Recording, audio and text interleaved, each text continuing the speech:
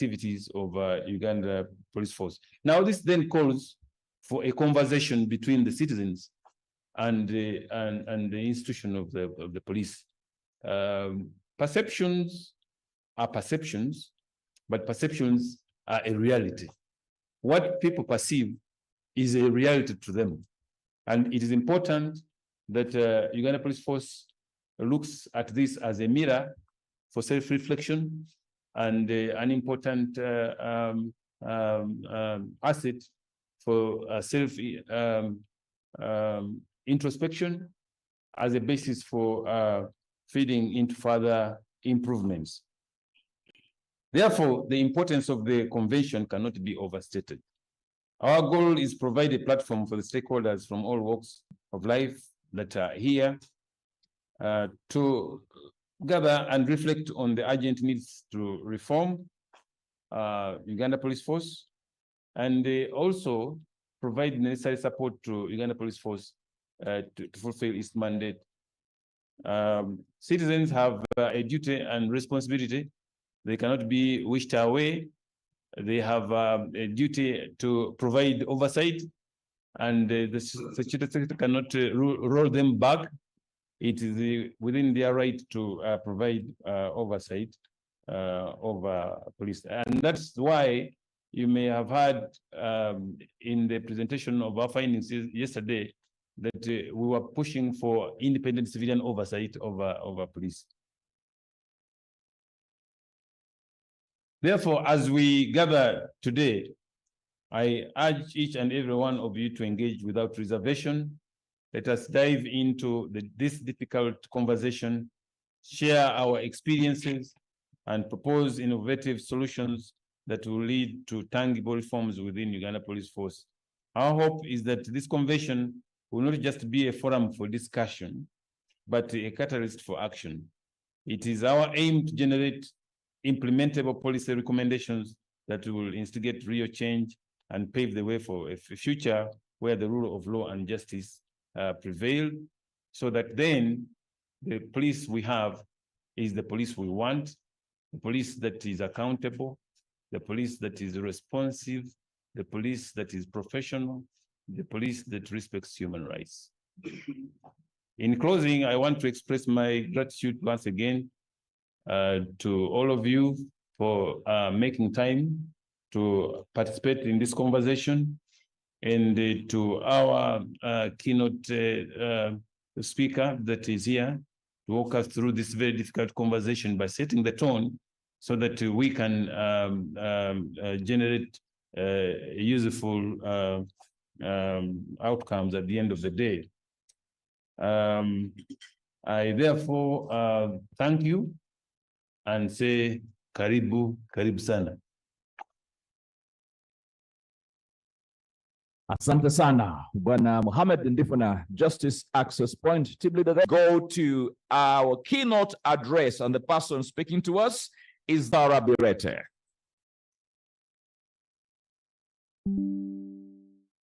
You have two mics at your disposal. That one and this one here, and the handheld mic. No, the handheld mic, yes. Thank you very much, our Master of Ceremonies and the Mistress of Ceremonies, our hosts, the Justice Access Point, distinguished participants, all protocol observed, ladies and gentlemen. I have been introduced, but I like to be associated with the word that I am an activist for good governance. That combines human rights and constitutionalism. I'll go straight to the presentation. Our theme for the day is the search for a democratic and accountable police service in Uganda, challenges and opportunities. I wish to first of all underscore the fact that police plays a very important role in the democratization process of any country. The quest for a democratic and accountable police service involves addressing governance issues, promoting transparency, ensuring law enforcement, and being responsive to the needs of the people. This calls for a human rights-centered policing. And what does it entail to have a human rights-centered policing in this country? We need to have trainings to ensure that law enforcement officers receive comprehensive trainings on human rights principles, cultural sensitivity, and de-escalation techniques. My emphasis on this point is on de-escalation, especially in reference to events like the November 18th, 19th, 2020 killings in Kampala. And we are now in the 3rd anniversary of these killings with no justice for the victims. Community engagement is the second point. Foster strong relationships with communities to understand their needs and concerns while promoting transparency and collaboration. I know that the police has done so much in community policing, but there's so much more to be done to improve the citizen-police relations in this country and rebuild the loss of trust that is glaring and is clearly captured in the report that was launched yesterday. The third component is proportionate use of force. And this is the crisis of our police today. Emphasize de-escalation tactics and use of force only when necessary, ensuring it is proportionate and in line with human rights standards. In law, it is known that proportional force means that you employ force based on the danger that you face. But we have a police that treats citizens as terrorists. The way you handle public management in this country, unarmed citizens, including children, examples of whom were killed in the November Kampala massacre of 2020, unarmed young people. Majority of those killings were below 20 years, unarmed. And you spray bullets, live bullets on these children of the nation. What was the threat facing the police? If at all it is the police that handled that riot. I hope that these are some of the questions that will be answered in this convention. Non-discrimination. Enforce laws without discrimination, treating everyone fairly, regardless of race, gender, religion, and other characteristics. In our case, we can replace race with a tribe. There is indiscriminate application of laws in this country. We have the growing terminology of Gambanogu, or you speak to this one, meaning that if I can press a call to anybody important in this country, then the police will not enforce the law. If they look at my face, some of us who appear a lot in public spaces and they say, you are Madam, they will not even check the cars, even when we have terrorism threats. This is the kind of police that we do in this country, policing. You use optics or the terminology of networks, saying these are connected people. If you see an obvious Westerner face and maybe you don't want trouble with your jobs and promotion, then you say, let me leave these ones to go. And this is the reality of policing in our country. Accountability. Establish mechanisms for accountability, including transparent investigations into allegations of misconduct and clear consequences for violations. We would like to know the policemen we see in the BBCI documentary, 3 killings in Kampala, the police vehicles we see were the occupants of those vehicles punished? And how come the public has no names of the people if they were punished? Who killed the children of this country? And for what reason? And were they punished, or they are still serving in the police force? Including others that are not captured in that documentary of 3 killings, because those were 3 out of the 54, according to the official report, that were admittedly killed in that demonstration.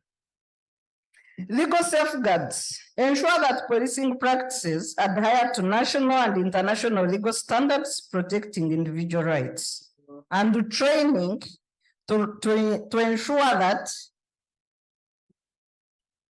you eliminate bias and you impartially administer or keep law and order in this country. These are some of the international standards that are required to ensure that we have human rights-centered policing in this country. The study on annual policing status presents empirical data on the state of policing in Uganda, with a focus on making the Uganda police force more accountable, responsive, professional, and human rights-centered. And we hope that the recommendations of this study will be implemented by all stakeholders. The study revealed that while the police has made efforts to fulfill its mandate, the majority of the respondents did not perceive the institution as fully meeting its responsibilities. The loss of confidence, and given the fact that the police is a people's force, if the people you do policing for lose confidence in you, then there is no policing to write home about. You are a citizen's force. But now people are more scared of police than the army. But that also assumes that the people we see in police uniform are the police. And I will come to that point. Issues identified included involvement in land grabbing, unregulated security services and management of public assemblies, and robberies. I added robberies this morning, given the 2 headlines that captured people's attention yesterday, with the policemen involved in the robbery of 2.2 billion belonging to from the NRM treasurer's home, and policemen engaged in the robbery of a Kenyan businessman. And the questions that come to the mind of the ordinary citizen is, the money was robbed from an NRM senior official. Why would a person have 2.2 billion in their bedroom, in their mattress, or under the bed? Why? Is that money laundering? What are other crimes associated with that? As much as we are looking at the robbery, why would any citizen have 2.2 billion in their home? What is the source of this money? Are you looking at that crime as well, or possible crime? Yes, the policemen are arrested, but can we know the source of this money and what it was doing in the mattress of somebody?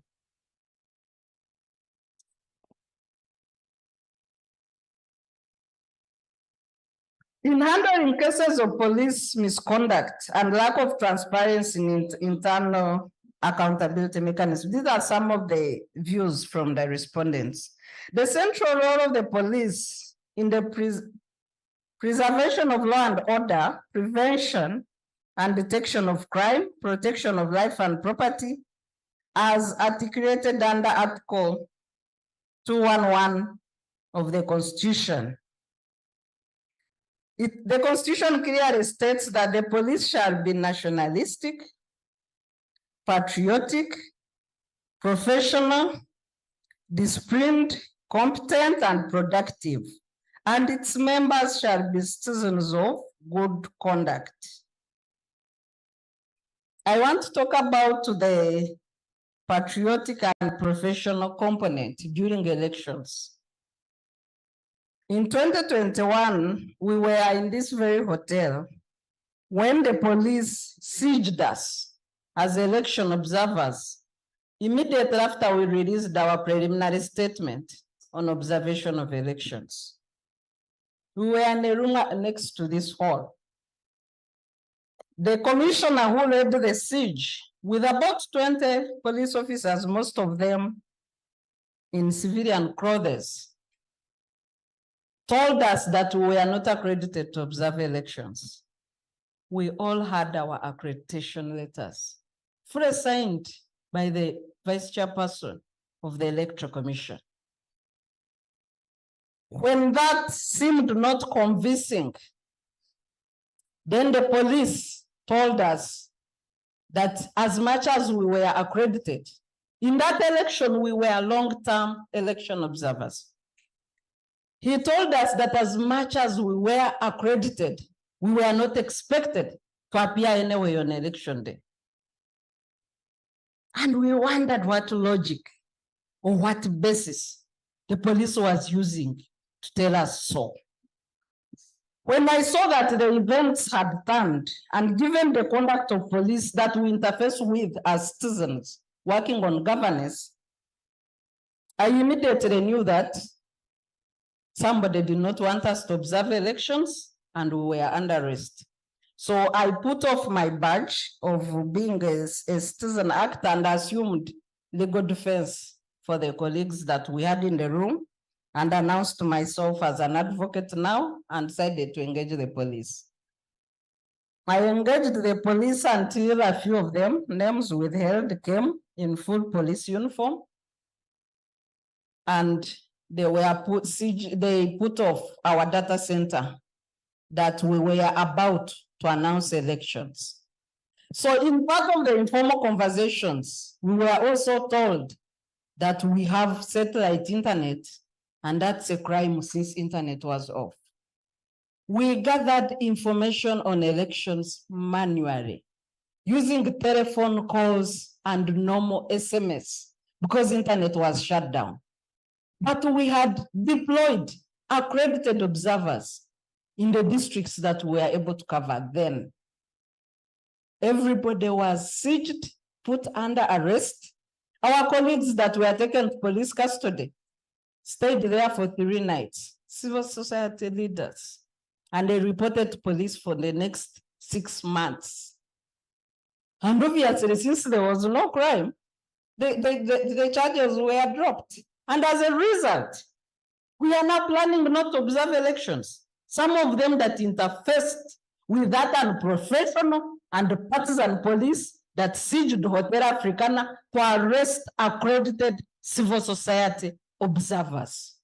Personally, I will not observe elections in Uganda again because it's a trap for arrest by unprofessional police.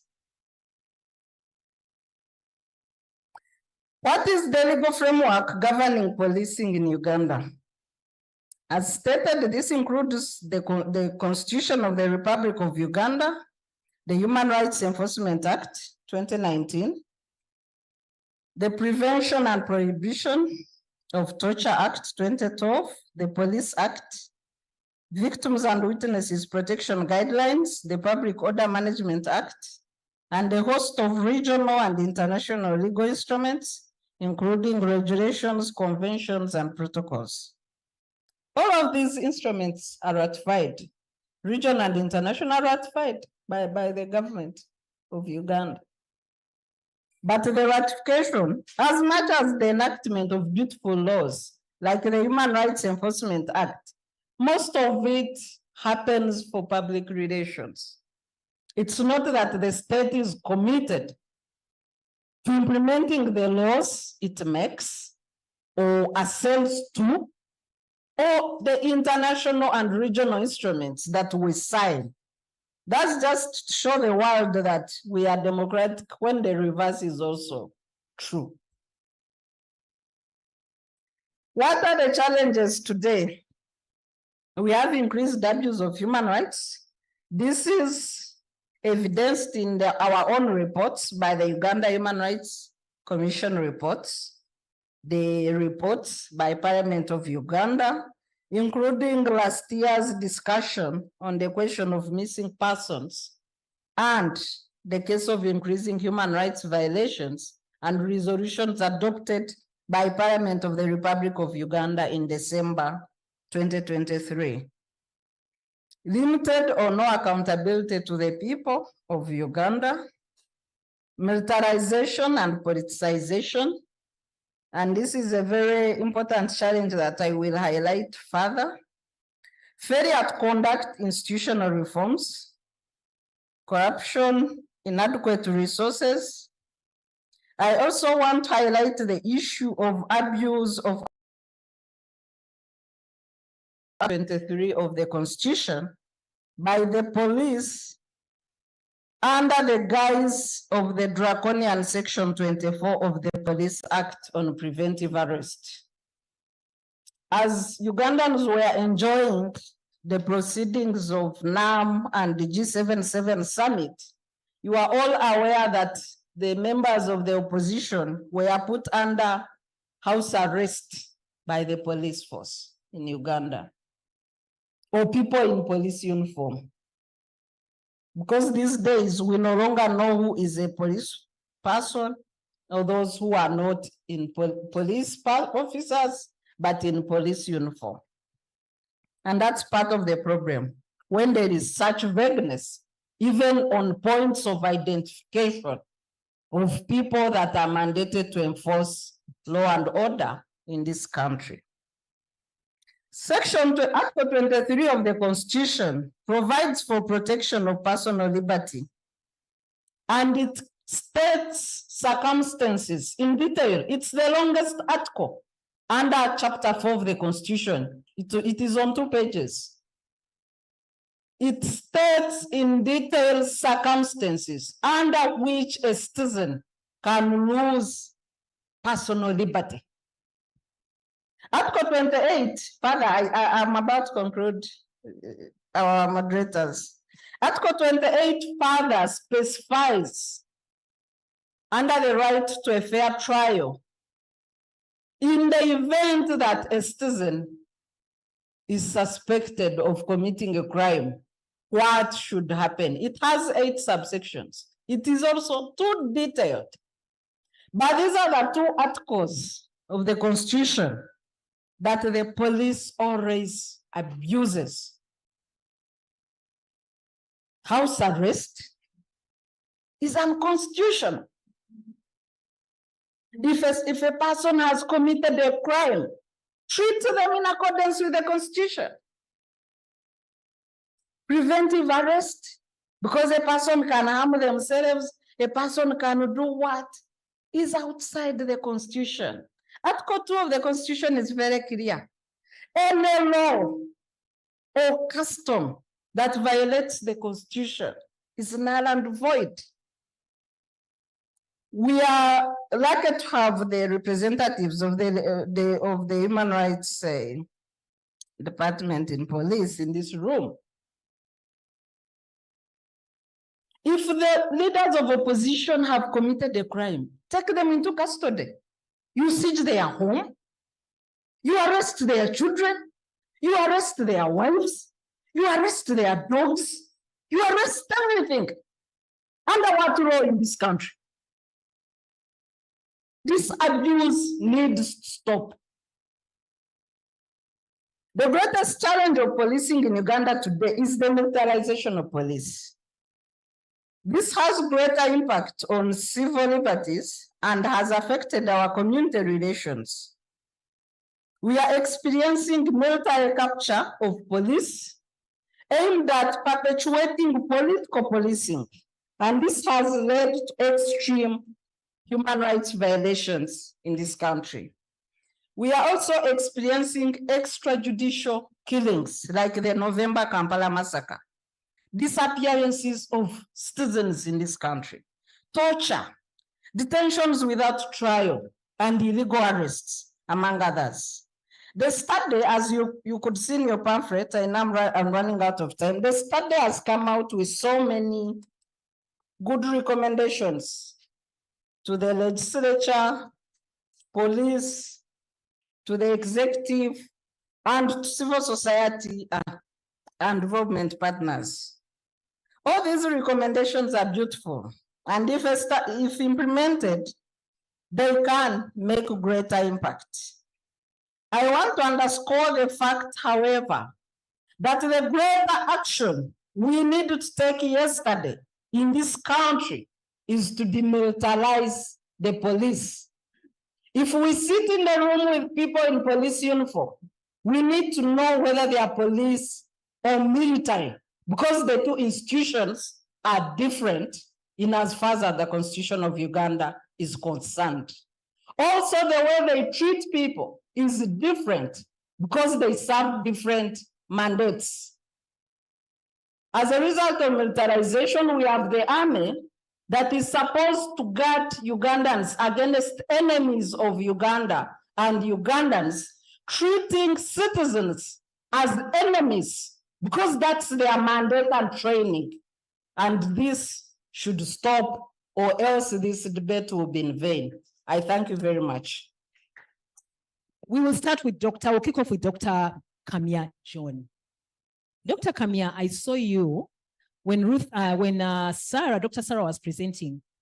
You were reflecting on many of the things she was talking about. Looking at her, looking down, writing something, sometimes on the phone, maybe consulting on certain things. But she talked about human rights policing, talked about public perception. She talked about accountability, talked about issues of professionalism, but mainly the greatest challenge she talked about was militarization. We had all those things. Would like to hear your perspectives generally on this whole big thing, the search for democratic and accountable police service in Uganda. What, from your own perspectives, what are the challenges, but also what's happening out there in terms of opportunities? So we're not going to just lament, but we're also going to look forward. So Dr. Kamia, the floor is yours. We have about maybe 10 minutes to lead that discussion. Thank you so much. Thank you very much. Good morning, everyone. Good morning. On top of Sarah, you know, it's very difficult to discuss Sarah because they're in the same category with the Tegule. So when you have Sarah and Tegule, then you are the target and they are the attackers. So you just know that the Scud missiles are coming. But when I looked at the report, first of all, I appreciate the report so much because in my 30 years of police service, I have only attended situations where the police is releasing the state of the policing report. We call it the annual crime policing report. Now I see Justice Action Point releasing a report on the state of policing. So it's quite unique and it's commendable, but it's also a pointer. It's a pointer that things are changing because somebody would have surrounded them and say, what business do you have investigating the police? But they will tell you that when they came and requested the police to allow them to carry out a research on our way of doing things, they were quickly granted the permission. And in the field where they were getting obstacles, they would call us. I remember I received several calls. I think the gentleman from Guru was getting problems accessing information from the RPC and other commanders, and we would really soften the ground for them to collect all this information because we think we need the oversight, external oversight. We cannot just be closed and nobody can inquire into our matters. And the findings that have come out are quite impressive, although me personally, I have problems with perception surveys because they are actually perceptions. I have conducted the interviews and research during my career as a police officer, And when you are interviewing a respondent, and she's telling you how she was violated, and then when you said, did you report to the police? Says, no, I can't report those people. I didn't even have the money. They will want money. Then I say, have you ever given any of them money? No, I've never. But people say that you can't go there when you don't have money. So you will get so many of those. People have problems. When you listen, you say, okay, now the first thing you're going to do, go and report to the nearest police post. First, get a reference. No, Dr. Kamia. If you don't want to help me, you say so. But I can't go to the police. You say, why? Hey, those guys. First of all, I must have money. Secondly, they will arrest me. And so you find that they have very wrong perceptions. Because again, there are so many people who go to the police and get helped. So perceptions, I also have a problem with them. Now, when I looked at the research, the theme of the research in the search of accountable, responsive, professional, and human rights policing in Uganda, human rights centered, this is like a mission statement. This is not a mission, a vision statement. This is what everyone would aspire for. All of us are aspiring for this kind of police. But is it easy to realize it? It's not. And is it only the police to fight to achieve this? No, it's not only the role of the police, it's the role of so many other people. So the wish, I will call it the wish or the wish list, because it's such accountable, responsive, professional human rights is okay. We should all wish, but if we put all police forces on a balance, on a richer scale, or balance to really weigh them against all of these, maybe we'll get one or two countries in the West there, those Finland and Norway, maybe, where police is fully accountable, responsive, professional, because there are so many challenges in there. Accountability would be okay, because you really have to account the population, which me as an insider, I think we are doing. We really tell you what we have done, and we explain our actions, and we give you the annual status of the crime reports, or status of every year. And when our officers do excesses in one or another, we have mechanisms within. You seem to have problems with our mechanisms, but for us, we have our in-house mechanism. There's no we can be the ones to say, okay, we cannot police ourselves, please access justice point, come and police us, or so that when our officers do excesses, then we hand over to another person. For us, we have our own mechanisms inside. We have our police disciplinary courts, and they handle our officers very toughly. We have our professional standards unit. If people go outside the professional ethics, we have our professional ethics. We are developing our doctrine. We are developing our policies. We have our standard operating procedures. So we think we are trying our best. But as I say, we are about 50,000 personnel, and there is no way you can fail to have bad apples within the 50,000 personnel.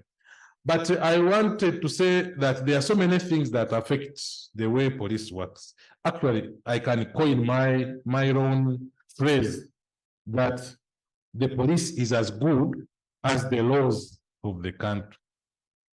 If you have good laws, the police, because for us we are an enforcement agency, we shall enforce what the legislature has passed. And we know that what goes through the legislature most likely comes from the executive. So you give us good laws, we shall enforce them in a good way. You give us bad laws, we shall enforce them that way.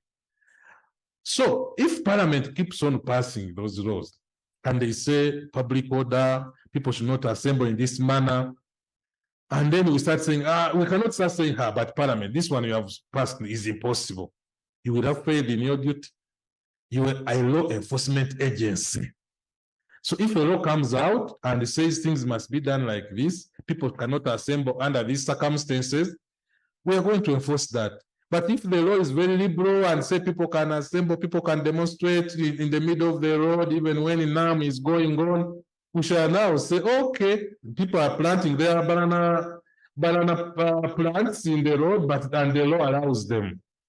So really, the laws, the legal reform must be the first thing, because you will lament and lament, but so long as the section that gives police powers to do preventive arrest is there, the police will invoke it, because someone will say, why didn't you use this? We have empowered you with the law. Why didn't you use this section to stop this?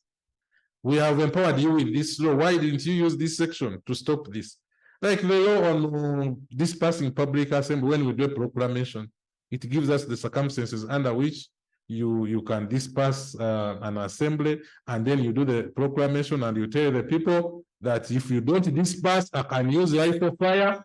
It gives us how many minutes we wait, and if people have not dispersed, use the rifle fire. Now, your supervisor or the executive will say, but you have this law, it's in place. Why didn't you use it? So please, let us also focus so much on legal reform. And when we are here, I also want to emphasize that policing is not done by one agency. Policing is part of a process. We are just at the open end of opening the door to the justice, the criminal justice system. So you can do a lot of good work, but as long as the other supporting organizations or agencies in the chain are not doing their work, still things will go wrong. The state attorneys, the prosecutors, the courts, the prisons, and so on. And those they have their roles, but now civil society has their role, even members of the public have their role. So when you see sometimes police failing in some things, you may not have to blame the police alone. But I also want to say, having seen the documentary and having listened to Sarah here in her keynote address, I want to say that policing is not only about public assemblies. I would have been happy if in the documentary, after showing the public assembly, you also saw the traffic and road safety part, and I would do it very well. You show the detection and investigation of crime, and you see how many criminals we arrest, including those. You show the prevention of crime aspect, where we arrest even people carrying bombs before they explode. I wish there was also a section on how we handle the children, juvenile. We have a juvenile department, child and family protection, so that you show a holistic work of the police. But when you show only public assembly, this is challenging all over the world. Even the US, they don't have a very good record on this aspect, because it's always charged condition. One of the challenges in policing public assemblies can also be blamed on the public, because in the police, when we are given powers, because when we're in the training school, they tell us you have this power, you have this power, you have this power, you can break into a house and break in and break out, and you can stop a vehicle, you can even stop a ship and a plane. And then, but we always ask, but suppose they refuse. Now, when I was a young man, I think I was a superintendent. My first training was in the UK, and I was attached to the London Metropolitan Police. And I patrolled the streets of London with some British officers. And there were demonstrations, and the demonstrations were clear. The program would be known, and the demonstrators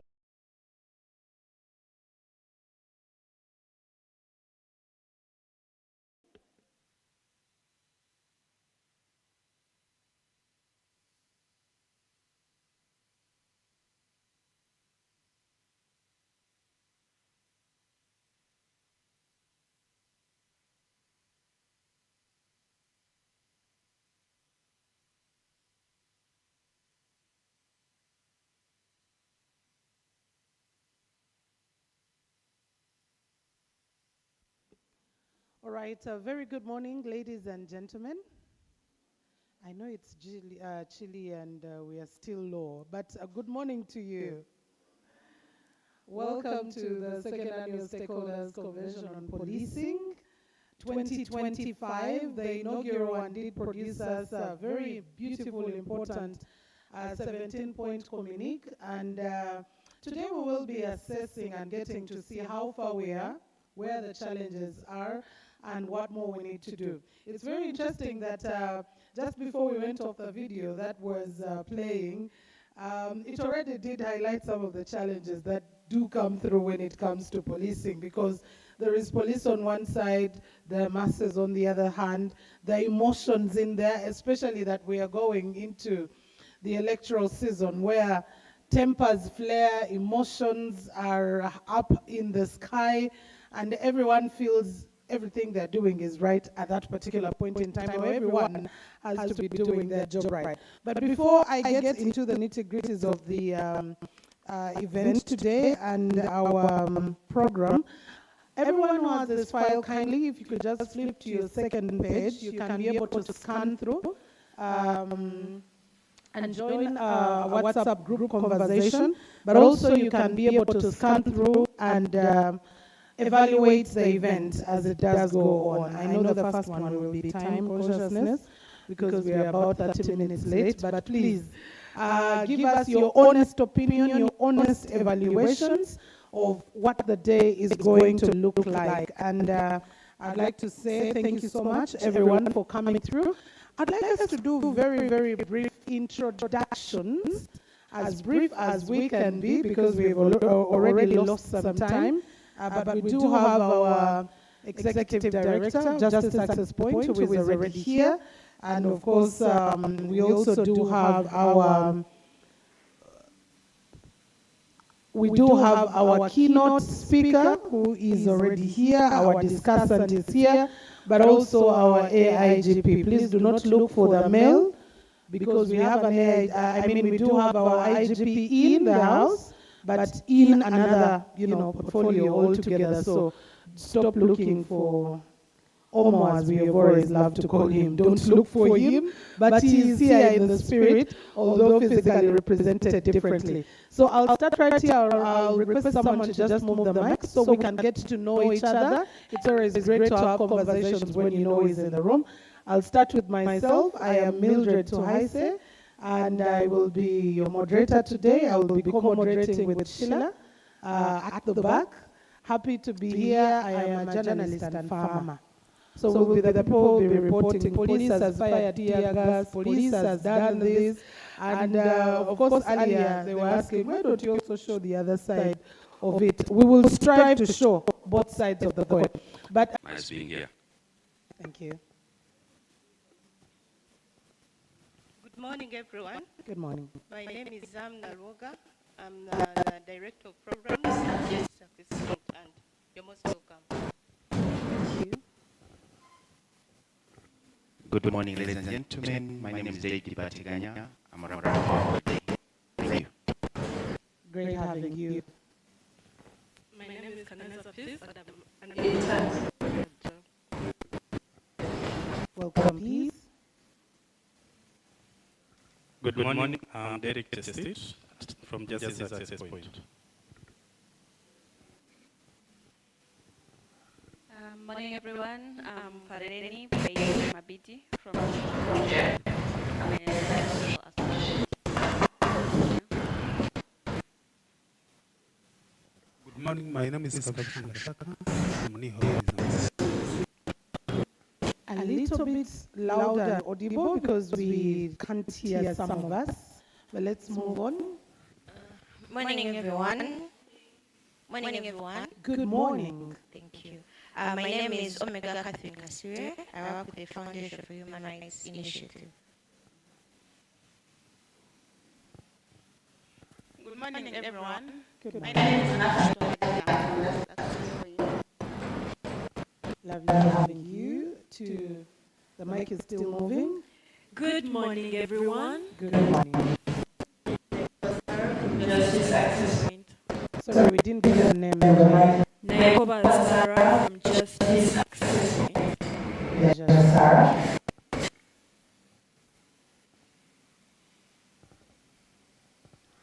A very good morning to everyone. Joseph Katerega is my name, Justice Access Point. Good morning, ladies and gentlemen, and others. My name is Dan Keitima. I work with the Legal Aid Service Providers Network in Lagos. Thank you. Thank you. Good morning, colleagues. I'm Sinja Kabumba. I work with the Human Rights Center. Good morning, everyone. I am Nasa Balandesa, and I work with Human Rights Center.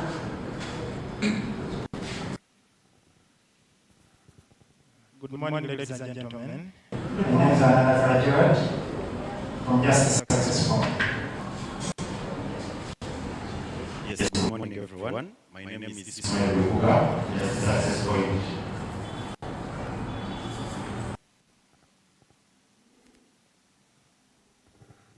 Good morning, everyone. My name is Muzamiru Kigeli Sanga,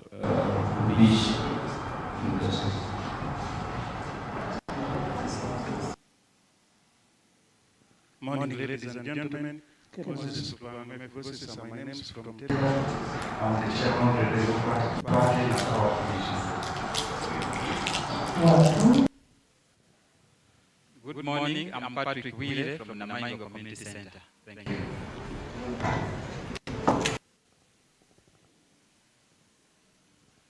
Good morning. My name is Sandio and I'm from the Electoral Commission, Lagos. Welcome.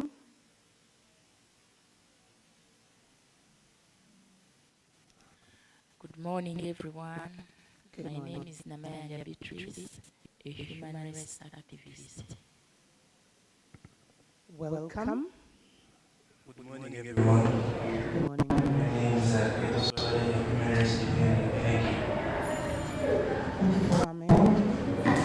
Good morning, everyone. Good morning. Bukenya Mwonge Wycliffe, from Delafresh, a farmer, accountant, and a human rights leader. Welcome. I have a fellow farmer in there. Good morning, ladies and gentlemen. Good morning. Sidi Etima Ojara is my name. I work with GIZ Uganda. Welcome. Good morning, my name is Michael Becker from Advocate. Good morning, Sarah Bilete from the Center for Constitutional Governance. Welcome, Dr. Sarah. And yes, we still have. Good morning, ladies and gentlemen. Simon Peter Okadapa from the Center for Constitutional Governance. Good morning. My name is Abel Welcome. Good morning. My name is Fred Twipe from Western Regional Suicide Network. The person who is holding the mic seemed not to have introduced themselves. They put terms and conditions. Okay. Good morning. Good morning. My name is Abu Bakr Kayondo from Electoral Commission Legal Officer. Welcome, please. And okay. I know that there's still more and more people coming through. Good morning. Good morning. My name is ASP Mangeni Dennis.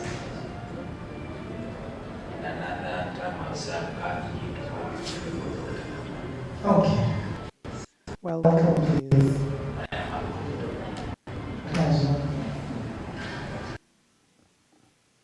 Good morning, I'm Hannah from Justice Access Point.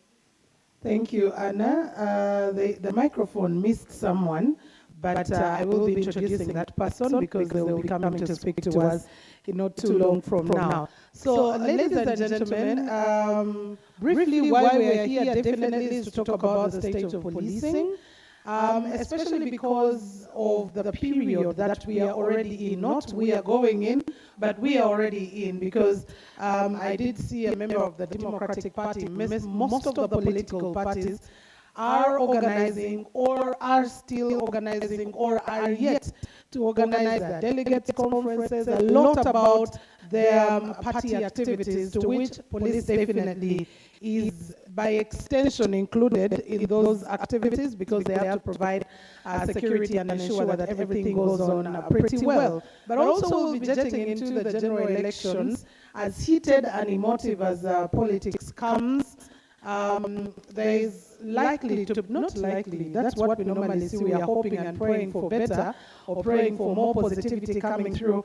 But the issues of clashes coming through, police clashing with individuals or with particular party members, and with whatever that does get to happen, what we hope to see as we get into the elections is really a model that is rights respective, human rights respective, respecting, like many of us here did introduce, human rights defenders or something like that. Would like to see a model that is democratic, that police does is for everyone as it is supposed to be, part of the Constitution. Would like to see a model that is accountable, professional, and that's going to be the greater conversation that we are going to have. Of course, the police will be talking about some challenges which we would like to see, and try to find out if we can be able to get solutions for those. Like I told you in the inaugural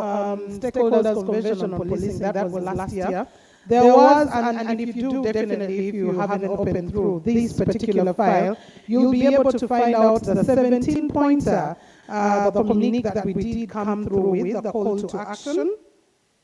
And we would like to, today, on the second convention, try to find out what have we achieved, what has not gone right, what have been the challenges, how can we be able to move forward right there. And that is the reason that we will be coming through at this. But we have a hybrid meeting. Please do not think this is the only number that we have. COVID-19 did come up with a better option for many of the people who would physically sometimes not be able to attend such events. We have speakers who will be joining us later on from Kenya. We have speakers who will be joining us from South Africa, but we also have members who are joining us online. They're not physically with us here, but they are joining us online, and we will definitely be engaging them as well, especially taking on their responses and taking on what they have to say. So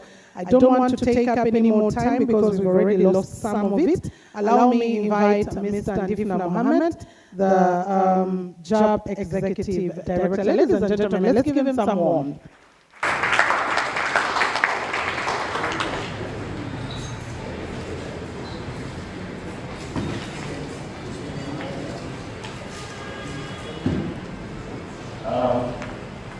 Ladies and gentlemen, distinguished guests, esteemed members of the civil society present, we are highly gratified that Uganda Police Force has graced this occasion in a high way. We welcome you, Madam Khadija, the AIGP, for gracing this occasion. And of course, your other colleagues who are attending this very important occasion. You are all welcome, but not just in the usual sense of greeting, because we always say you are welcome.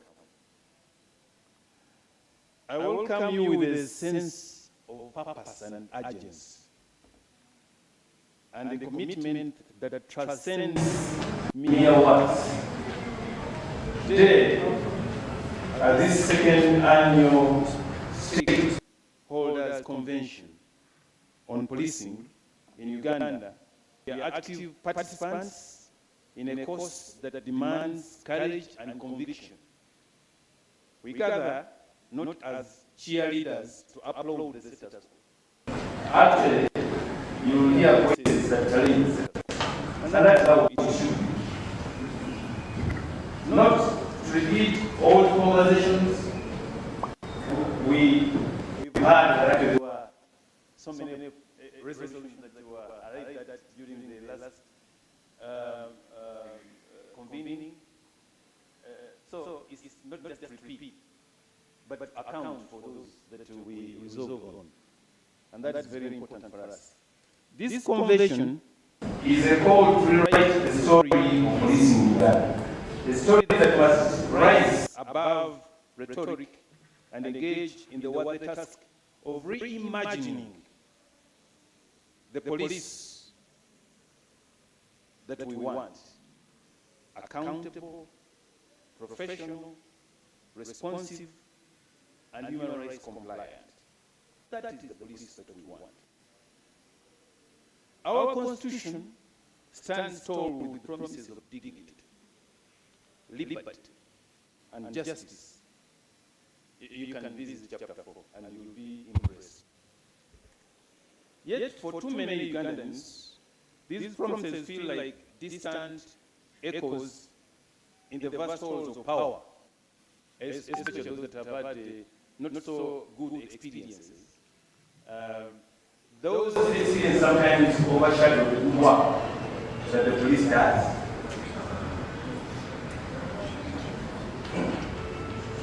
To them, then the police and other security agencies present a different face, apart from being the beacon of safety and protection. Now, one may say, why are we raising all these issues? Probably we should be talking more quietly, in muted voices about these matters. But the evidence is clear and undeniable. It's all in records, in reports of national institutions like Uganda Human Rights Commission. So it's not something that one should sweep under the carpet, but confront through very constructive engagement to identify areas where the police should be supported and encouraged to move along the path of building a democratic police.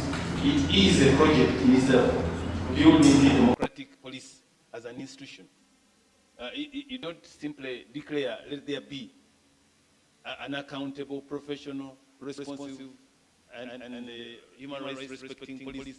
You build it. And that requires the effort and contribution of the different stakeholders.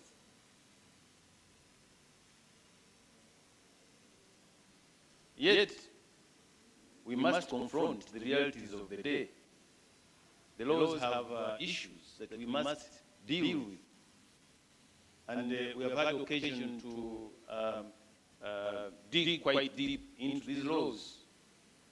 And I think a separate session during this conversation will focus quite deeply on that. But definitely, as a scholar of post-colonial statecraft, which I am, I take deep interest in what is reminiscent on colonial policing in our present policing. It's a contradiction. The tensions that have to be resolved as we construct the kind of police that we want. The police that is accountable, that is professional, that is responsive, and respects human rights. You know, how do you reconcile, for example, the notion of preventive arrest that is applied during electoral period, repeatedly during electoral period? You see preventive arrest of political opposition. That doesn't leave the police looking well. It goes with a bad egg on the face. So things like these are things that we have to deal with. Issues of policing taken over by other actors that do what we call policing sometimes now. Policing becomes a nondescript activity. Who is doing the policing? at what point do others do policing? What are the fault lines and lines of demarcation that set aside the different actors? And in between then you see hooded, nondescript actors, self-styled, one can even say hoodlums, because they are dangerous. They are dangerously armed, and not marked, and sometimes even arresting citizens in circumstances that could be best described as enforced disappearance, because people are arrested, not taken to deserted places, and it takes intervention of court to have them back. But this is still within the realms of policing. Who is doing the policing? At what point does the police then invite others? We know that the law has provided for cooperation, but that law has a lacuna because it does not provide an instrument or even a protocol that enables such cooperation to exist. So sometimes visitors can come on their own. Visitors, you know, African community. Visitors come. Sometimes they overstay, but they have come. And sometimes they overstay their invitation. Now, these are not things that we should simply look at and leave. We must confront these matters and find ways of dealing with them. We are glad that the police is concerned about the conduct of its officers, and that it has put in place mechanism to deal with this. One such innovation is the professionalism. This is a laudable innovation, but it's one that must be consolidated. It must be grounded in law. As it is now, it's administrative in a way, because it can be easily challenged under the law. So it must be grounded in law, and two, it must be resourced. It must be facilitated. As observers, we are concerned that there are backlogs that derive from logistical constraints. And we feel that these have to be dealt with in order that that mechanism is as efficient as it should be, and for it to enjoy the trust and confidence of the public as it should be. All these are issues that are of interest to us. And I know that during the course of the conversation, we will reflect on them and find creative solutions as interested actors, because nobody is going to do it for us. We have to do it. The police is a civilian force, and sometimes, although sometimes they prefer to be called a force, we insist you are a service because policing is a service to the public. And we talked about 17 points of reflection. These will will trickle through our conversation, and we are eager to see where we have reached on the different points, and hatch out a new way forward. This convention's agenda is bold by design. We will hear voices from the police, human rights defenders, and civil society. We will confront the legal frameworks and operational realities with case studies from our communities. But we also have opportunity to learn from a further field on the continent, because we are not in it alone. We can learn from others. So there are colleagues from South Africa, there are colleagues from Kenya that will be online and will make interventions, and we are keen to pick lessons where they are applicable, because the lessons must be replicable for them to work, but that will enrich our conversation. We are preparing for, we are already into elections, okay? So we are in the pre-election phase, and that sometimes brings with it unique policing challenges. So we'll reflect on that as well. We have representation from the Independent Electoral Commission, and of course that brings insight from that institution into this conversation. We are glad that that will happen. This is not just talk. We are not here as talking heads. The colleagues from the media know about the talking heads. So we are not talking heads. We'll delve into the nitty-gritties of these issues and come out with the solutions.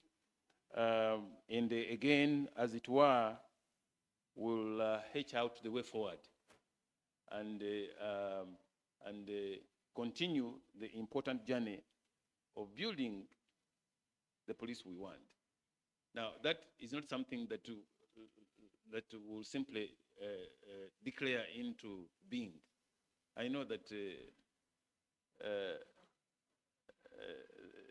for those of you who believe in the Bible, it says that speak the word and it will be done. If but we'll need to do more than that. We'll support the police. We'll challenge it to be what we want it to be. We will appreciate the limitations and the challenges they suffer, because we have had occasion and opportunity to visit police stations across the country. We know the dire circumstances under which they operate. All these things must be factored into the conversation so that the conversation is not lopsided. So if we are doing advocacy then must also include improving the circumstances under which the police officers work. Let this convention be a turning point. The moment we stop preparing to act and finally act on what we know. So that's why actually how far we have come will be very crucial in our conversation. Thank you for being here, for your attention, and for your unwavering commitment to building the police we want, one that is accountable, professional, responsive, and human rights compliant for God and my country. Thank you. Let's give him a bigger round of applause. Thank you very much, Mr. Ndifuna, for the insightful words. And if we can forget anything, we can't forget the fact that you've talked about us challenging police. And that reminded me of a local saying from the Central, if I could translate it directly, that the fly that loves you is the one that does what? Let's do some direct translation. But of course, that speaks to the fact that we just keep pointing, not because we hate the police, but because we love them and would like to see them perform better, albeit the challenges that continue to exist in this day and age, and with the kind of events and activities that they have to be engaging with. And that is why we will continue, and as Justice Access Point, we'll continue to have such conversations. And of course, coming in from the very persons that we continue to point at lovingly, that is the Uganda Police Force, we are going to have a conversation, quite an elaborate conversation. I told you we have the IGP in here, but stop looking for the IGP in the face, you know, because today the IGP is in a totally different phase. But as we get this presentation, we'll also be looking at a discussion of some case studies of community policing and police accountability. And because as we talk about community policing, there is the issue of trust that comes through. Do the public trust the police? Can they be able to work together? Do they see them as enemies, or do they see them as collaborators in enforcing law and order and in fighting crime at the end of the day? But we'll also be getting deeper into the conversation of the role of police in the electoral process, because that is where we are not going into, but we are already there, and lots of activities that are going to be happening. And no better person to represent the Inspector General of Police than AIGP Namtevi Hadija, Dr. Namtevi Hadija. Ladies and gentlemen, let's give her a round of applause as we listen intently to her speak to us. Welcome, Madam.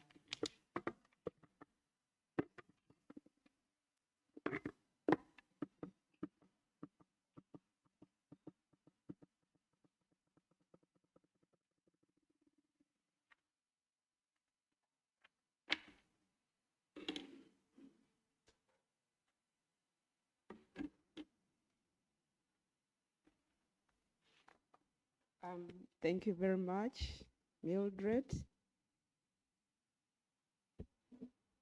the Executive Director of Justice Access Point, all the invited guests, fellow officers from the Uganda Police Force, representatives of the civil society organizations, and all of you in your distinguished capacities. A very good morning to you all. Good morning.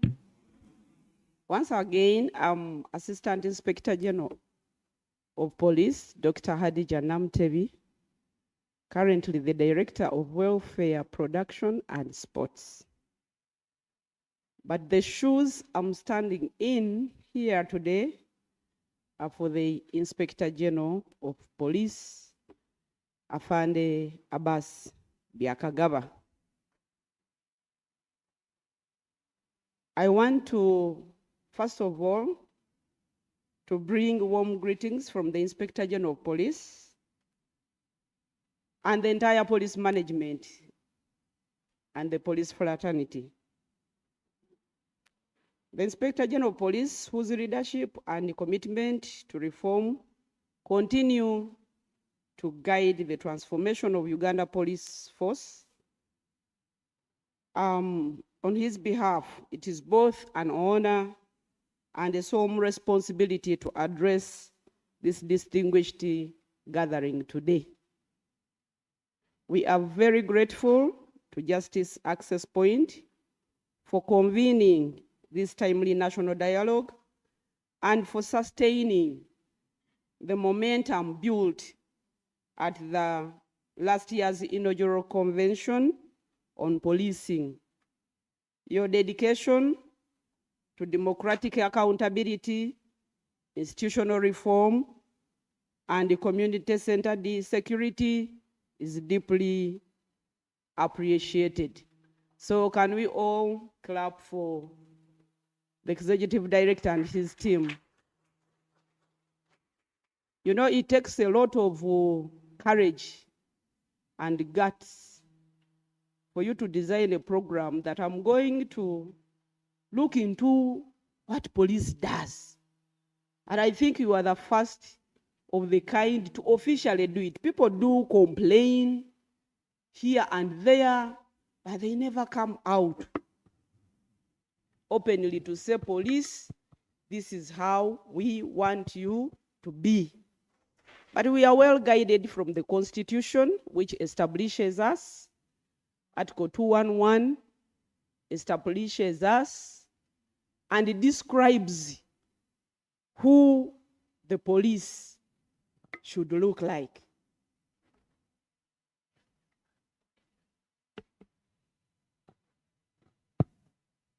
And the Constitution says the police will be professional, nationalistic, patriotic, and productive, and exhibit a national character.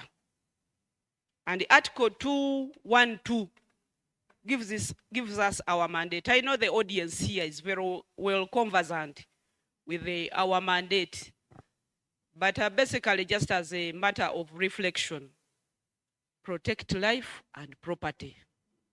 Whose life? Whose property? How much life? How much property? Prevention and detection of crime. In the event that protection, prevention, mark that word, very key. Our cardinal mandate is to prevent crime. But in the event that crime has happened, we should build the capacity to investigate and detect the crime and resolve it. Ensuring law and order. And now we have entered the critical time of elections because it usually brings about a lot of disorganization, chaos. In Uganda, it has become a do or die when you are participating in politics. So we should ensure law and order. And the fourth one, to cooperate with the other security organizations, civil authorities, and the population generally. That is whatever you see, whatever we do, whatever efforts we put in place is to achieve that mandate. IGP's invitation was to reflect on things like the current challenges, community policing and accountability, and the role of the police in the electoral process. So in the contextual reflection, the 2024 convention marked a watershed moment in Uganda's policing landscape. It culminated in a detailed communique outlining 17 actionable recommendations aimed at strengthening accountability, transparency, and professionalism within the Uganda police force. It is not merely a critique. It was a courageous, honest mirror reflecting both our progress and our unfinished business. So over the past year, we have endeavored to translate these resolutions into concrete institutional actions. And the key efforts include integration of community policing in all our policing structures.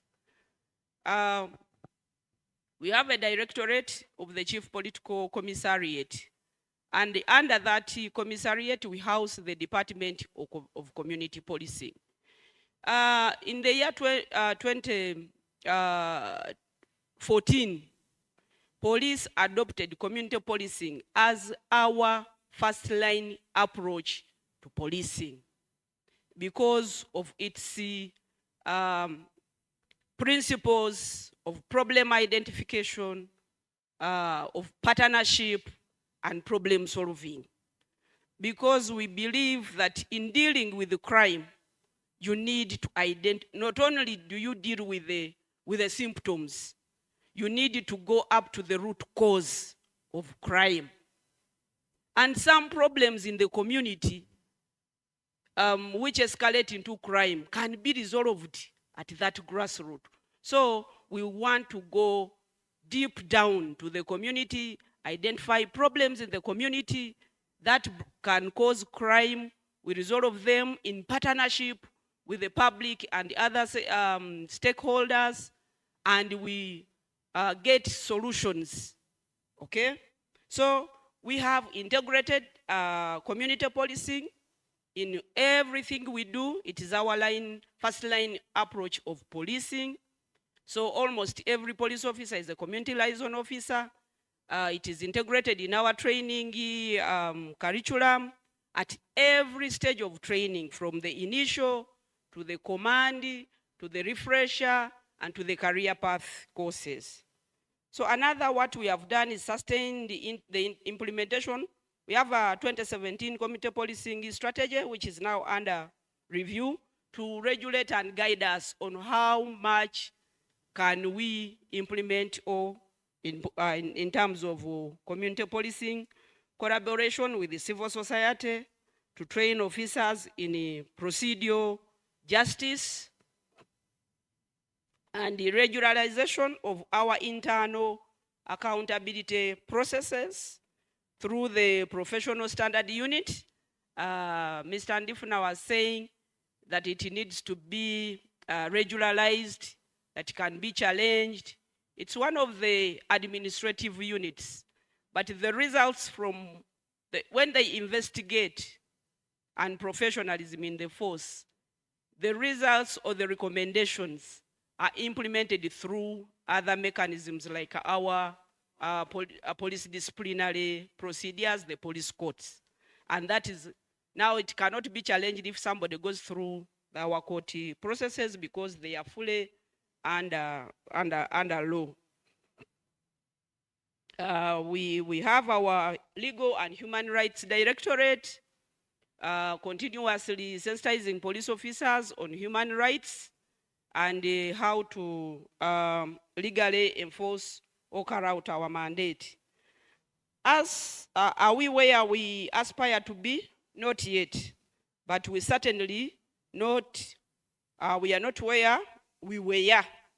This journey of reform is deliberate, difficult, and utterly essential. What are the challenges?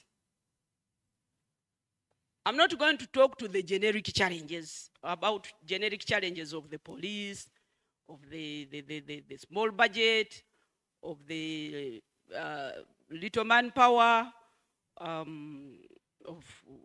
our welfare issues in terms of accommodation and infrastructure and equipment.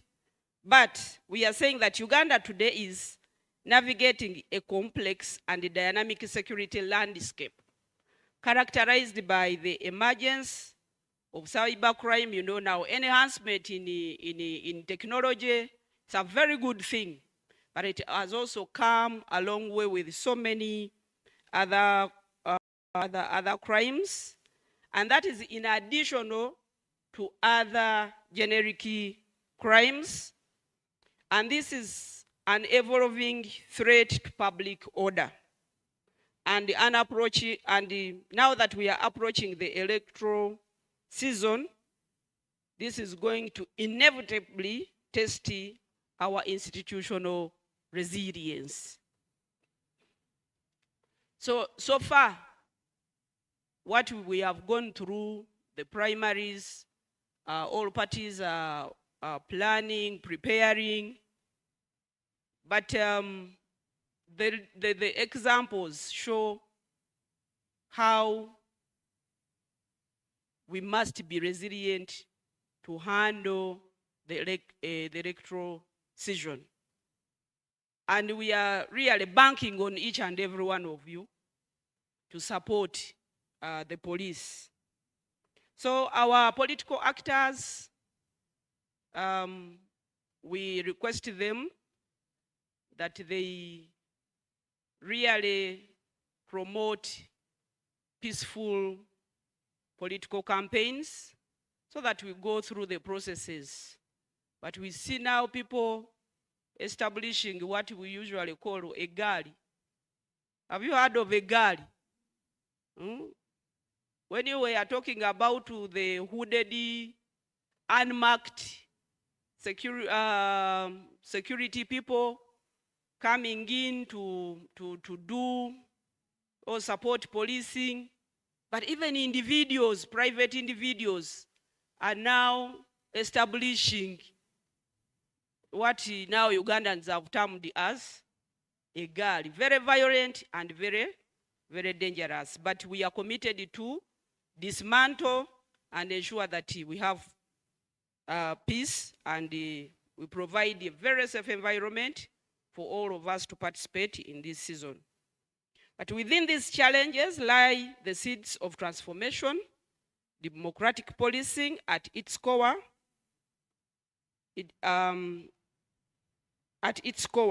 is not simply about enforcement, it is about legitimacy, it is about enforcing the law with the procedural fairness, dignity, and restraint It is about being accountable without becoming paralyzed.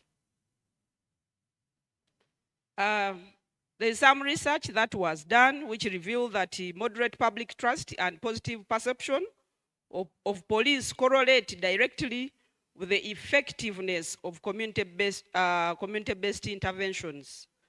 Where trust is eroded, community policing becomes symbolic. But where trust is nurtured, it becomes transformative. So you know, with the concept of community policing, you must build trust because you want partnership. So the person you are calling upon to partner with you must trust you. So it must be meaningful, honest relationship. So when there is there are perceptions and mistrust, community policing may fail to achieve its objectives. But when it is nurtured, it becomes transformative and it works miracles. And you need little resources because you have employed the biggest part of the community to be your ears and the eyes on the ground. That is if they truly trust in the system. Community policing, in Uganda, it came to Uganda around 1989, and the old Kampala police was the pilot. And we got this system from the British, and it has evolved from a concept into a philosophy, that the one that reshapes our very identity as law enforcement officers. We are not merely enforcers of the law, we are partners in the pursuit of communal well-being. Like I told you, that with the community policing, it is a proactive system, proactive, that you identify problems before they escalate into crime or violent crime. You build trusted partnerships. So if the community is with you and other stakeholders, you are promoting the well-being of people. We acknowledge the setbacks, instances of politicization, allegations of misconduct, and citizen disillusionment.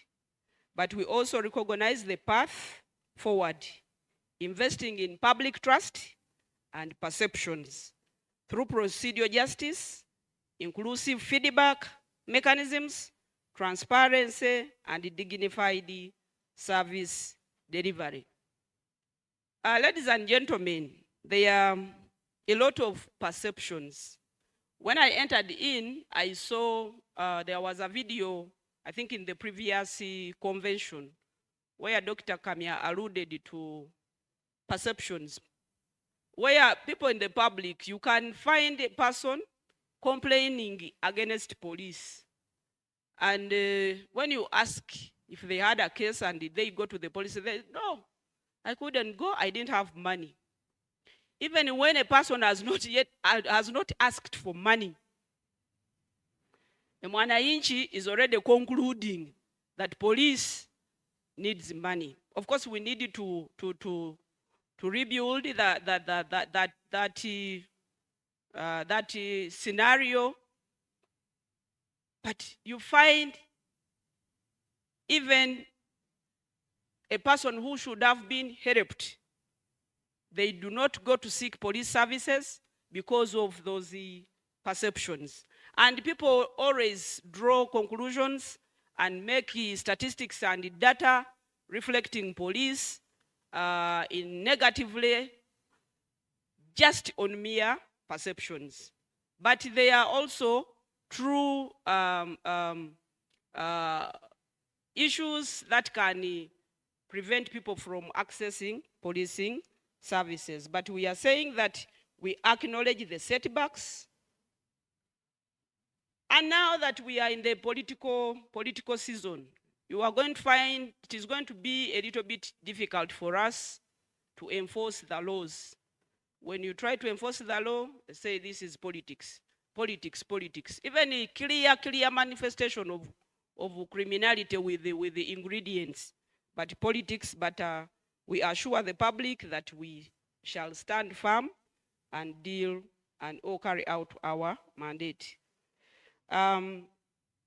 Community policing cannot succeed unless the two ingredients of trust and perception are fully observed or are intentionally cultivated, protected, and renewed through meaningful partnerships. For the case studies of community policing, like I told you, community policing came in Uganda in 1989. We have evolved, we have implemented several models of community policing, Usalama, the Muyenga model, the neighborhood watch. Neighborhood watch is still on because we encourage community members to be, to watch over the neighbors. This is what happens in the community. Ugandans, we have become so individualistic that lately, because we have gates over our houses, we don't mind so much what happens in the neighborhood. Somebody can even find some suspicious person around, but they give themselves comfort. Maybe he's not looking for me, or is some other person looking for his way somewhere, until a crime is committed. So part of our community policing strategy is to encourage neighborhood watch, to watch over the neighbor. And this is now merely the role of the public, because when you watch over the other, you become each one's keeper or security. So that is how we build the foundation security from the grassroots. And currently, we are operationalizing the sub-county policing model. This was a directive and a guidance from His Excellency the President, that the police, to fully deal with the crime, we need to go to the nearest, and that is at the minimum at the sub-county. And the model is to a minimum of 18 police personnel, including people of general duties, a CID, a crime intelligence officer, a community liaison officer, a child and family protection officer, and the other forces. We are supposed to build that infrastructure.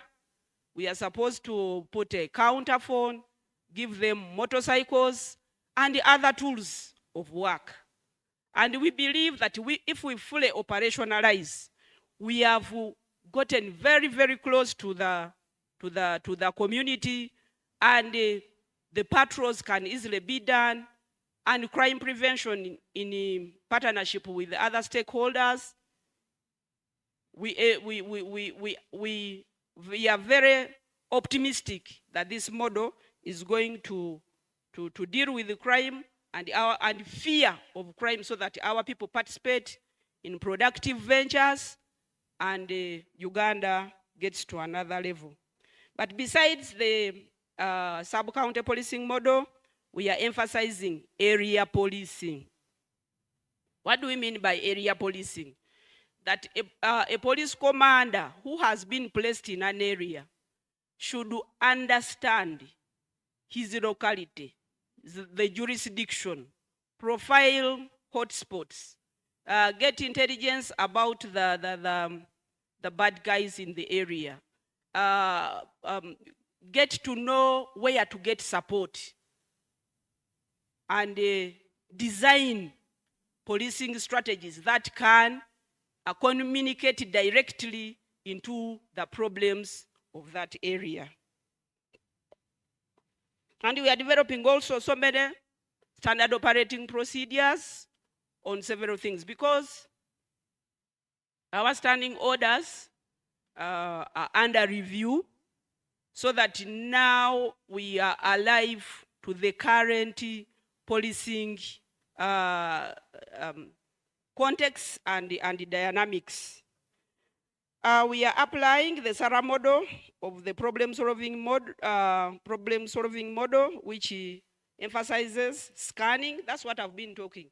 When you go to identify a problem, you scan the environment.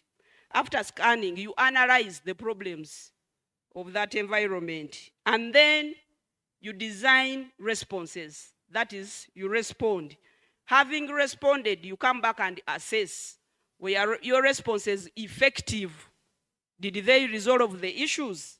So that is the SARA model of problem solving, the problem solving model. And this one, the targets crime hotspots, engage citizens in prevention, and monitor impact simultaneously. But we also have, like I earlier mentioned, our professional standards unit. This is now the unit that polices us. This professional standards unit handles misconduct and unprofessionalism of our police officers. But like I told you, its recommendations are implemented administratively through other channels. Like if it escalates into a disciplinary case, our officer undergoes through our disciplinary mechanisms. I personally am the chairperson of the Police Council Appeals Court. We have levels at a unit, at a region, and at the appeals court. And at all units, after all the results, we have a disciplinary and a disciplinary committee that ensures that the punishments that are awarded from the various stages of our disciplinary mechanisms are implemented. And trust me, it's because we do not call the media when we are seeing people off. Police punishes, police discharges, police dismisses, and also awards other punishments which can make a police officer reform. So we are very, very strong believers in our internal mechanisms, but we also we are very happy that if other people can look into what we do, we can strengthen ours even more. We also note the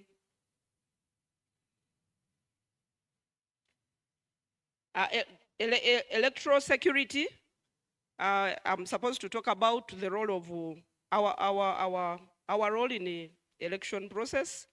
As we move towards the 26 elections, the Uganda Police Force reaffirms its constitutional role, not as an arbiter of politics, but as a guardian of civic space. Electoral security is not about strict law enforcement. It's about neutrality, preparedness, and restraint. It's about ensuring that every Ugandan, regardless of affiliation, can safely exercise their right to vote, speak, assemble, and to be heard. Basically, that is what we are going to provide. Our roles amongst the many during this period is to ensure security and safety. It is the foundation. It is the foundation of a peaceful, free, and fair elections, and which we are doing. We are in preparations, assessing our operational readiness, reorganizing our policing posture, all to fit in the season to provide safety and security. We provide security to all election vital installations and materials. Electoral Commission is the key the key implementing organization of this. But we do provide security to all the vital installations from their offices, from the stores where they will assemble the materials, escorting election materials, and on the election days providing security. Actually, it is during this period that we even recruit temporary manpower to reinforce us as polling constables. And we are in preparation for all this. We secure all presidential candidates. Last year, you saw us even securing Katumba Oye. You remember Katumba Oye? By then, I was the commandant VIPPU, very important persons protection unit. And I secured Katumba Oye and all other candidates. It's a responsibility of the Electoral Commission, but which is a delegated role by the police. So we do provide that the candidates go and traverse the country when they are soliciting or sourcing for votes. Enforce electoral laws. We have even a specific department at CID headquarters to deal with all election-related crimes, ensuring law and order. And this is just in addition to our cardinal role. Not that when we are in this season, the rest of the police work is stagnated. No.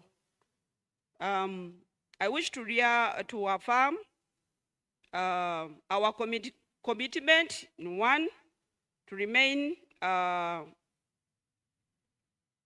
impartial in all electoral operations, to uphold professional standards in public order management, to respect the rights of assembly, movement, and expression, to collaborate with the Electoral Commission, civil society, other security organizations, the media, and the general public to prevent electoral violence. Elections must be reimagined not as contests of force, but as moments of civic empowerment.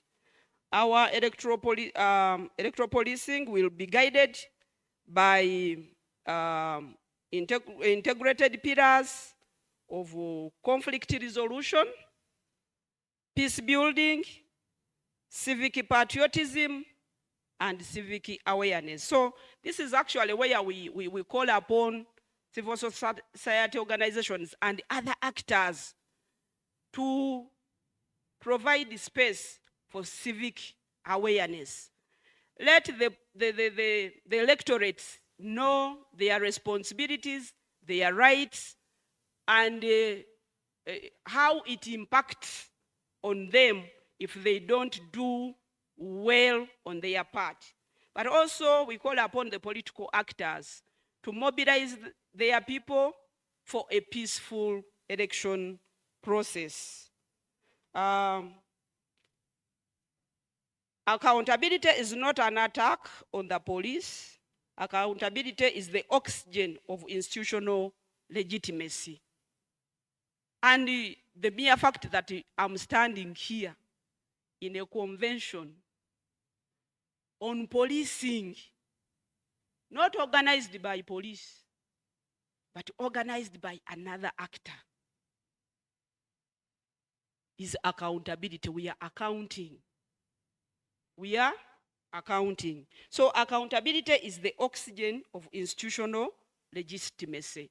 We must account to the public, to the Ugandans, and all the people in our actions and inactions. So we must account, why did we do this? We must account, why didn't we do A, B, C, D? Without public trust, we cannot effectively serve. Without public partnership, we cannot prevent crime. Our future lies in the shared responsibility. We share this responsibility. Police is not a monopoly in security and safety, but it is a shared responsibility. And we are very glad that Justice Access Point, you've done your part to touch into the Uganda Police Force and tell us you need to do something here, you need to do something here, and we take it positively. To that end, the Uganda Police Force commits institutionalizing structured citizen feedback mechanisms. We are open. And then now there are very many platforms where you can openly give feedback, compliment, or complaint. Strengthening ethical training and human rights education across all ranks. Human rights training is integrated like community policing. And in 2019, we formulated the Uganda Police Human Rights Policy. We have a Uganda Police Human Rights Policy 2019 to guide us on how effectively can we carry out our mandate within the prescription of the law and the utmost observance of human rights. Empowering all officers through inclusive leadership development. You know, we are spread. So if we do not build strong command structures and leadership, we cannot attain anything. And we also embrace modern tools of digital policing, data transparency, and strategic foresight. So we are strengthening full utilization of our force multipliers, especially like in the digital.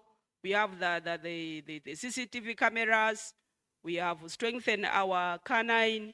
We are strengthening our forensic, and so many other. Those are force multipliers which add strength to the physical policy infrastructure. Call to action, shared responsibility, shared reform. Challenges, colleagues and partners. Reform is not a singular event. It is a continuous process. One that demands vigilance, humility, and courage.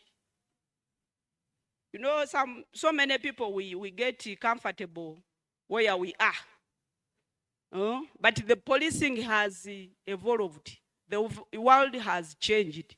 We can no longer remain implementing the old policing strategies, but rather reform to conform to the current demands of policing services. Today, let us reflect honestly. Tomorrow, let us act decisively. I remember Mr. Andifuna said we are just not here to talk and talk and talk, but let us be action-oriented so that the results can speak. We can be very good speakers. Last year, 17 action points. This year, where are we? But at least we have given some accountability. To our civil society counterparts, be the conscious that challenges us constructively. We want constructive criticism, but we also have seen people like becoming, I will borrow the words of Kamia, attackers. That police becomes their enemy. And now we draw the battle line. Police this way, others the other side. But because this is our country, this is Uganda, we criticize us constructively, and we welcome all constructive criticism. To our development partners, thank you for your continued investment in institutional integrity. We have so many partners. Now, like Justice Access Point, the funds they have invested in doing the research, it should have been our resources. But we are benefiting from the work of Access Point, and you are going to see us improving based on what they have invested in. To my fellow officers, let us wear the badge as the symbol of service, not supremacy. Not supremacy. I'll still borrow from Kamiazi, Dr. Kamiazi. He said when we are in the training school, police has a lot of powers. Just imagine that I have powers to arrest someone on mere suspicion that you are about to commit a crime. Are those not a lot of powers? Here I can suspect Mildred, the way I see you, you are about to commit a crime. And I arrest. But by training, sometimes we can detect. But if it is not controlled, it is bound to be abused. So let us wear the badge as the symbol of service. The badge should serve Ugandans, but not to exercise supremacy over them. Like Mr. Andifuna said, policing is a service. And this service is a calling. Not everyone becomes a police officer. It is a calling. In conclusion, I reaffirm on behalf of the Inspector General of Police, the Uganda Police Force's unwavering commitment to the vision of democratic policing, a vision grounded in public trust, shaped by community partnership, and anchored on the dignity of all citizens. We thank Justice Access Point for convening this convention, for sustaining the discourse on reform, and for inspiring a collective journey towards a police service that is accountable, professional, and rights respecting. So that is the reaffirmation that we are committed to a vision of democratic policing, grounded in public trust, shaped by community partnership, and anchored in the dignity of all citizens. Definitely, along the way, policing is not a smooth ride. We get so many challenges, but it is our cardinal mandate to overcome, because there isn't any profession that does not face challenges. But how do you overcome the challenges? So let us rise to this calling. Let us build not just a force for the people, but a force with the people. Not a force for the people, but a force with the people. Like I've told you, our force multiplier includes the community, because we cannot be everywhere. So we must be with the people and other stakeholders to effectively achieve our mandate. May justice guide our service. May accountability define our legacy for God and my country. Thank you for listening.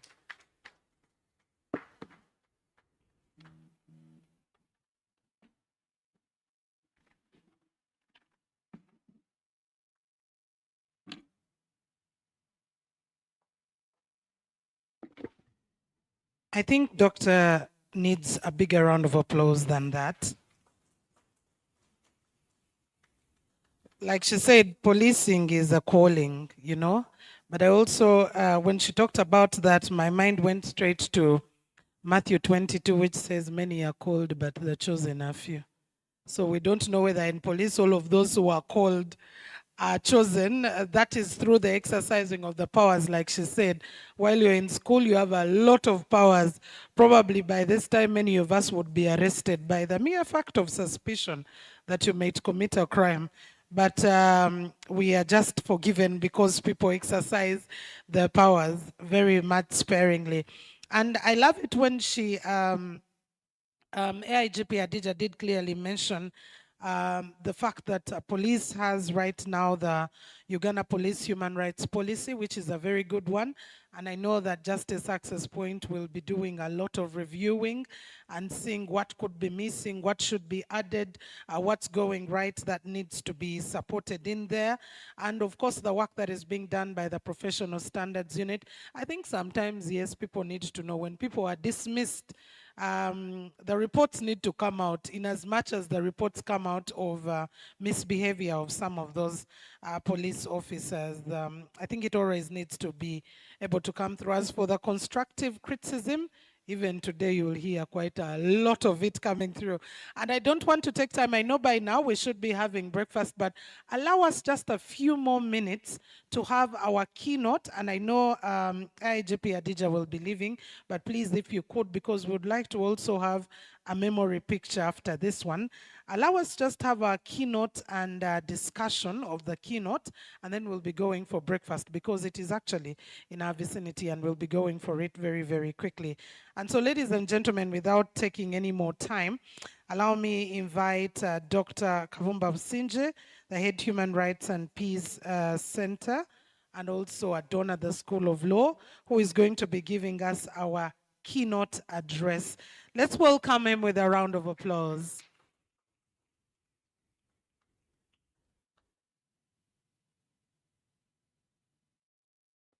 Thank you, Mildred. Good morning, colleagues, fellow citizens. I'll stand on the protocol as it has already been laid out. So, first of all, I'd like to thank Justice Access Point for the kind invitation to deliver this keynote on this critical theme of democratic policing and public trust. I also know, of course, that I'm speaking just before break tea, so your patience is already won. I'll try to be as quick as possible, while at the same time hoping to cover most of the quick points I needed to make. Before I proceed, I'd like to acknowledge the very excellent research assistance provided to me by Ms. Vanessa Rebecca Nasamula, who is present here, and yes, thank you, and Mr. John Martin Mwanguzi, both of them LLB graduates of Makerere.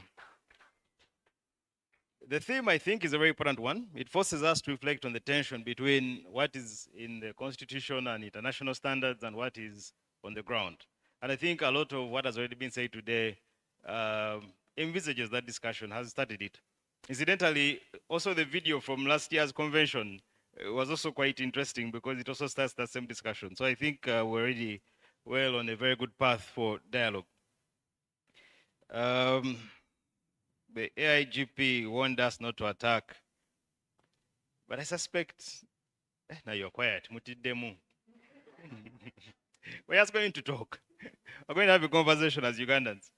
But I suspect partly why Justice Access Point may have thought of someone from the academia is that, you know, at times the word ivory tower is used derisively.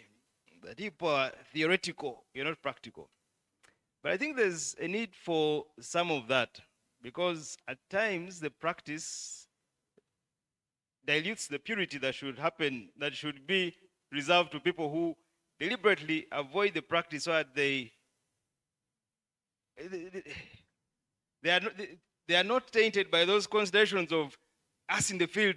This is what happens in the field. I think at some level, in principle, there might be a very good basis for that delineation. And that's why on another topic completely, the idea of LDC being taught by schools of law, for instance, I personally don't accept it because you're forcing people who are supposed to be dealing with theory to then talk about this is the paper you take to this particular place, and I think something is lost in between.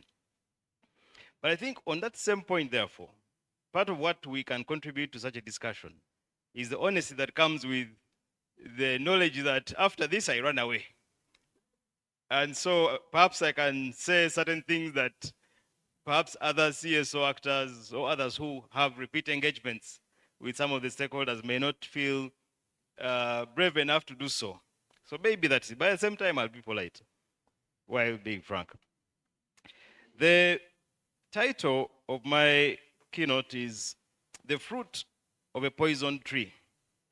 Some reflections on the futility of democratic policing in an autocratic state.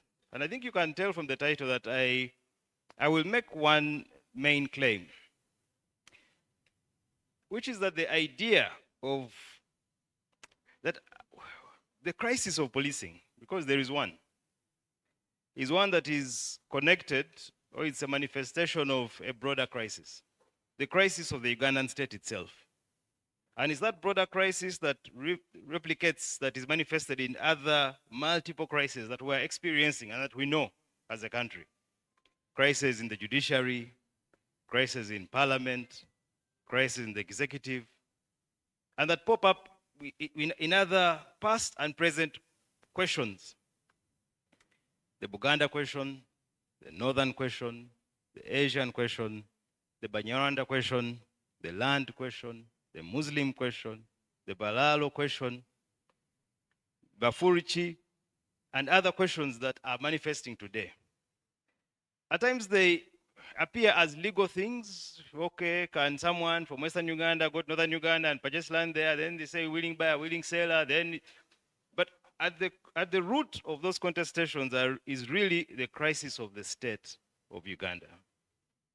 There's a book, for instance, just give one example because we're short of time. Baganchwera, from over 10 years ago. It's called Parliamentary Democracy in Uganda, the Experiment That Failed. So just over 10 years ago, a book on the failure of parliament as an institution. Now we're talking about the failure of the judiciary, which is apparent. The examples are very many. Just today, there's a political actor appearing before a court to beg for bail. Yet Article 23 says once you clock a number of days, you shall be granted bail. Actually, the Constitution does not envisage any need to apply. It's mandatory, even without an application. However, notwithstanding the clear words of the Constitution, there's someone who has been held and continues to be held beyond the multiple crises. The judiciary, therefore, we can go sector by sector. So the police that we're discussing today, and we may have a granular discussion about, okay, this issue, and I'm grateful Dr. Hadija Namtevi talked about the need to avoid generic complaints, and I'm trying to do that, and to say that there's something more structural at hand here, and that in fact there might not be anything wrong with the men and women in the police. In many ways, they're doing their best. They're Ugandans like us. And I'll tell you a story about that shortly, about the nature of the very good police officers and men and women as individuals. But then there's a system. The institution itself is a hostage of a broader system. And that's the suggestion I want to make today, because unless we diagnose the problem properly, you can give someone who has cancer Panadol. They may have relief for 1 hour, but the cancer continues to grow. And I'm suggesting that what we have is cancer and not headache.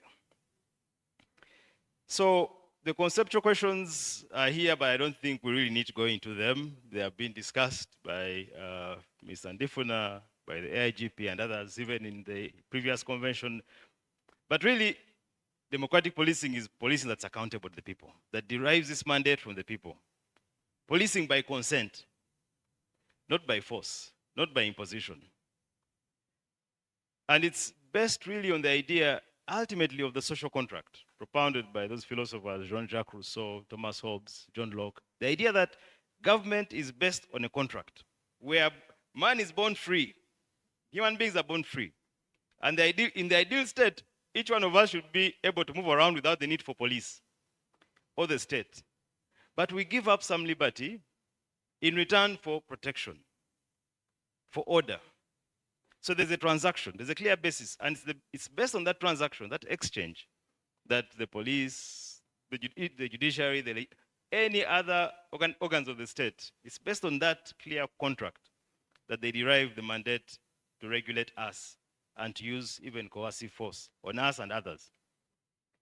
So democratic policing is a policing that lives up to that contract. Policing by consent, not by force. Now, again, there's a historical background here that runs into several pages that I will not go into in detail. But just suffice to say that what we now call the Uganda Police was first established in 1899 as an armed constabulary. That's significant because initially the police was established not separately, but as part of a militia. So you have a separate existence of the police for the first time in 1906.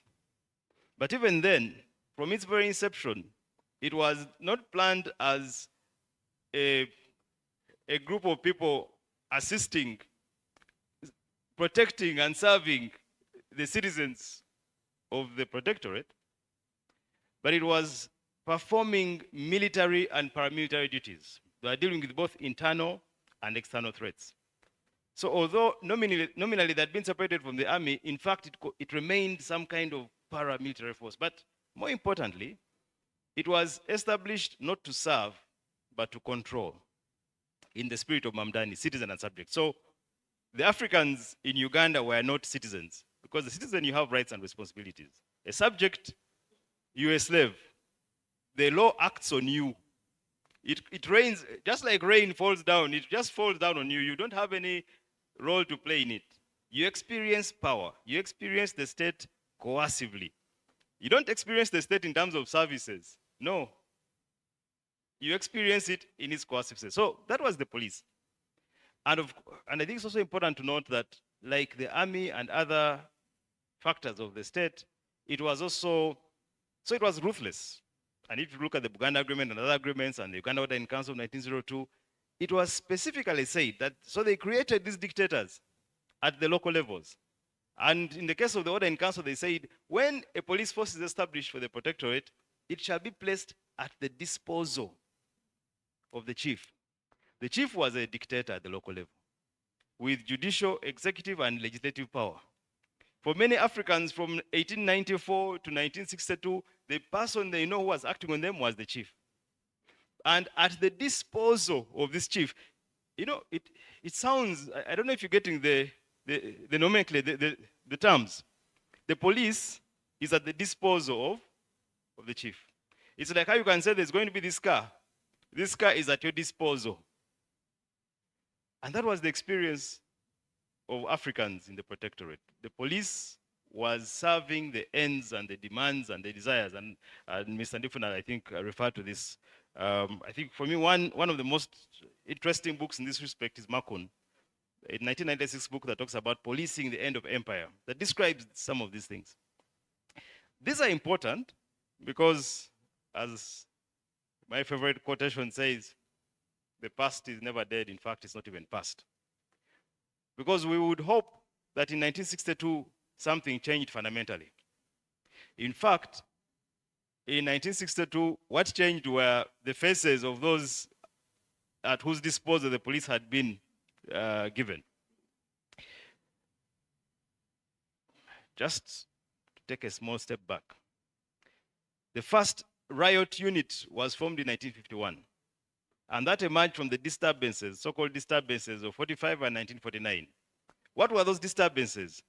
There were Africans struggling for independence, struggling to assert autonomy and independence in a context where there were no elections.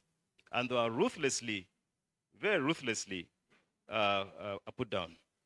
So the killing of protesters by the police doesn't begin recently. It was the practice for a very long time.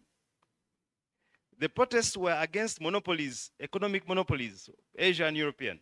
And that's important also, because there's a question around, I think the question was asked by IGP, whose life, whose property? And it's an important question. Because yes, the Constitution says to serve and protect. But how many Ugandans, do we as Ugandans today experience the police in the same way? So 62 to 71, Obote doesn't trust the police quite. It's Africanized, but he establishes something separate, the GSU, the General Service Unit, to serve his ends. Amin replaces him and also establishes paramilitary structures outside outside the formal structure. And you then have a situation where the police is subordinated to the army. Not just the police, but other civilian institutions, including the courts, there was no parliament. Parliament had been abolished. At least Amin, for all his faults, was honest at least. He did not pretend that there was a parliament. Now we have, anyway. So you had a situation where the police itself feared the army. So if the police fears the army, how can a citizen go to the police to report what the army have done to them? And a very good case in this flying book Kenya that describes, just captures in that decision, the situation at the time. That somehow there was some kind of lawlessness in the country. And then of course we have the change of government in 80 to 86. And then we have the 86 moment. Now, my suggestion is really that there has not been a change. There's in fact a clear continuity from 1894 to 2025. I will not bother you with the international standards. I can see, but everyone here is well aware of them, whether it's the ICCPR or the codes of conduct, the UN basic principles. They are here. We shall not go into those. Let's try to go to the meat of the issue. So we have the Constitution, and it has been cited also. My work has really been made easy. The articles have been cited, 211, 212, 221, the duty to respect human rights on the part of the police and all security agencies, the entirety of Chapter 4 that establishes human rights. We have been informed that the police actually has a policy, 2019, to do this. So you have, at least as a starting point, some element of a framework. But of course, you also have problematic laws that continue. Some were in the past. You had Section 8 of POMA that was declared unconstitutional. You had the Section 32 of the Police Act was also declared unconstitutional. But and you have a number of cases, again here, that where the courts are saying you should not use any force beyond that which is reasonable. Now, interestingly again, and I think this quotation goes to the root of our discussion today, and it's by Dr. Kamia, following from the discussion, I think from the morning. He basically said, I wish I could quote him directly, but he was saying, yes, I transcribed the video quickly. He said, the police is as good as the laws of the country. For us, we are enforcers.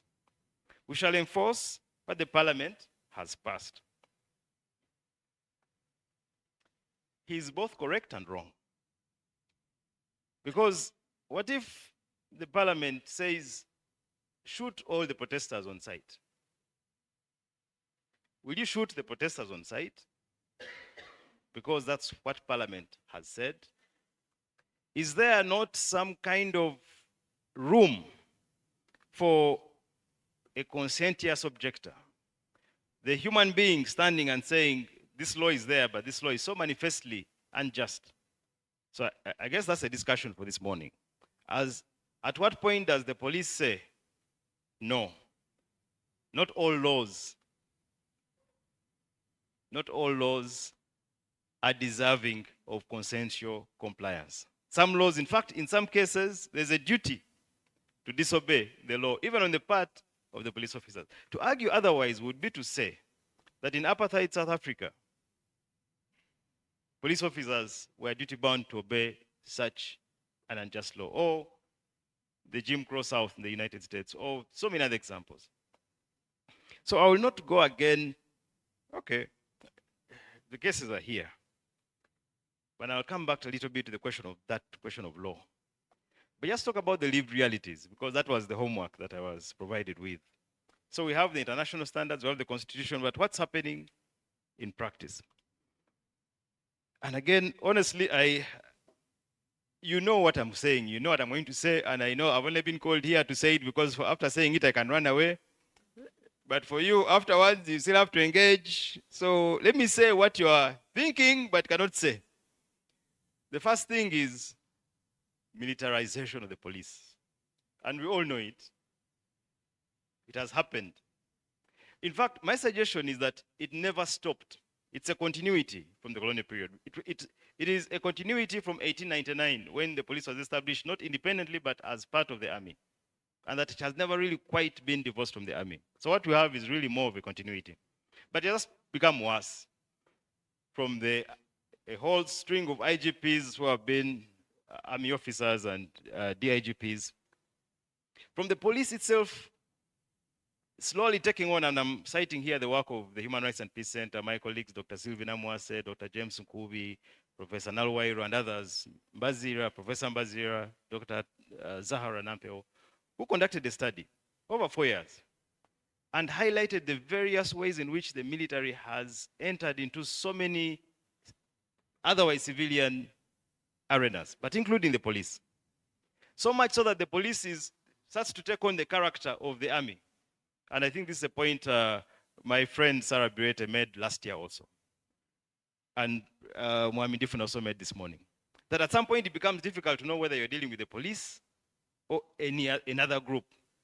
Because it's not in all cases that someone in a uniform of police is in fact an actual police officer. Sometimes there are army people who have been, who have adopted the garb, a costume of the police, but their actions because the training, and this is a point that was made also about the history.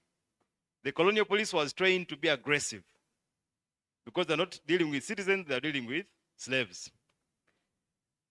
An army officer is trained to deal with threats to the state. The training is different, should be different than a police officer who is supposed to be dealing with a taxpayer with whom they have a contract, the social contract. How do you beat the person with whom you're in agreement?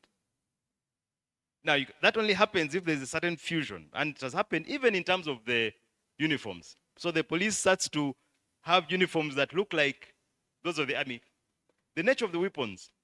If you're going to deal with citizens, why do you need assault rifles, tanks? But this is also happening in terms of that fusion, and this is based on the research of the colleagues I mentioned. And there are so many other manifestations of this thing, whether it's the killings in November 2010, or a whole range of units, rapid response unit, JAT, etc. But now, even more problematically, it goes back to the point I made at the beginning, that I have no quarrel whatsoever with the human beings in the police. In very many ways, the police institution itself is hostage to that thing that we're all hostage to, the army. And very recently, we have all seen that manifestation, raids on police stations by the army. Because the police was trying to resist in some cases. They just bring for you people whom they have arrested from a place you don't know and say, let us keep them here. It happened in Wakiso, for instance, Wakiso District Police Station. They have just brought them for you, May 2025. You're a professional police officer.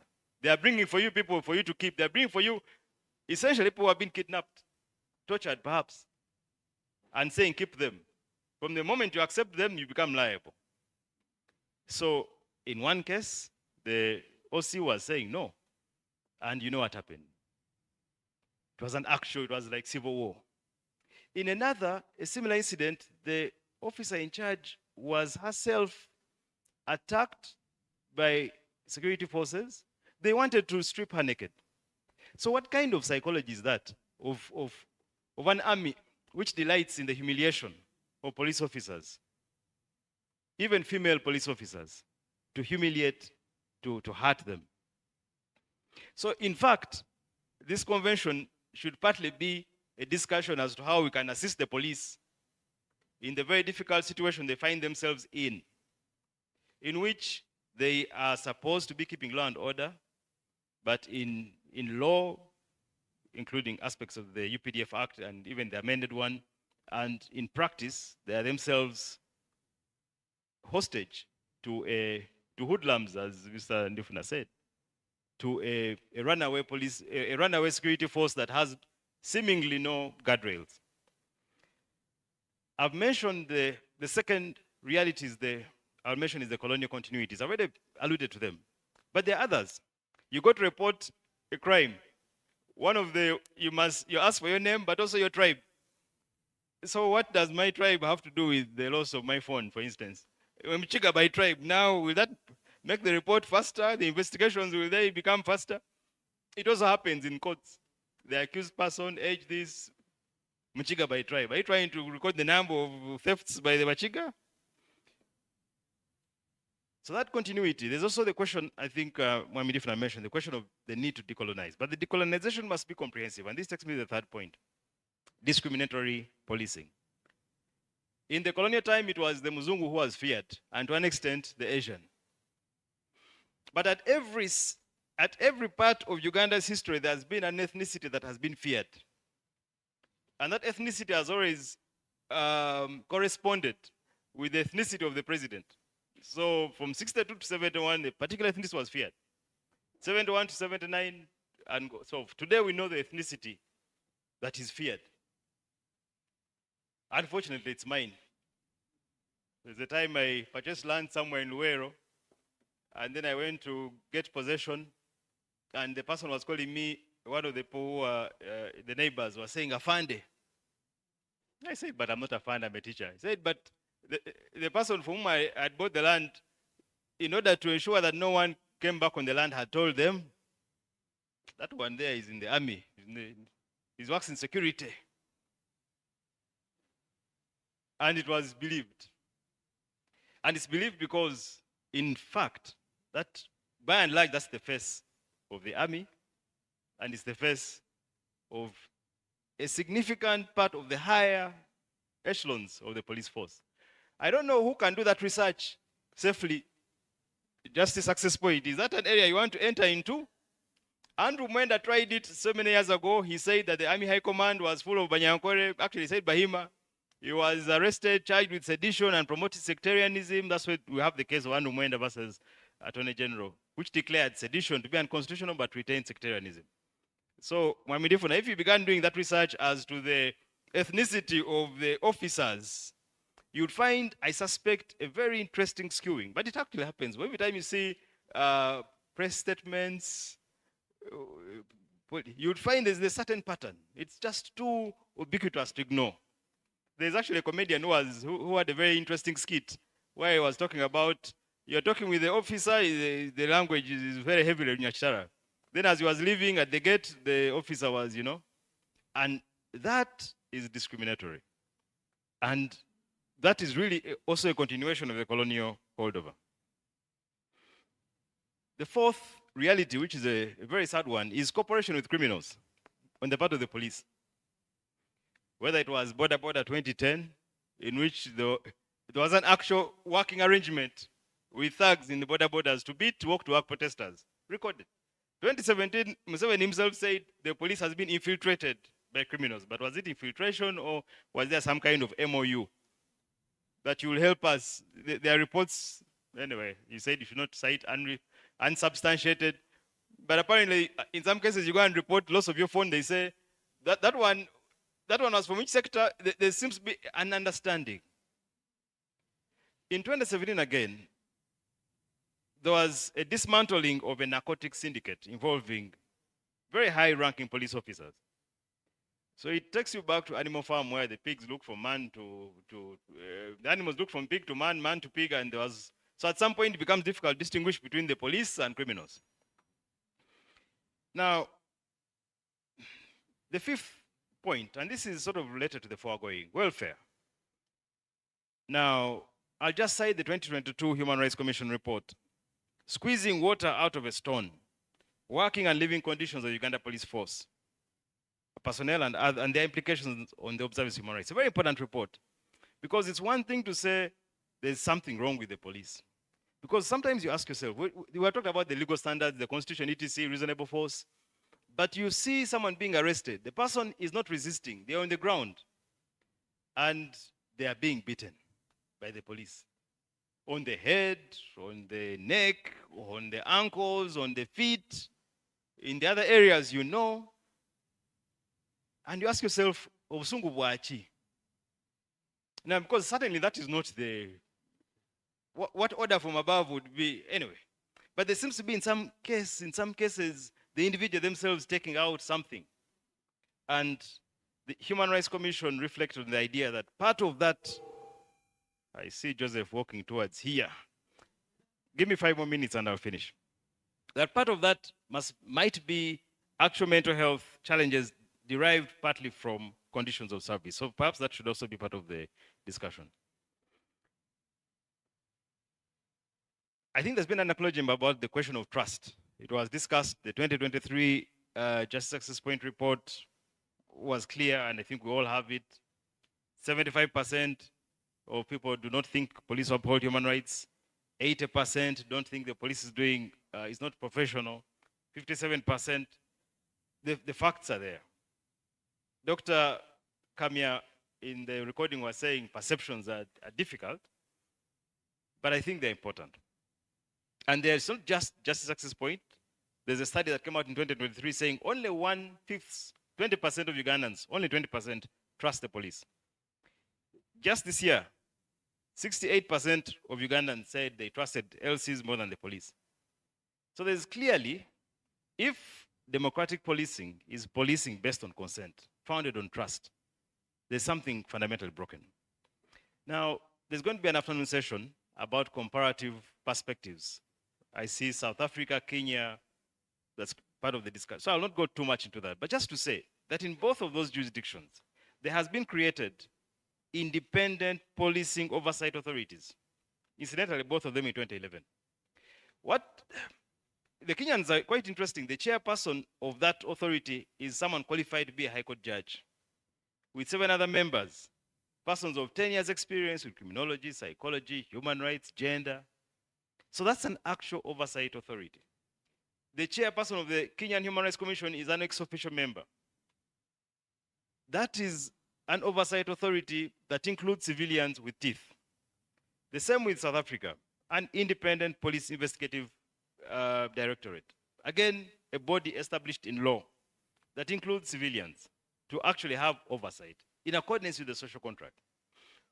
What the police has at the moment, the professional standards unit, and we've had the description of the internal mechanisms, and Deputy IGP said we should trust you, things are happening internally. But perhaps democratic policing requires that we should know what is happening, that the proceedings should be publicized, that we should know that I reported on this date. The complaint moved from here to there. The proceedings are open. I can attend and I know that when I reported this police officer for doing this, this is what happened.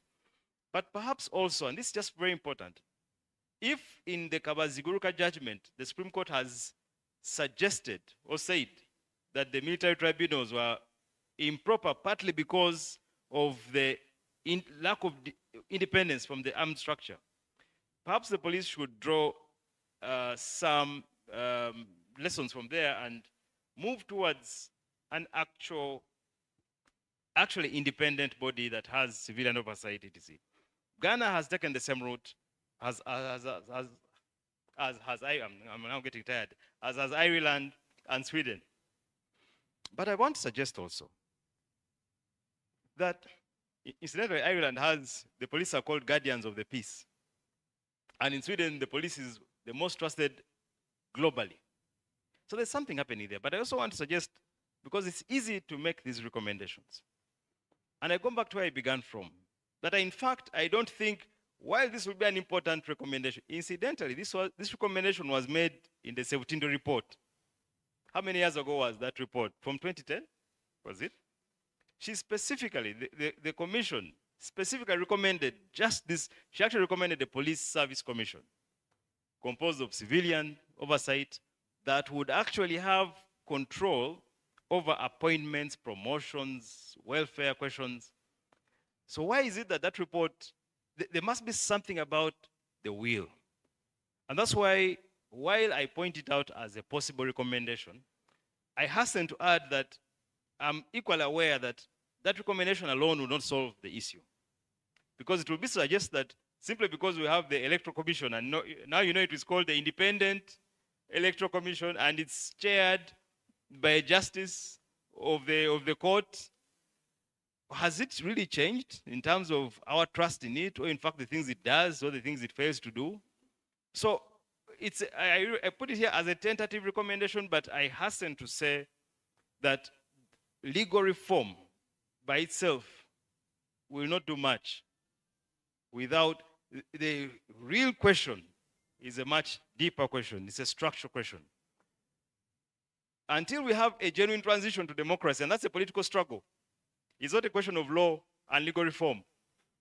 Until we have a genuine transition to a real democracy, we can never have, even if we have whichever name we call it, independent, oversight, high body of supreme oversight with the chief judge, the chief justice, nothing will change fundamentally, because as we all know, the problem in Uganda is a structural one. Now, 2 minutes to just wrap it up. Now, we are still in an era, I suggest, of an imperial police. A police that serves a certain king with the crown prince who is getting ready to take up the throne. Incidentally, the son of the CDF is called Ruhamia. You know the full name? Ruhamia Engoma. The one who is going to strengthen the throne. Now, is that a democracy? Even the names themselves, Muhozi, the Avenger, then the Avenger has produced the strengthener of the throne. Now, sincerely. And we're going to vote in January. You are going to queue up to vote. Personally, I'll stay home and rest. Because something else has to be done. An actual struggle around reconfiguring the Ugandan state.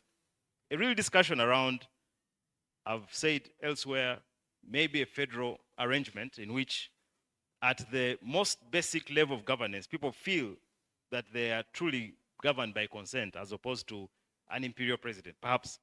Without that, we have to reflect on Dr. Kamia's statement. The police is as good as the laws. Now, we are now going into, so the manifestations of illegitimacy are all around us. Aside from the internal mechanisms for oversight, when you see the police beating journalists, in particular, actually targeting Mildred, you've been sleeping, now you're woken up, you had journalists. It seems they are targeting journalists particularly. If you're targeting the person whose task it is to record and to inform, it means you have something to hide. That's a very strong sign of illegitimacy. Now, even worse, or just as worse, in some cases, police officers, we saw it, police officers who exercise restraint. There was a lady who was trying to stop her fellow officers from beating someone too much. That person has since been reprimanded. Yes. So we have apparently there's a professional standards unit, but we don't know what the actual standards are. We don't know what the criteria for promotion now is. It seems that you are promoted faster if you are beating Ugandans very seriously, especially opposition. And it seems you may be demoted or you may be redeployed if you show even the slightest humanity to the taxpayer. Now, that cannot be sustainable. Now, the question of a guard in the opposition has been mentioned. And of course, we're getting to, DIGP called it a complex, and it is a complex environment. But there are some things which are not complex. There's someone who is on Twitter every day committing crimes on a daily basis. I'm sure, I haven't checked yet, but I'm sure even today has committed some crimes. A person in uniform undertaking politics openly.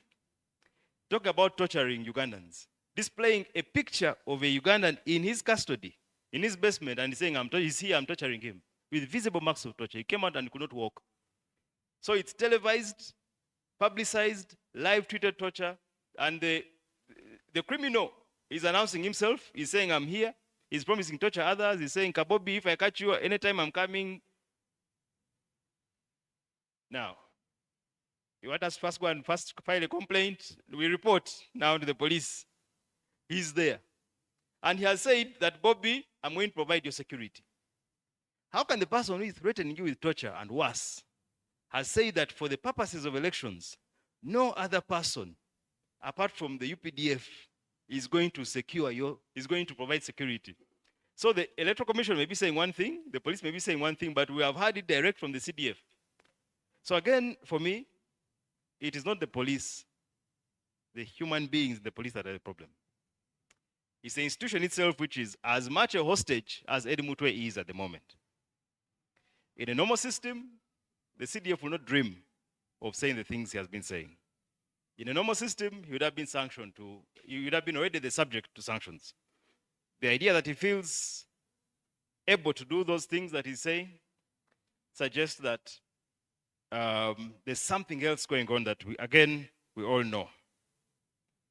Now, I end with two.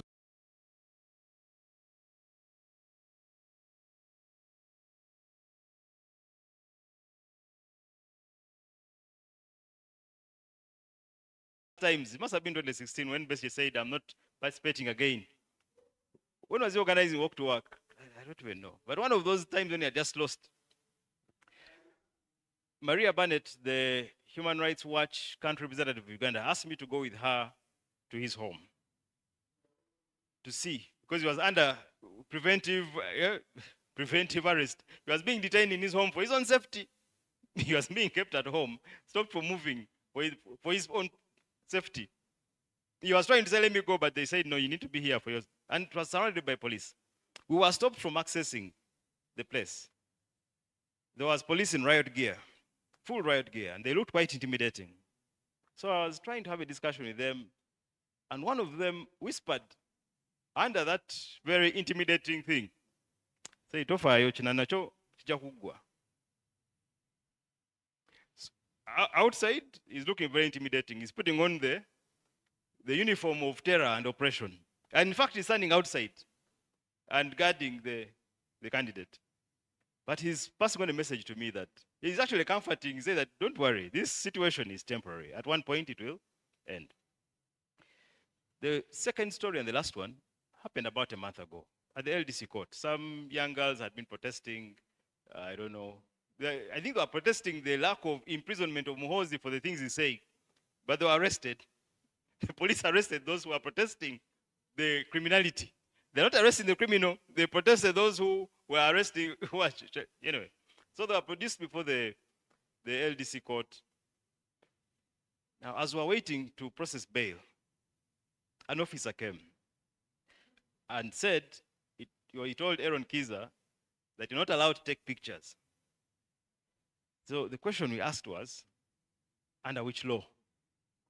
Said only journalists are supposed to take, but you could see he was struggling. It was tough for him because now he had come just to take phones. But you could see him struggling to find the law. But you could see in his mind, he had been instructed to just take the phones away. So, but it ties in with what DIGP said, the power given police. A power that many times is not rooted in any law. But of course, if someone wants to arrest you, they can find something. The protesters now are being arrested for what and charged with what? Being on the road. As a nuisance, on the road, you are a nuisance. Those people, Faneru, can wake up in the morning with the loudspeakers and say whatever they want. There's a man at one day who even has a pulpit. He puts it there. I don't know how he carries it. He puts it there in the morning from 6 a.m. to about 7. He has never been arrested or charged with being a nuisance. But you carry a placard, one placard like this. You wear red on the wrong day. So, colleagues, I'm not going to say money will come, but colleagues, we may rotate around the granular aspects of which law we have to change and which legal reform we must do, but I strongly suggest to you that we all know that the problem we have is much deeper. It goes to the nature of the Ugandan state. Unless and until that deeper structural question is dealt with, we shall never have you cannot have a democratic police in a dictatorship. It's as simple as that. For us to have a democratic police, we must first change the structure of governance for the sake of the men and women in uniform. Thank you very much.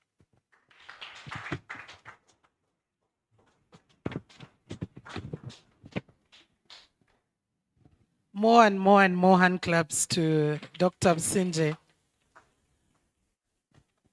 He did give the entire speech and actually also did give us a wrap-up of what he entirely meant. I'd just like to ask one question, and let's all respond as people who are trustworthy.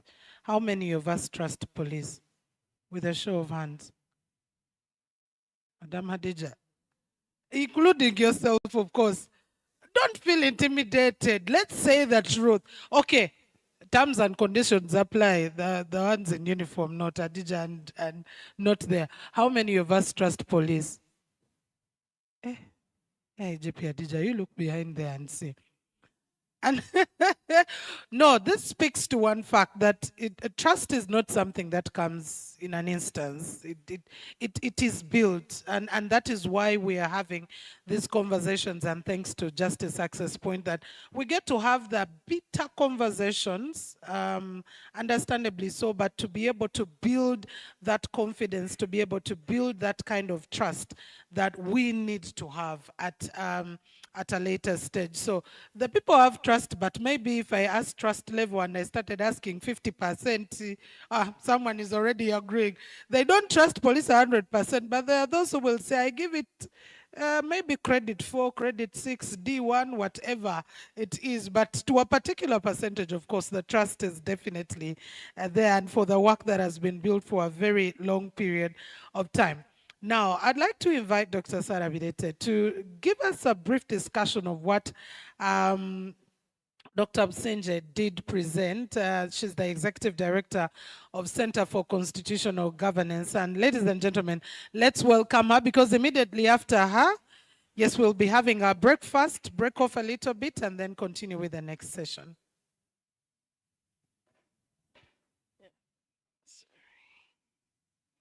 Thank you very much, Mildred, for handing over a microphone to me as our Mistress of Ceremonies.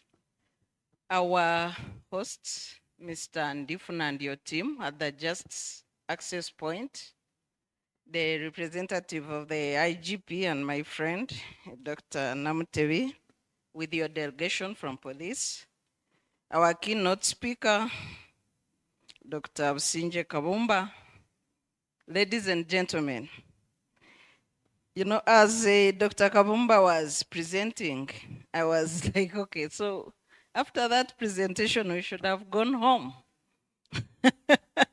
The title took me by surprise. A fruit of a poison tree. I know that I have little time, but I just want to explain that I have a mango tree in my garden that is poisoned. I don't know where. You can only pick 1 or 2 fruits that are okay when it's beginning to ripen. And it's very fertile. It can produce, I don't know how many fruits, but the rest of the fruits, 99% are rotten. And the one you pick is very sweet. So I want to lay a disclaimer, my friend Afande Namtebi, that we also know that there are those 1 or 2 fruits that we find in police, and you should take our criticism as very interested citizens in the bigger picture of Uganda. It's never personal. It's never to bring down the police as an institution, but it's the situation we find ourselves in as citizens of this country. Having said that, I received the keynote address as it was being presented, but there are several convergence points in my brief notes I had shared to discuss this topic. And I want to look at the key features of policing. One is the legality question. Of course, we have the constitutional framework, we have the laws as highlighted by the presenter. I won't go through them again, but I just want to discuss 2 articles. One is Article 23, where Afande Namtebi was telling us, you know, that they can arrest us on mere suspicion that we are about to commit a crime, and then the contradictions with the Constitution in Article 23, where the police must introduce themselves, mention the crime a citizen is suspected of committing, tell them where they are going to be detained, inform the next of kin. How do you reconcile the two? I even cross-checked with my neighbor there, Councillor Aboneka, whether this section has not already been declared unconstitutional. Because it's unconstitutional to arrest anybody on mere suspicion. It's the opposite of Article 23. And how do you, as custodians of rule of law in this country, reconcile these contradictions? Do you ever discuss them? Because you are very senior, you are the top brass of the police. Do you ever discuss these contradictions? Of course, the other contradiction is the appeal by the Attorney General regarding that Section 8 of the Public Order Management Act. For the longest time, the Attorney General wrote a letter. I was very annoyed why that letter could not be struck off the Supreme Court record.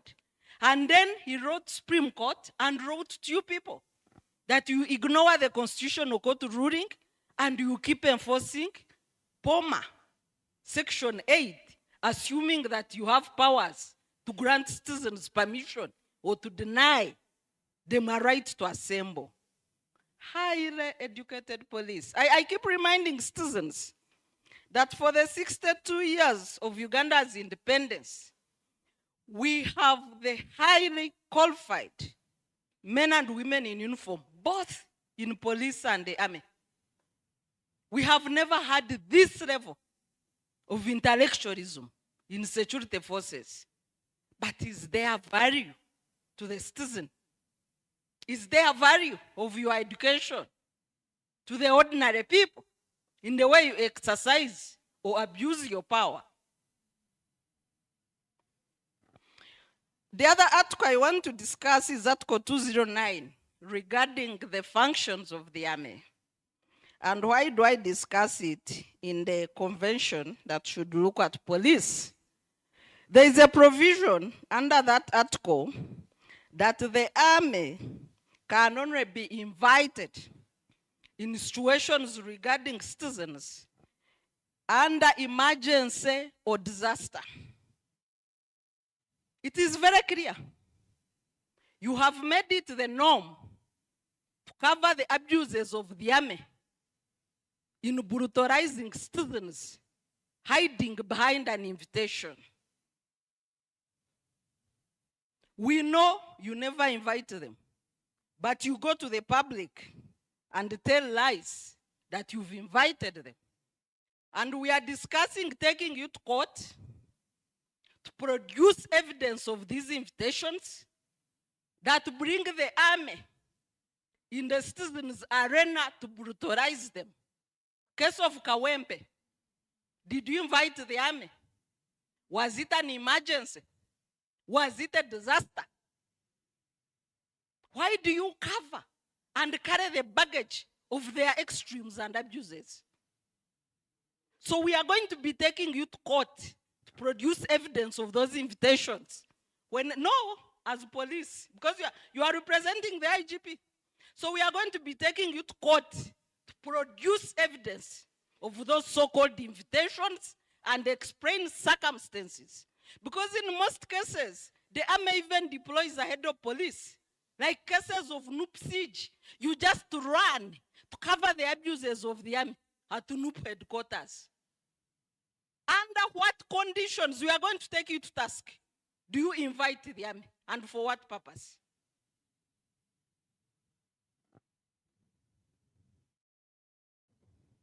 I know that Article 2012, 212, provides that you can invite sister agencies, and you hide behind that. But you must read it together with Article 209. A constitution is read as a whole. You have told us here that you recruit other people during elections, and you are in electoral period. Did you recruit other people in Kawempe? Who is accountable? If we are a nation worth its name, who is accountable for the crimes in Kawempe? Who should citizens look up to in the next elections for protection? Given the demonstration you gave us, you sampled us, if I may use the musical language. You gave us a sample of what you are preparing in Kawempe. Do you want us to run out of Uganda? What do you expect us to do? Corroborating media, corroborating everybody. And an old commissioner from Uganda Human Rights Commission, corroborated, sent back into the office, his vehicle by force. Where should the citizens stand up to? Why are you putting us under siege? Dr. Kabumba did mention the challenges. Of course, two have already covered: militarization, draconian laws, colonial continuity, discriminatory or selective application of the laws, and other welfare and other issues. And I want to just point, I know time is not on our side. I just want to mention the issue of Egali, which was also mentioned in the IGP remarks. I know that some parties have used the word Egali, but what we are witnessing practically is a repeat of criminal enterprises by police. I'm sure all Ugandans remember what happened on the day President Museveni went to the NRM to pick forms. The former CID boss was brutalized with his son by the Egari of your head of crime intelligence. True or false? The ghetto NRM structure, which is the new criminal enterprise for 2026 elections, is headed by the head of crime intelligence in police, Major General Damurira. One of your bosses fell victim, and so many other civilians. But because Bob Wine mentioned at one occasion that build a bicycle, a guide for protecting the vote, you hide behind that, and you don't even look at the crimes of the ghetto NRM structure. Where, I don't know who is the head of professional ethics here, where your head of crime intelligence is openly engaged in partisan politics, receiving money to campaign for NRM in the ghetto, building ghetto NRM structure, that is the official name.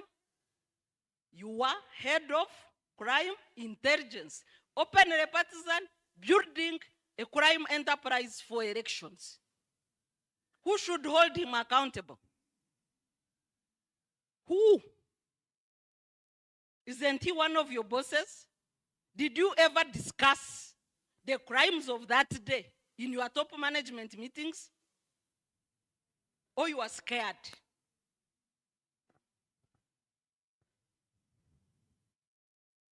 Police has been on several occasions overrun by the army, and I know the Rubowa police incident. You are the custodians of keeping law and order. We know the political context. We wake up to news, I think it was late in the night. Rubowa police overrun by the army. DPC gunpoint. Police whipped right, left, right, and center. What should the citizen do? Are we together? What should the citizen do?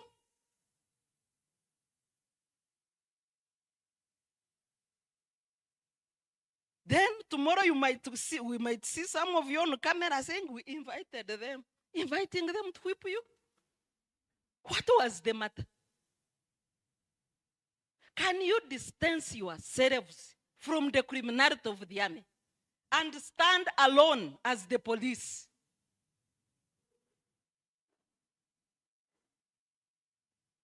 Our latest rule of law index puts Uganda at 126 out of 142 countries globally. And this has been the 7th consecutive year of decline for Uganda. For the past 7 years, rule of law index is on the decline in Uganda. So what law and order are you keeping? What law and order are you keeping? During elections, and I don't know whether it will be different, the report mentioned the partisan policing, and it's not news. We've been talking about this for a long time. When are you going to stop being regime gatekeepers and you do actual policing?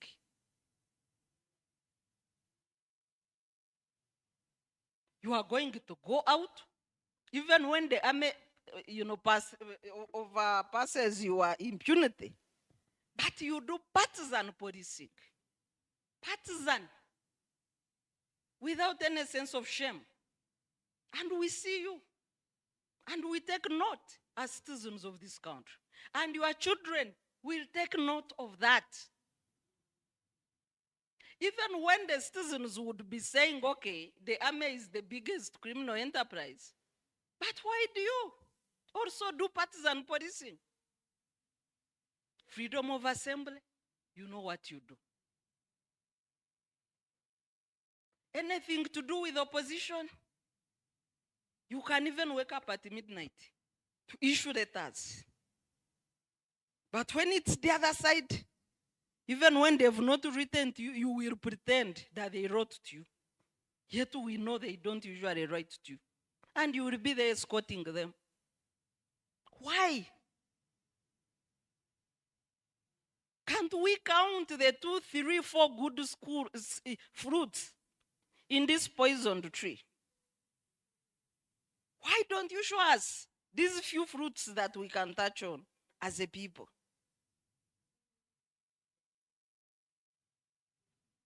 We are watching, the elections are coming.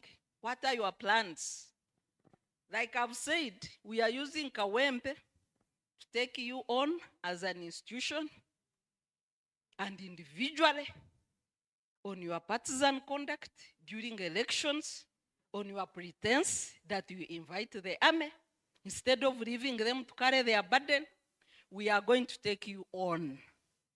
Using the Constitution, Article 209, you will tell us whether elections in this country are an emergency or disaster. The law gives you options to recruit constables. I was glad Afande Normative talked about it. You will tell us under what circumstances does the army get involved in our elections. You will tell us in court. This I can guarantee you. As I conclude, a law that lives only on paper is like a drum that makes no sound. For Uganda to thrive, our drums must sound in the villages and in towns where people live, work, and have their dreams. I thank you very much for the opportunity.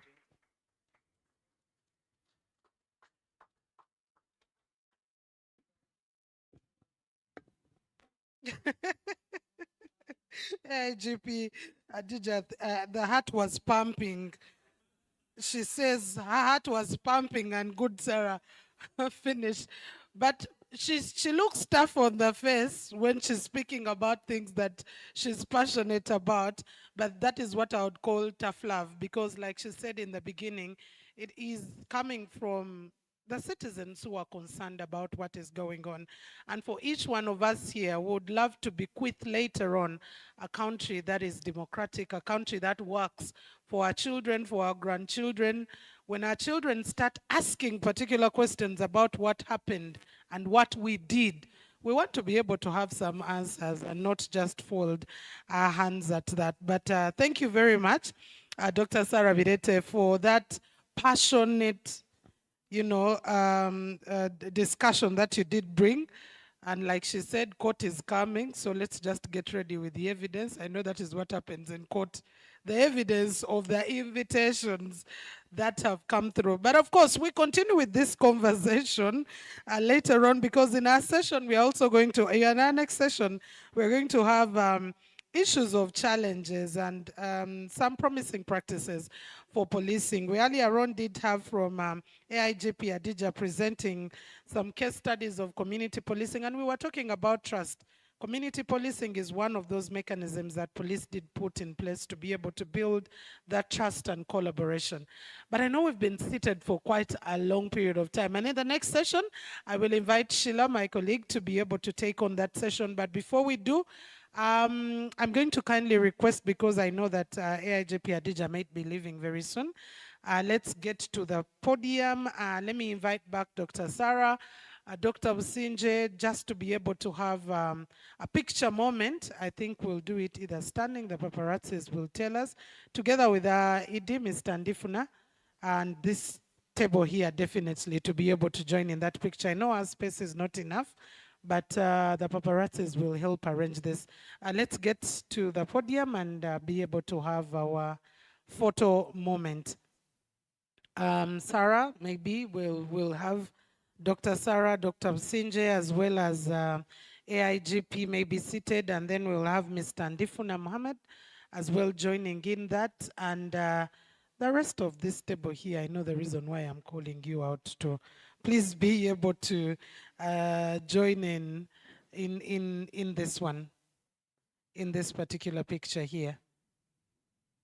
Whoever put limited chairs, there is a problem. But I will have, okay.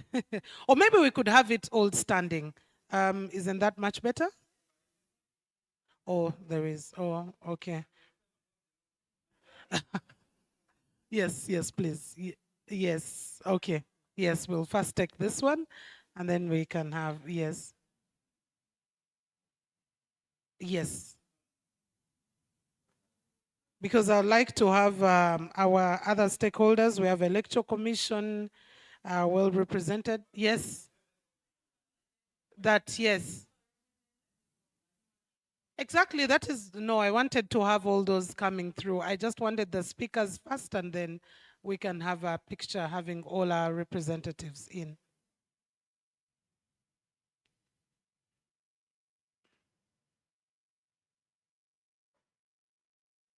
And I think the next one might have quite a number standing. Human Rights Commission, we have Electoral Commission. Yes, let's please get to join into this picture. The rest of us don't have to move. Dr. Businje, remain glued to that position right there. Did I miss out anyone in that picture? Okay, yes.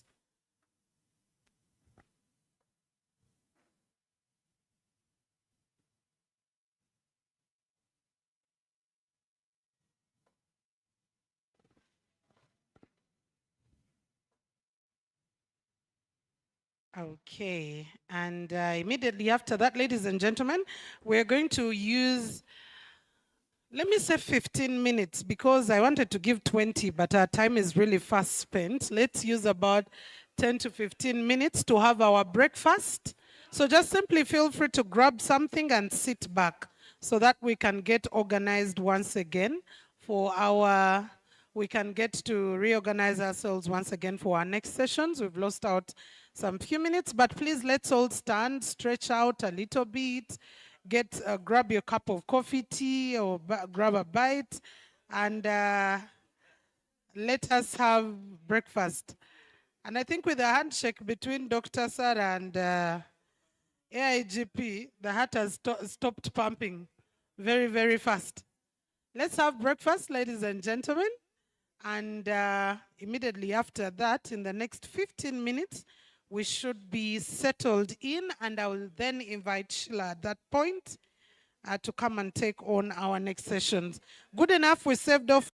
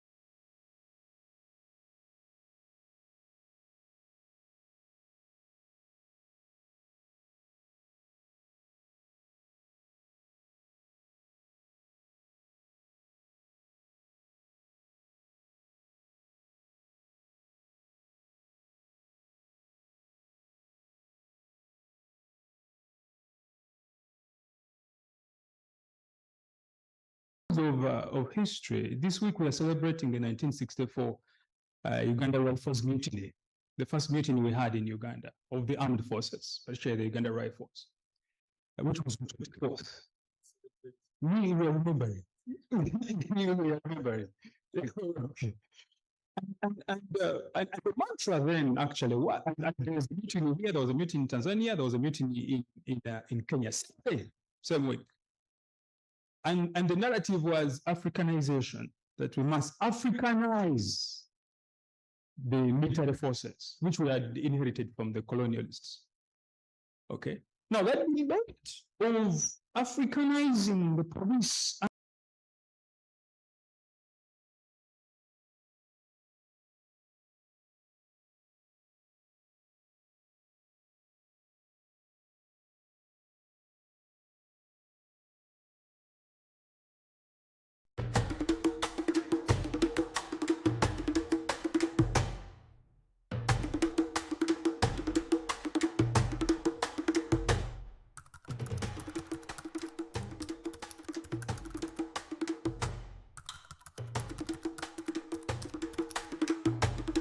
I am Onongo Patrick, and I joined the Uganda Police Force as a police constable, and I went through ranks from corporal, sergeant, then from sergeant I went to AIP and to inspector of police, and I retired when I was ASP, Assistant Superintendent of Police.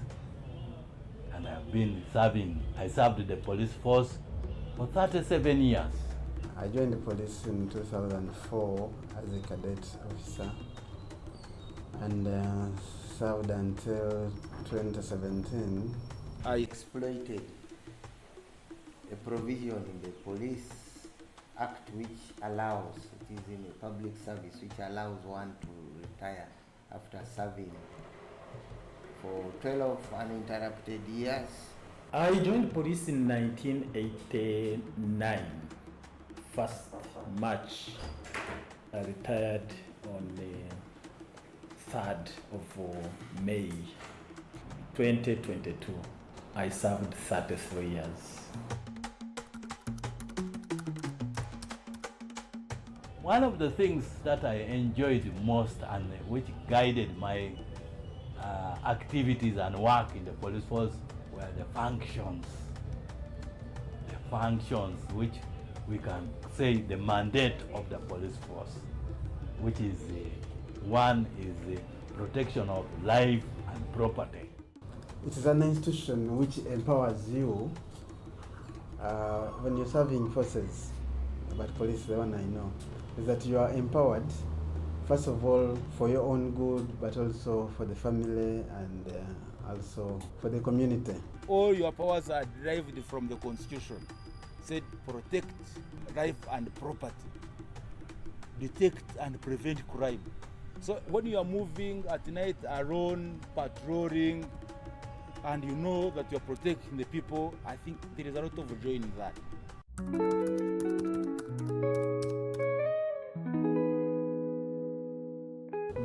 The main law that guides policing, which is the Police Act, is a very good law, and it has very good provisions to help policing the service. The challenge is always on the enforcement. I know that for a good time of the regime which preceded Ochola's regime, there was a total disregard for most of these policies, this documentation. So someone's word mattered. It was about what the top management wanted to be done. There are certain things that are not really clearly spelled out in the law or in the legal framework. But most of the things are just as a matter of procedures. Things that we inherited or were under the police standing orders. And most of these police standing orders are now outlawed. Even those books are no longer, they are outdated. you could see the police standing orders went a little bit to regulate that power. For example, you said power to stop a car. It must be an officer of inspector and above.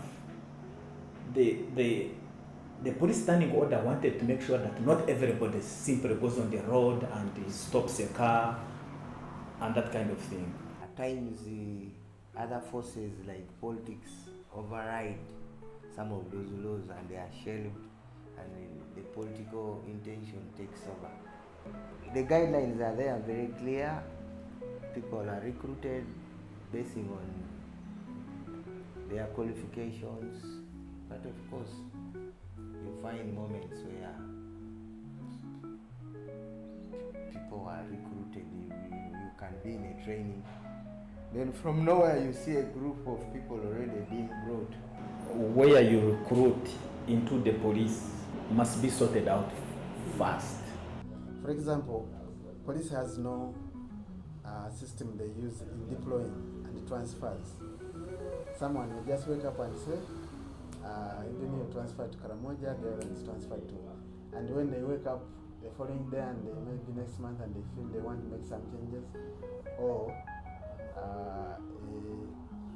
the specific policeman who is in Katwe has annoyed a person and is transferred to them. So there is no policy which gets that systematically that this is when we transfer and this is how we transfer. It should be made regular and methodical other than haphazard. Because there's a time they can say, all people in Kampala are being transferred up country. It doesn't work like that. They should say that you will be in Kampala, you should, in every region, people will serve there this time. And then they get transferred.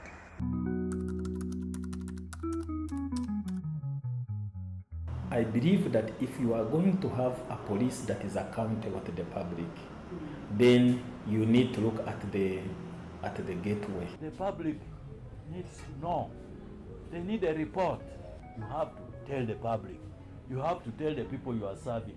You have to tell the people you are protecting that this is happening because of this. When we do things well, we are praised. The Professional Standards Unit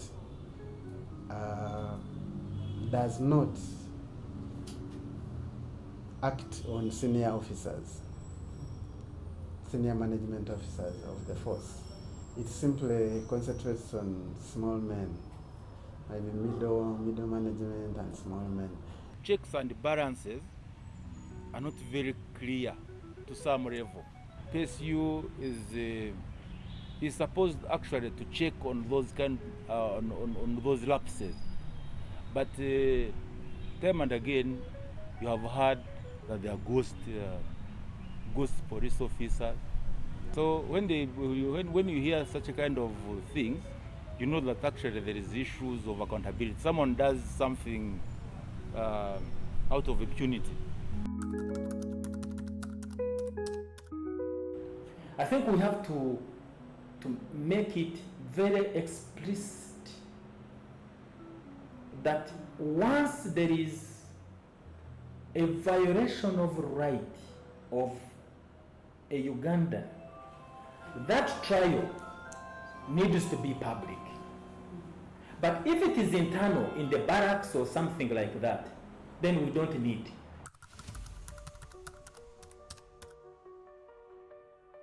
Preventive arrest is okay, it should stay there, because there are circumstances where it's required. For example, if police has reason to believe that a person wants to commit suicide, that person can be arrested and prevented from committing suicide. Or has reason that a person has intentions and capacity to injure people, to kill, and there is proper reason to believe that actually is going to injure people, that person can be arrested. They should be empowered at the same time as they are trained on how to handle such charged crowds. But also the public has a civic duty to understand how not to risk their lives in such situations, if at all they are not taking it as war between them and the police.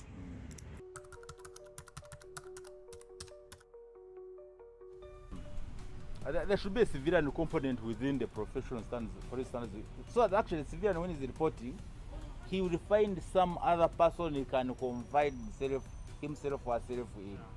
So I think the independent body should have been there yesterday. But that independent body should be having the civilian component, and maybe former police officers, let me say, former army officers, former judicial officers. I'm saying former because these ones have the independent element.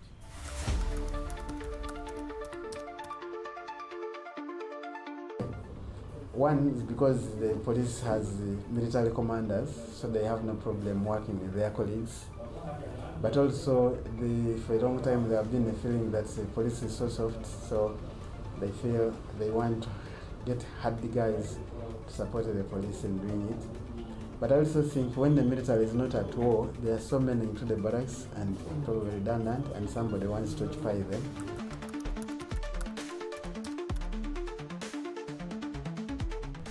Mindset is something wide. Sometimes they call it ideological tuning. We have heard of the patriotism that has been always even emphasized by His Excellency the President. If we don't train the civilians to understand really what is at stake and what is required as a citizen, definitely we shall end up recruiting these residues, and to train them when they have matured would be a bit hard. It should be a way that police officers should be allowed to do their studies and in fact facilitated. Because they enjoyed my 5 years as a director of studies, even before as a trainer, because I had gone to school. Okay? Yet I could still have served and eaten the same money when I'm an O-level leaver. I also think that certain powers need to be regulated. Not that it is going to be wiped up as an offense, but can you put an accountability mechanism where those powers can be regulated? Once you have that, then you are going to have the legal regime that is going to help people being accountable for their actions.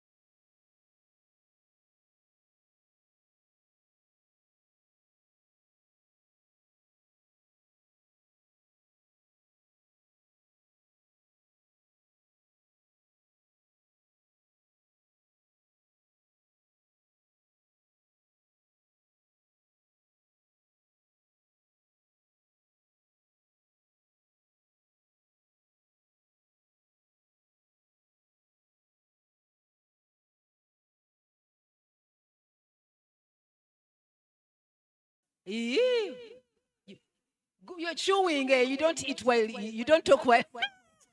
Okay, good morning. Hi. Okay, I'd now like to invite our panelists. I would give us like 1 minute to settle down. People on the line of T, we are getting feedback from you. Okay. Please join me in a big, big special way to welcome our panelists. And I'll invite them one by one. We have a dear friend and colleague from the Uganda Human Rights Commission, very well known to us, Pauline Mutumba. Please join me, and we are clapping and real clap. Now, it is only Pauline's table that clapped. But let us welcome Pauline. Pauline is the Director of Complaints, Investigations, and Legal Services. Pauline, thank you for making the time, as always, for being part of these meetings. I would like to invite again our friend from the Uganda Police Force, ASP Mangeni Dennis. Dennis, are you here? Are we? We are not annoyed from the last session. Dennis, Wama, you're my friend. I will need you one day. You're welcome. Hey, see the connections. Of course, our CSO friend and representative, Mr. Benson Ikwe, the ED PAC, Public Affairs Center. Aye, guys. We will have our discussant. Michael will be our, Councillor Michael will be our discussant. Michael, after we're all done, then you'll come and take the podium. Michael, is that okay? Right, to discuss legal policy and institutional issues. So those are our panelists this morning for our second session. We're going to be talking about national level challenges and promising practices for policing. Now, we've had Pauline, Dennis, Benson. We've had an interesting morning. One of the things, and just reflecting back on the theme of our convention, democratic policing and public trust, bridging normative standards with lived realities in Uganda. Bridging that gap, the theory and the practice. From the morning, we seem to have a balance, a picture that is forming. On one hand, we seem like the gap is narrowing. When you hear from Dr. Namtebi, the gap seems to be narrowing between the theory and the practice. But now, when you go and set the disruption by Dr. Kabumba and Dr. Birete, it just seems like there's really no hope for a gap so wide, Michael, that there seems to be no hope. Even if you recall, Dr. Birete gave us no recommendation. Dr. Kabumba probably gave us one recommendation around the independent oversight mechanism, but was hesitant even to decode and write it. So on one hand, there seems to be hope with the accountability. If you look at the sub-themes we are focusing on, don't forget that. The accountability aspect, when you hear from Dr. Namtebi, our panelists, you feel like there's hope. With the accountability, the PSU, the community policing, the question of human rights and policy, the community models, Dennis, that you're adopting, the area models, the sub-county models, there seems to be hope in terms of bridging that gap, theory and practice. When you hear Sarah and then you hear Dr. Kabumba, it seems like that gap, there is no hope. And Dr. Kabumba asks a question, which I will bring back to you as you discuss. Is it a structural problem in terms of challenges? Pauline, how do you see that? Dennis, how do you see that? Benson, is it a structural big thing issue? Or he mentioned, is it just those granular pieces? So as we discuss challenges, as we discuss promising practices, please don't leave this panel gloomy. There must surely be some promising practices. So as we discuss the challenges around accountability, challenges around professionalism, challenges, Paulina, around human rights, let's also speak around the promising practices. But in your perspective, Pauline, And also just focusing a little bit on what we discussed the last year. I'm sure you've read the communique. And lots of recommendations and action points around the Uganda Human Rights Commission, supporting the human rights aspect of the of policing, around optionalizing the human rights policy. What, in your view, your perspective as the commission, Pauline, are some of those persistent challenges, but also what are those promising practices for policing? Thank you very much, Pauline. Thank you. Thank you very much, Sheila, and thank you, Justice Access Point, for convening us to discuss this very, very critical issue. It's both timely in terms of the time that we are going into in terms of elections, but also even beyond that, we know that a strong and professional law enforcement is critical for democracy and rule of law. I'll hinge my responses to your question, Sheila, around two major interventions that the Uganda Human Rights Commission has engaged in.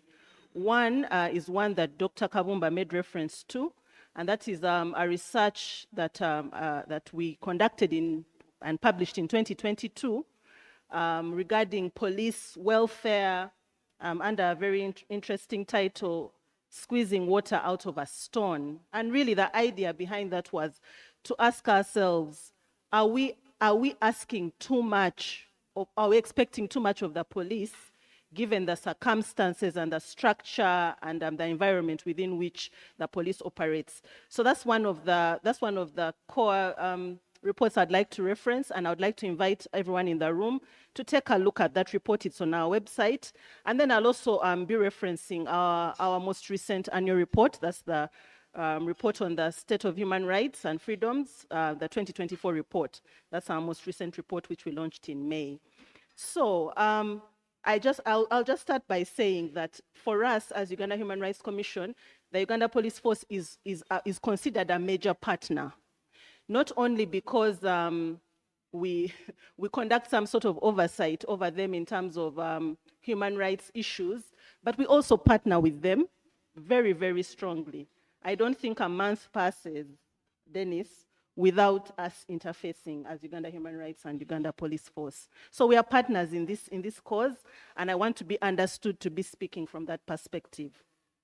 Of course, we receive complaints where there are excesses on the part of Uganda Police Force, and there is that perception that it's actually not a perception, it's a fact that most of the complaints we register are against the Uganda Police Force.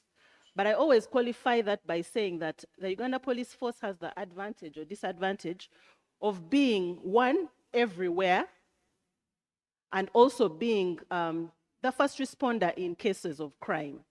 So definitely that interface means that we'll have more. So if you compare with the cases we receive from complaints from Uganda Prison Services and other security agencies, it's inevitable that Uganda Police Force will rank highly.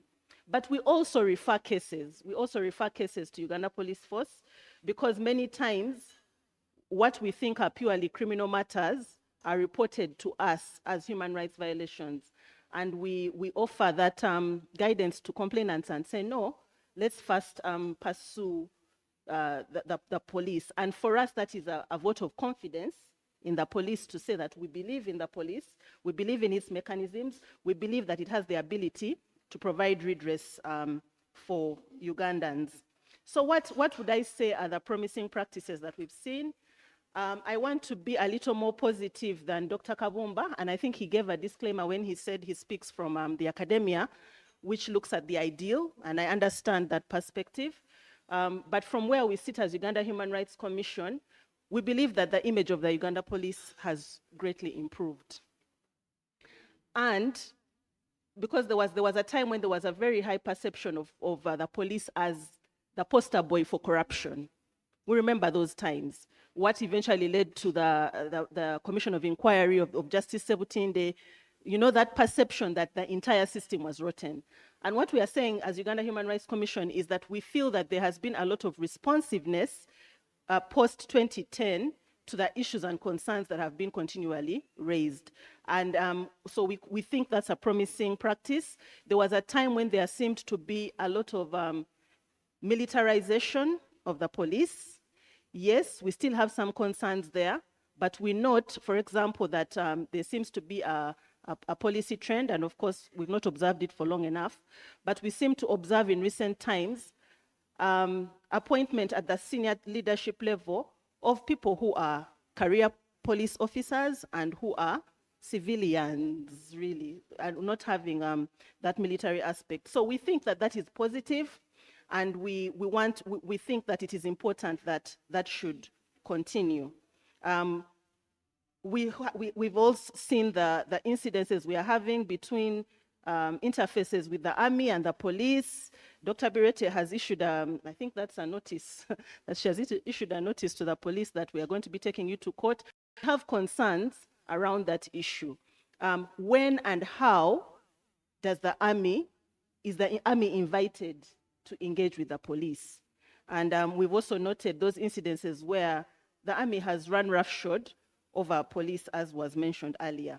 But overall, we think that the efforts to boost the image of the police is a promising practice, and it's something that we encourage. We also appreciate the annual crime report that is now, every year we have a state of crime in Uganda. And what we think as Uganda Human Rights Commission is that you cannot overstate the importance of documenting. But also, this annual crime report, for example, as Uganda Human Rights Commission, we pick that report, we pick trends and patterns, and that actually informs further research that we conduct. And remember that as Uganda Human Rights Commission, we make recommendations to Parliament for actions from different ministries, departments, and agencies. So the crime report is something that we think is a promising practice that we want to commend the police for us to have empirical evidence from which we start to say that these are the issues. As Uganda Human Rights Commission, we tend to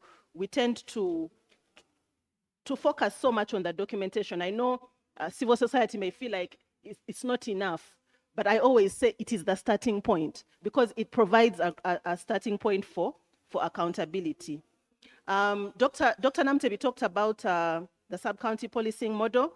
We think that's a promising practice. However, we are concerned about its resourcing and implementation because it's one thing for you to have the policy in place, but is the resourcing there? We have police posts in Uganda where it is manned by one officer, sometimes not even armed, you know, not because they don't want to know. Now, what happens is when you have a rowdy situation, and it happens in the villages, land issues, someone is arrested and a crowd comes with pangas, machetes. How do you expect this officer to respond appropriately? Of course, if they are armed, and we've seen situations like that, where they are armed and they respond and they shoot, they may shoot in the air first, but eventually they'll shoot, and sometimes we've seen loss of life.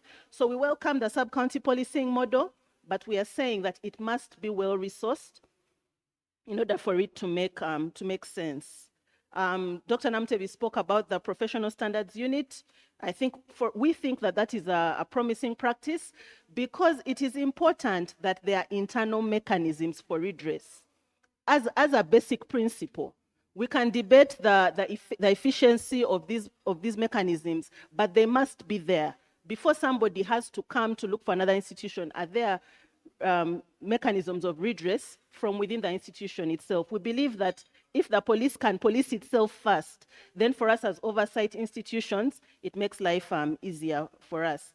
I want to overstate the continuous human rights training because that is something that we are constantly working on together. These days, we actually get invitations from police on their own initiative through their human rights and legal department, calling us as Human Rights Commission to train them continuously. Okay, now we are going into elections. How do we handle this? How do we address human rights issues within the land context? So we welcome that as a promising practice. We've seen a bit of digitization. I don't want to call it too much. I don't want to blow beyond the proportion, but we've seen the cameras with their pluses and negatives. We've seen a lot more training. I think UNODC is doing a lot of training, digitization of the police. We believe that is a promising practice by the police. because the reason why security, in some cases, why security agencies may resort to torture is because of use of rudimentary methods of investigation. If you have forensic evidence, if you're able to follow the science, as they say, there's no need to beat someone to pulp to get them to confess, especially knowing that that evidence will actually not even be utilized in court.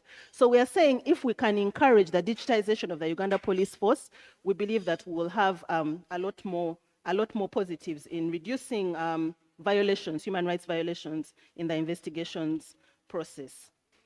In terms of challenges, as I referred you to our report, our 2022 report, the welfare. I think someone alluded to it in the morning. Sometimes people are acting out of frustration, you know. Many times you interview police officers and they tell you, but Human Rights Commission, what do you want me to do? This person is going to be lynched by the public if I release them. I do not have fuel, I do not have means, I cannot walk. If you could go and visit some of our police posts, you'd actually shed a tear. Here within the urban areas, there's that effort, I guess, because the public eye is there. And actually our 2024 report has some pictures that show you the state of some of the places we call police posts. You wouldn't even put goats in there. And you expect this officer to deliver. I mean, we are human. There must be some level of accountability or commitment from the state to see that the conditions of the police are better managed. Police is doing a lot in terms of building its infrastructure. We are seeing housing, we are seeing renovation of spaces, but again, there's still a lot more that needs to be done in that regard. How does this impact human rights? If the space in which police is operating is not even fit for goats, how are you going to detain a suspect there? You'll find there's poor lighting, there's no sanitation. I tell you, our police officers do a lot that we do not commend them for. Within their limited resources, you find them going the extra mile to organize at least a space where we can separate the women from the men, the children, all these international standards that we expect of the police. They require resources to implement. And I'll just end by talking about the issue of joint operation is something that is a real concern that needs to be addressed. I'll stop there for now. Wow, Thank you. Thank you so much. Can we just give a hand clap to Pauline? And to all of us, I think Pauline has made a passionate appeal. We never really thank the police. So today, let us be on record, CD. Can we really clap for the police? At least. So Dennis, never say we never thanked you. Even as we start the constructive criticism. But Pauline, thank you very much. Before you leave the microphone, Pauline, that issue of resources and welfare, and it's real and it's true. But are we addressing, like Dr. Kabumba said, are we addressing the granular issue, or is it a real now structural recurring issue? Okay, so from where I sit, I would say I think it's a bit of both. The structural issues, the environment within which we operate, that's why I've raised the issue of the militarization and those. We are really, really concerned about how police, I mean, if army officers can come and beat an OC of a station, who they have come, by the way, to hand over suspects to, you know, and get away with it. What are we talking about? So those are the broader structural issues. But I think that, in fact, whenever I enter a room, I like to see who is in the room, to ask ourselves, who are we speaking to? It's very dangerous for us to be speaking to ourselves. So the structural issues must be addressed. And as Uganda Human Rights Commission, we have a forum which is convened by the chairperson, where we engage with heads of security agencies. So we address those issues directly in that space, where we believe that the leaders at the top can address those. But practically, on this other side, we do think that the granular issues also need to be addressed for us to be we talk about progressive realization, you know, but for us to see an improvement, we also need to deal with the granular issues. Right. Thank you very much, Pauline. Pauline, very quickly, the issue of the professional standards unit. I think it's come to age where we shouldn't even be just looking at it as a mechanism that's there. I think we've come to a point where like there needs to be more analysis around its efficiency and effectiveness. I know you said it's an important mechanism. It is there, but it is there to do what? When I look and Dr. Namtebi really amplified what it has done, and we really appreciate that, Dennis. But from the last year's convention, one of the recommendations was there should be regular and timely feedback on complaints filed by members of the public before the internal accountability mechanism. You're gonna put that one. Yeah. You say it's a good thing it's there, but shouldn't we even be going deeper to ensure that its effectiveness is actually felt? Sheila, I want to agree with you, and I must confess that as Uganda Human Rights Commission, we've not gone beyond to do an analysis of how many complaints are they handling, what redress is being given. I think that's a gap that needs to be addressed. We should go beyond it's there. That's a good thing. Right. But how is it operating? Is it efficient? How many cases are they disposing of? I think Dennis would be in a good place to give us some details. But I think because of the caseload that we also receive as Uganda Human Rights Commission, right, I must admit we've not interested ourselves in the efficiency of the mechanism, but I think that's feedback I can take back. Okay, thank you very much, Pauline, for that very warm response. I'll now switch the gear a little bit to Dennis. Dennis ASP Mangeni from the Uganda Police Force. Dennis, we are on the question of policing since morning. And again, this issue of public trust. It's that opinions are so divided. In this room only, when Emiri did the sample, it was so obvious. And people are not even shy to keep their hands down to be seen by Dennis. At the same time, Pauline is saying that trust is increasing. So why that gap? That what are people not seeing, or what are people seeing that other people are not seeing in terms of promising practices? Why that gap, Dennis?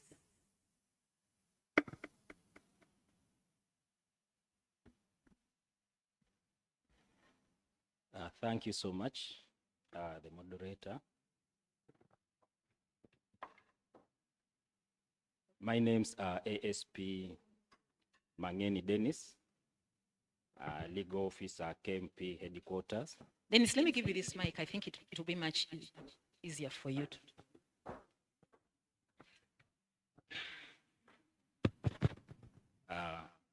Thank you, the moderator. My name's ASP Mangeni Dennis, legal officer, KMP headquarters. KMP is Kampala Metropolitan Police.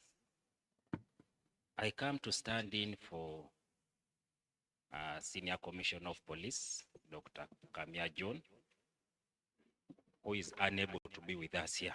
Dennis, just a bit of volume so that. Who is unable to be with us here, and I convey his greetings.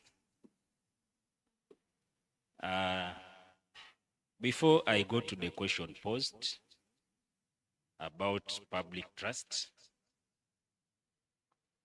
and whether we have practical promises, I should be able to associate myself with what Afandi AIGP Dr. Hadija Namtev alluded to this morning. And I should also associate myself with what the representative from Human Rights Commission has shared with us.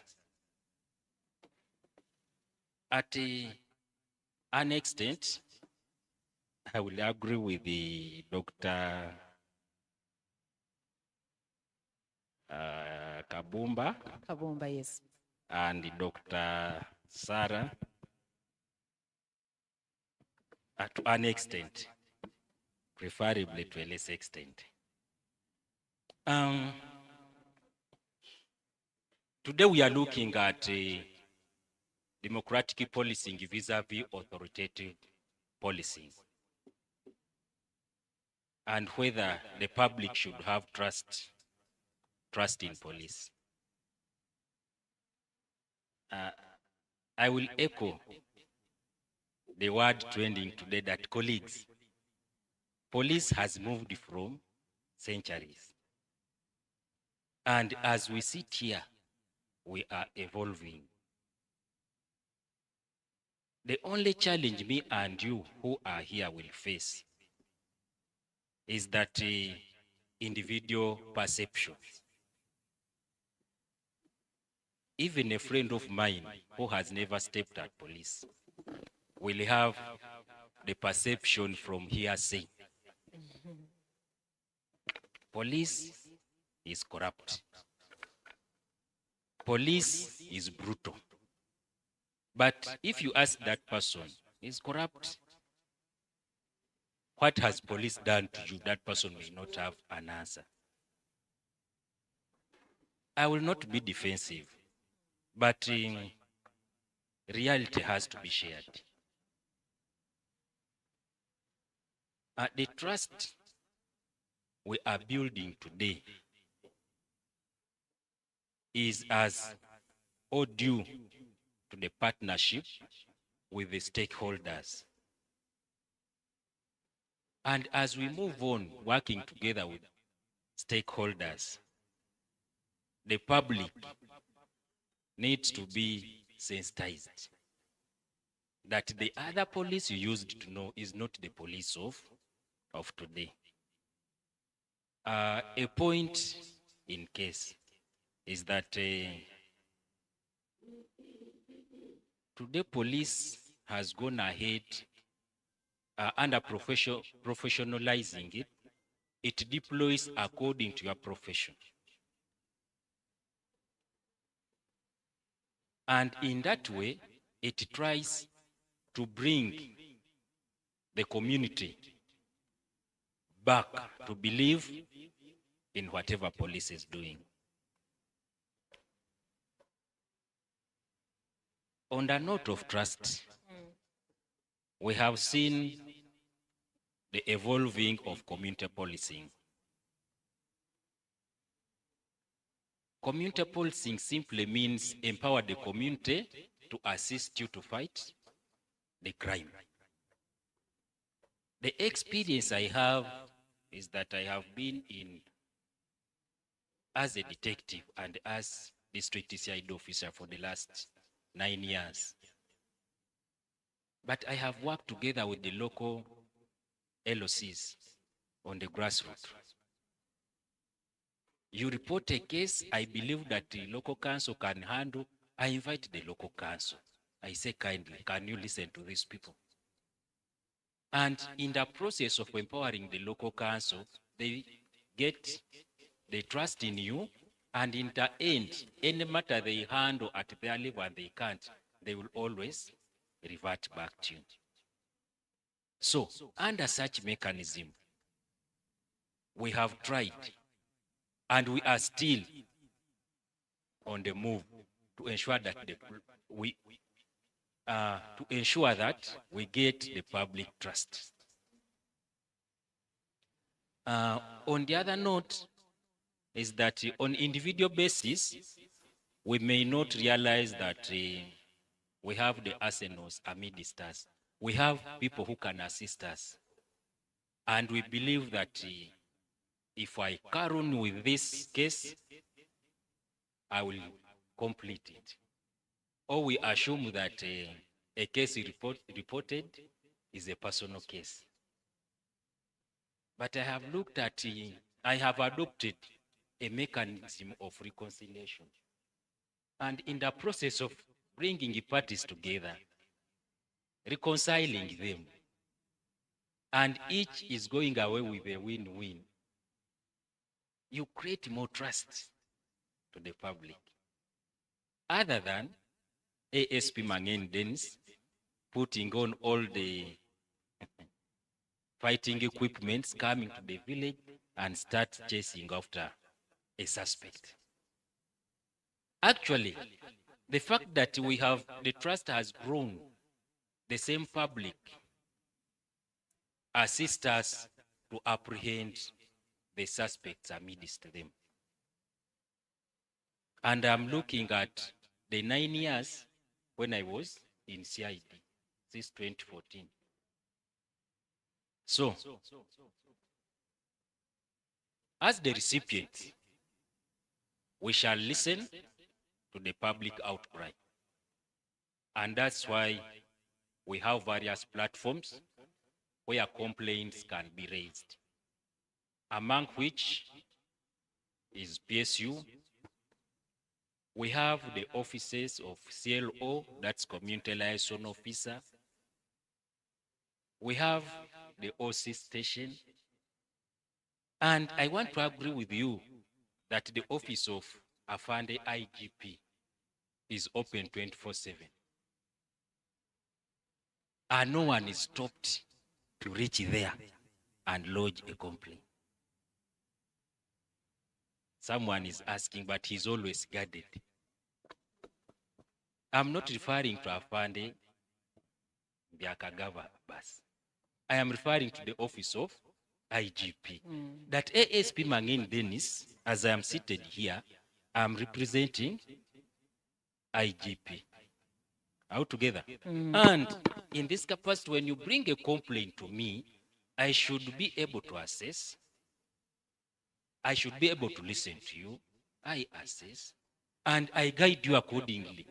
Or in case it is over and above me, I make a reference. We have scenarios where we receive cut crossing cases, civil, criminal.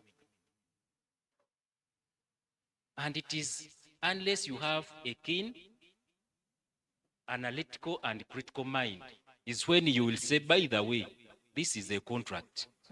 What you need to do, let me refer you. Either if you don't have money, go to legal aid. Legal aid institutions can provide. Besides, you go to court and proceed under small claim if it is under small claim. We have done that.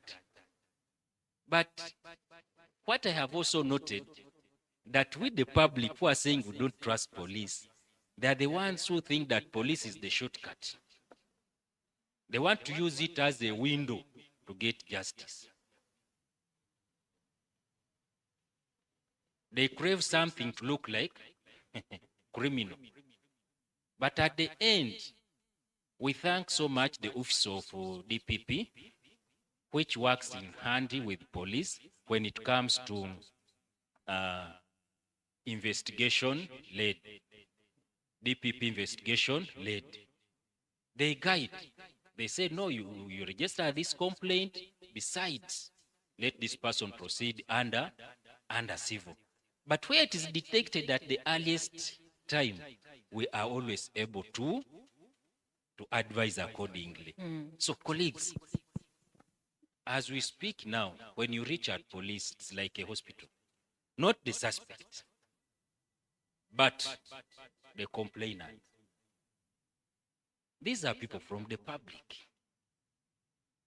I should agree at a certain point that they may feel justice has been delayed. But delay in justice is a matter of investigation, depending on the complexity of the matter. We have a case which we are handling, where this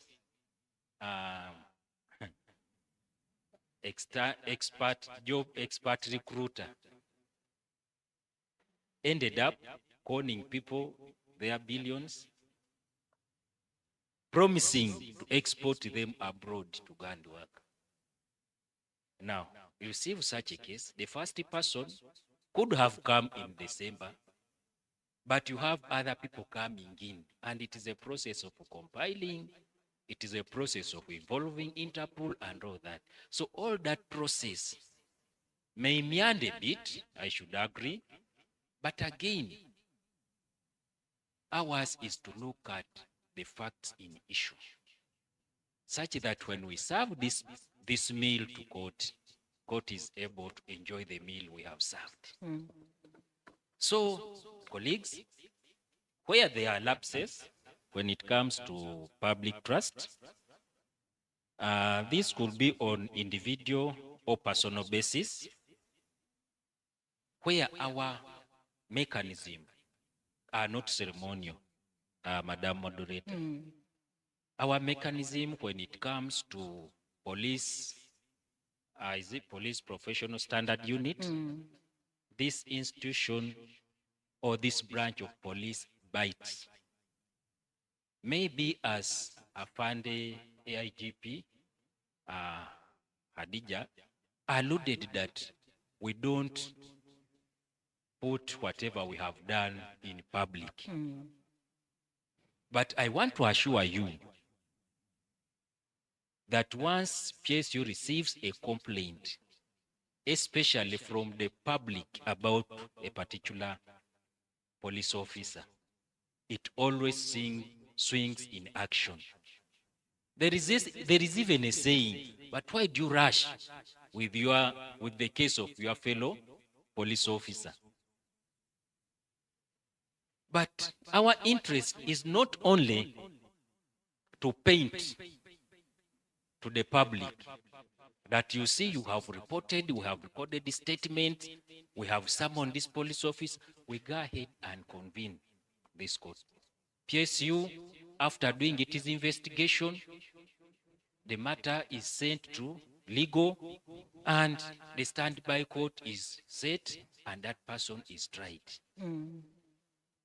Our sentences range from dismissal to severe reprimand.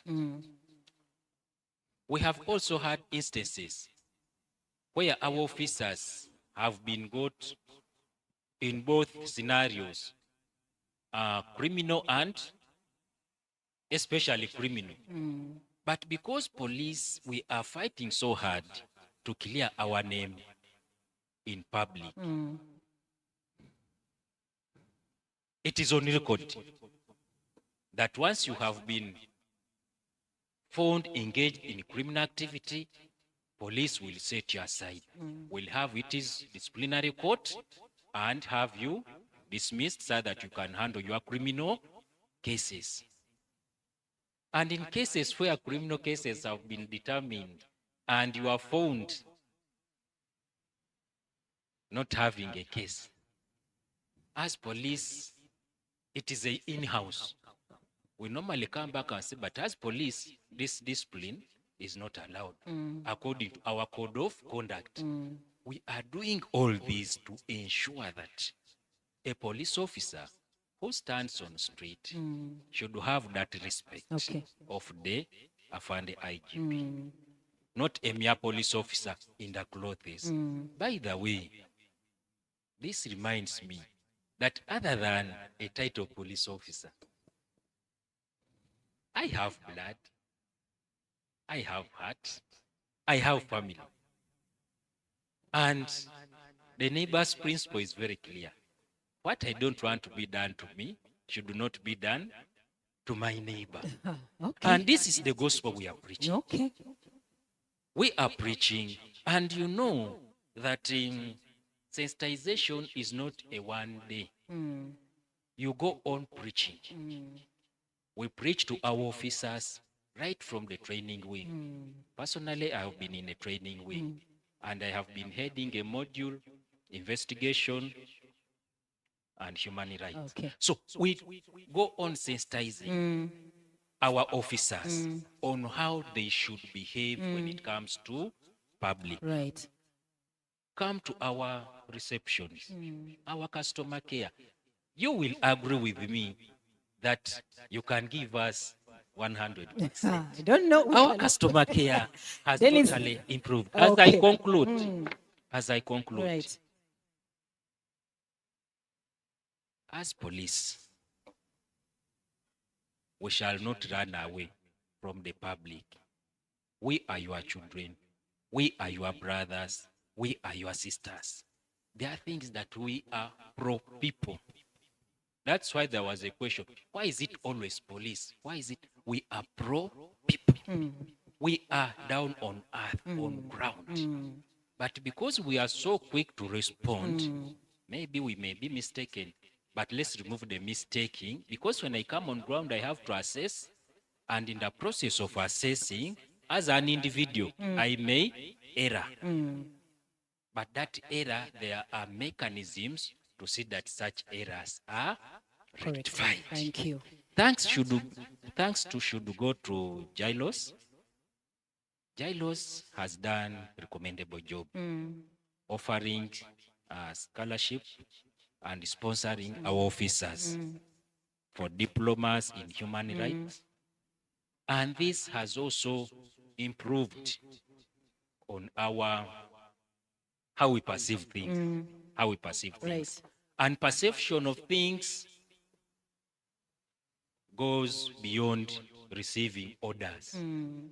That's what I can say. Thank you. Thank you very much, Dennis. Please, are we clapping? Are we? Dennis, thank you very much. Benson. Dennis really emphasized the issue of individual perception. If you sample this room, I am so sure 95% of us have a story with the police. Could be a good story, could be not so good story. So Benson, with all that's happening around accountability, strengthening accountability, around strengthening professionalism, and also promoting human rights within the police, what is the spoiler? Benson, wait.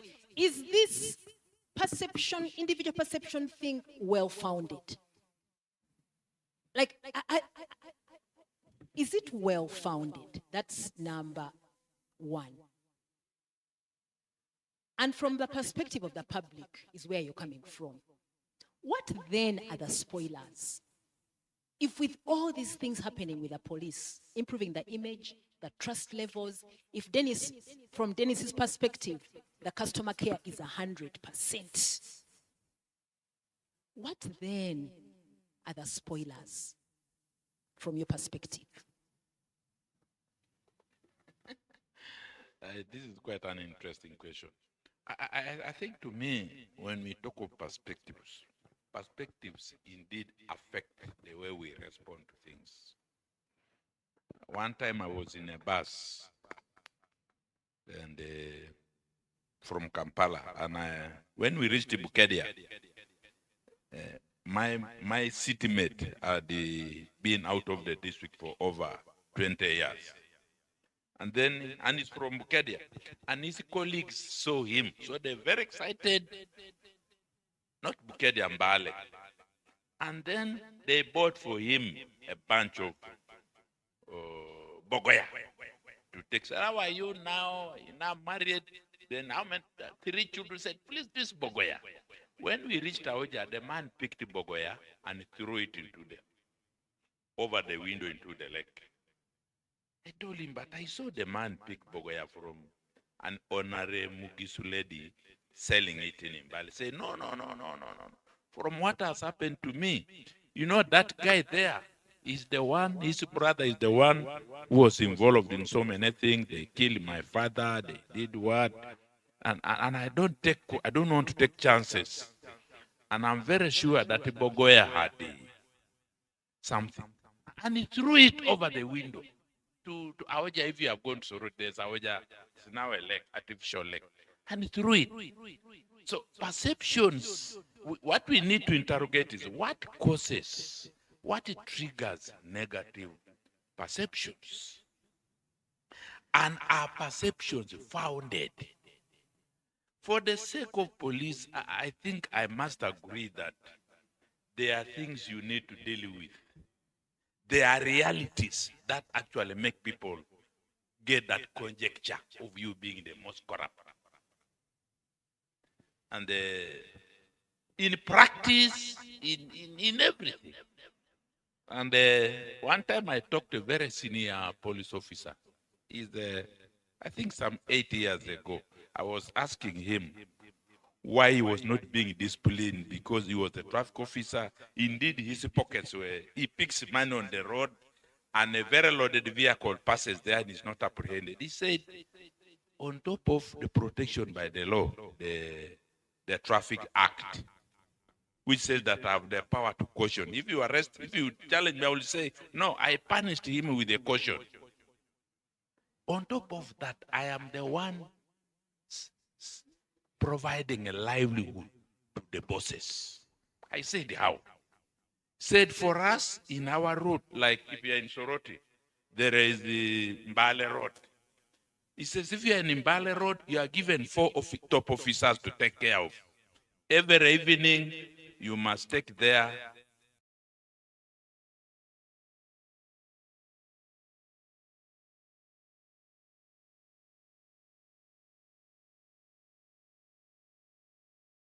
for the boss. If you don't do that, the next day you are not there. So he says, if I'm contributing close to 60,000 a day for the stability of that man's home, tell me in a month, that's about 1.8. How do you expect him to disrupt me, who is source of life? So what I'm trying to say, these perceptions are founded on practical realities on the ground. Take a case to police. Recently, the borders were telling me that what they have noticed now, there's a pattern in police operations. When they are just opening schools, children are reporting back to school. There is a big swap on borders. You find about 100 of them. 500 of them are picked up. They say you don't have an helmet, you don't have what, and so on.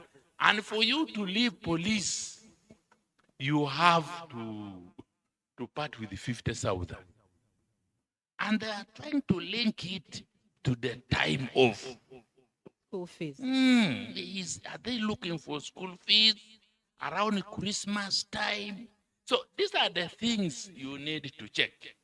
And these are the things that inform perceptions. So for me, what are the triggers? I think to me, those are the things. And I think to me, I imagine, and I think it is true, that police is operating under a very awkward and disturbing environment that makes them behave in a certain manner, which has triggered the negative perception. One of them is what I call here the complex state structure, ambiguous state environment. Police is serving under a government outfit that believes it is a mass party and it is a revolution. Now, if somebody says I'm a Catholic, you investigate what does that mean. If somebody says I'm a Muslim, dig deep, then you'll understand. So when somebody says I am a revolutionary, we are a mass party. Mass parties to me is a deception. In a multi-party system like ours, there's no such a thing as a mass party. Mass parties exist in highly communist societies. Like in China, for example, you find that professional associations like where my brother belongs, he's a member. Association of engineers, lawyers, you all subscribe to that party. And when it is electing a president, your delegates go there and form. Everybody and the leaders are treated as cadres. Now, when somebody says we are a mass party, definitely Human Rights Commission won't be spared. Police cannot be spared. You are treated as cadres who must protect and fulfill the interests of a mass party. And then you begin to behave in an awkward manner. And that's why you had Sarah saying, when, and even Dr. Busingi, when it is opposition, there's the way you behave. When it is involving the party, the ruling party, you behave differently. Like us in Katakwi, for example, during NRM primaries in 2021, a candidate struggled with a police officer trying to grab a gun, and 3 people were shot in the process, a woman and her child. Today, it was not even arrested. He was not even charged. And he's even now a candidate again. Life as usual. So for me, these are the triggers. When they see this, they begin to think, I think there is something wrong. They are partisan, they are what, and those are the challenges. And the issue comes out of that. And then the subordination of the army, the police under the army, sincerely speaking. I think Businge talked about it. I felt it when I read that story. And it is one of my positive when I come to the positive. That lady who stood, a police officer who stood firm and said, no way. And he called for reinforcement. Is a rare species in police. Is a rare species in police. There is an increasing subjugation of the police and people now think it's the department. And when you begin behaving like security apparatus for the regime, definitely, or for government or the ruling party, then definitely you get that. So to me, these are the things, the way you adjudicate justice, the way you respond to issues, the way we see you related. You can imagine the raid on police by the rogue army, out of army officers.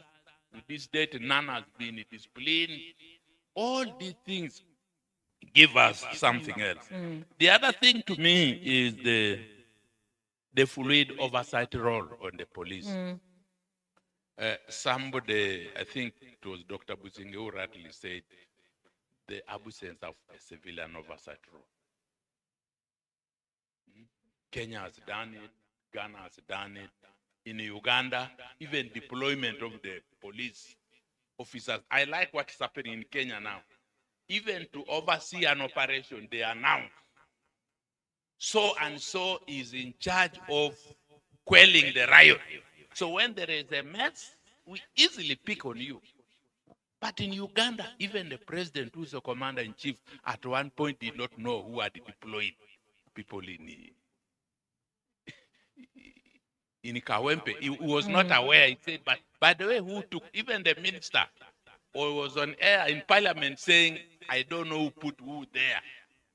So these things increase and intensify on our, so the character of your own officers tends to learn and the way they handle matters, the way they respond, the way they treat others, especially those in opposition, makes people think that you must be up to something else. Otherwise, we recognize too. So when you go to what I think is positive with the police, and I think, and I'm sure I was waiting for it, for me, the response, the shift and the timely response these days police handles is to me something which is positive. I like giving our grassroots level.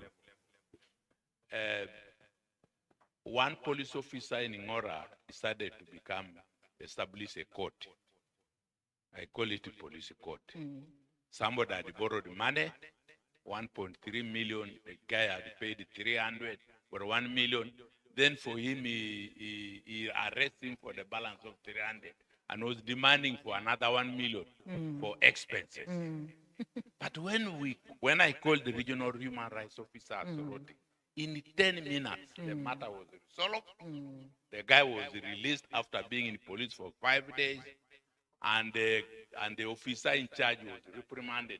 I am sure he's going through the processes. I think that is, to me, positive.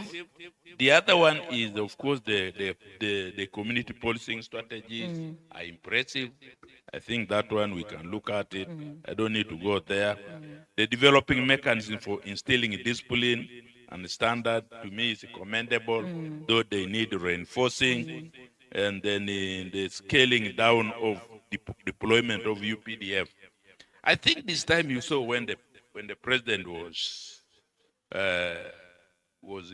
reappointing appointing the current IGP. You saw that this time there was a reduction in the number. The other one was quite worse. I remember the private was even frog jumped from a private to a brigadier and given to head a department in police. I was wondering what happened to the career officer like him who seated here. So, but this time, to me, I think that is commendable. I think the president is beginning to respond to our issues. And I really think that he needs to do that. Then the restructuring, of course, is welcome. And then I think I've already talked about the robust response mechanism and feedback with police that through the specialized officers, like spokespersons, human rights officers, and others. I think to me that's what I can say. Thank you very much, Benson. Please appreciate Benson with a real clap. So, Benson, this oversight, civilian oversight issue has come back again from the last. Michael, as you take the podium, we were in Nairobi together with you, and there was a democracy forum happening in Nairobi, I think last month. And the same country we are praising about a civilian oversight mechanism, its own citizens, at least in that room, were castigating and saying that oversight is not working, that mechanism has been captured, it has been politicized, that mechanism is not independent anymore. And we started to think that even as we, Michael, to you, even as we recommend some of these legal and institutional mechanisms, is there an assumption that there should be a certain ecosystem within which they will function? That us just saying civilian oversight, first, as you address the legal, institutional policy, are there things, mechanisms that require a certain ecosystem for them to function? And do we, as Uganda, have that ecosystem? So please welcome Michael with a clap as he speaks to us about legal, institutional, and policy issues around policing. Thank you, Michael.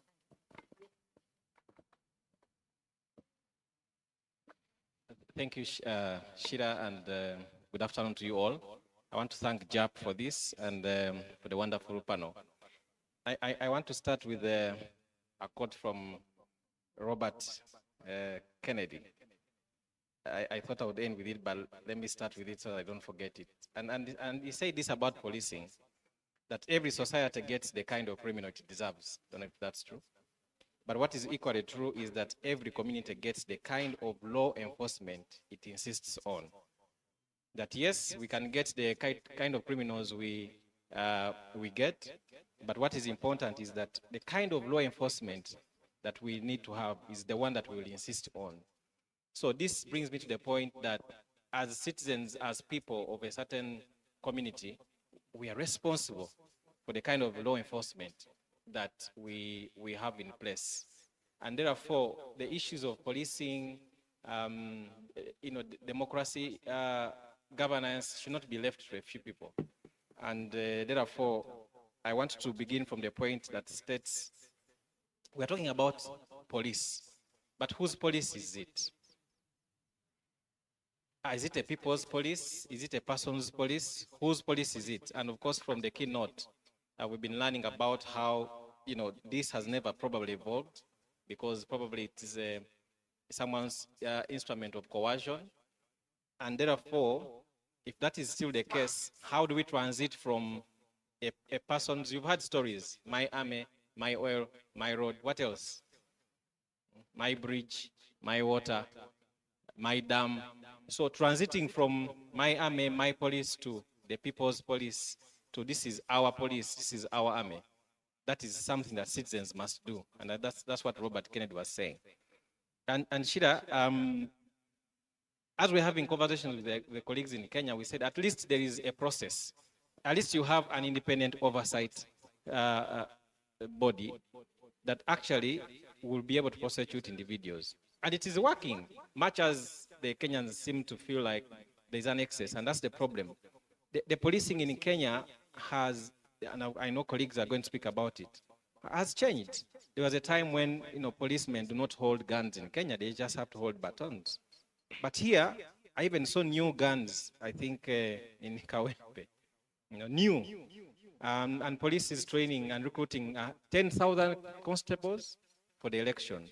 In 2021, they were recruiting about 2,500. That's 2,500. It has actually more than doubled.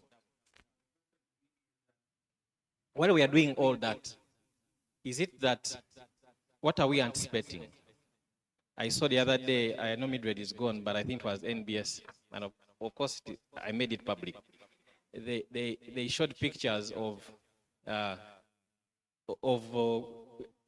gears. I think they had a proper, they call it tear gas mask, and the protective gear for the army, and the caption was, as NBS, we are ready for the 2026 elections. Then I asked, so what picture are you painting? Are you seeing what we are not seeing? That they have already bought masks, they have already bought all these protective gears for their journalists, and that they are ready for the 2026 election. So I asked, that, what are you seeing that we are not seeing? That one already shows you that probably there is something that is coming that we need to be aware of. Quickly, I'll go straight to the issue of the legal framework. This one has already been talked about, but what I want to emphasize is that what we need to do about it is the issue of the joint operations and the cooperation. And Dr. Sarah and Dr. Kawumba talked about it. At what point are you invited? Is it by a radio message? Is it by a letter? And I think I've said that before several times, that can we have the letter that probably police wrote to the army requesting them to come? Because in most cases, the army is inviting itself. Before anything happens, the army has deployed, and they will say, no, as JAT, we suspect there is terrorism, so we have come. But also, the structures that make up JAT, the corporations, the joint operations, what is it guided by? Because there is no framework to guide that, and that's a big problem. Number two, the appointment of the IGP and the deputy IGP is done by the president.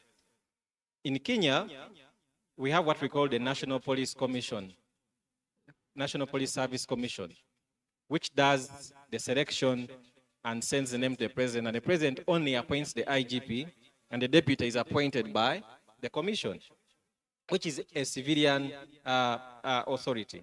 So I think on the appointment of IGP and deputy IGP, we have to think about it. Because the president has so many appointments, over 200 he does in this country. So what will it be like? Because if we're talking about a people's policing, democratic policing, there must be public participation. Do we ever participate in the recruitment processes of police, besides giving them our taxes? I think that to me will be a plus, talking about that. The other is the transition from force to service. I go to prison a lot, no, not as a prisoner, and I have discussions with the police with the prison service, and ask them, why did you take on this so-called uniform that looks like, it's a military uniform, And they said, no, it has been here, we've never used it, our uniform is very nice, so you can't put pockets here, you can't put pockets there. Sometimes you need to run after a prisoner, and you can't run, with this smart. But the idea is that, why are we trying to militarize a service? That's the point I was making to them.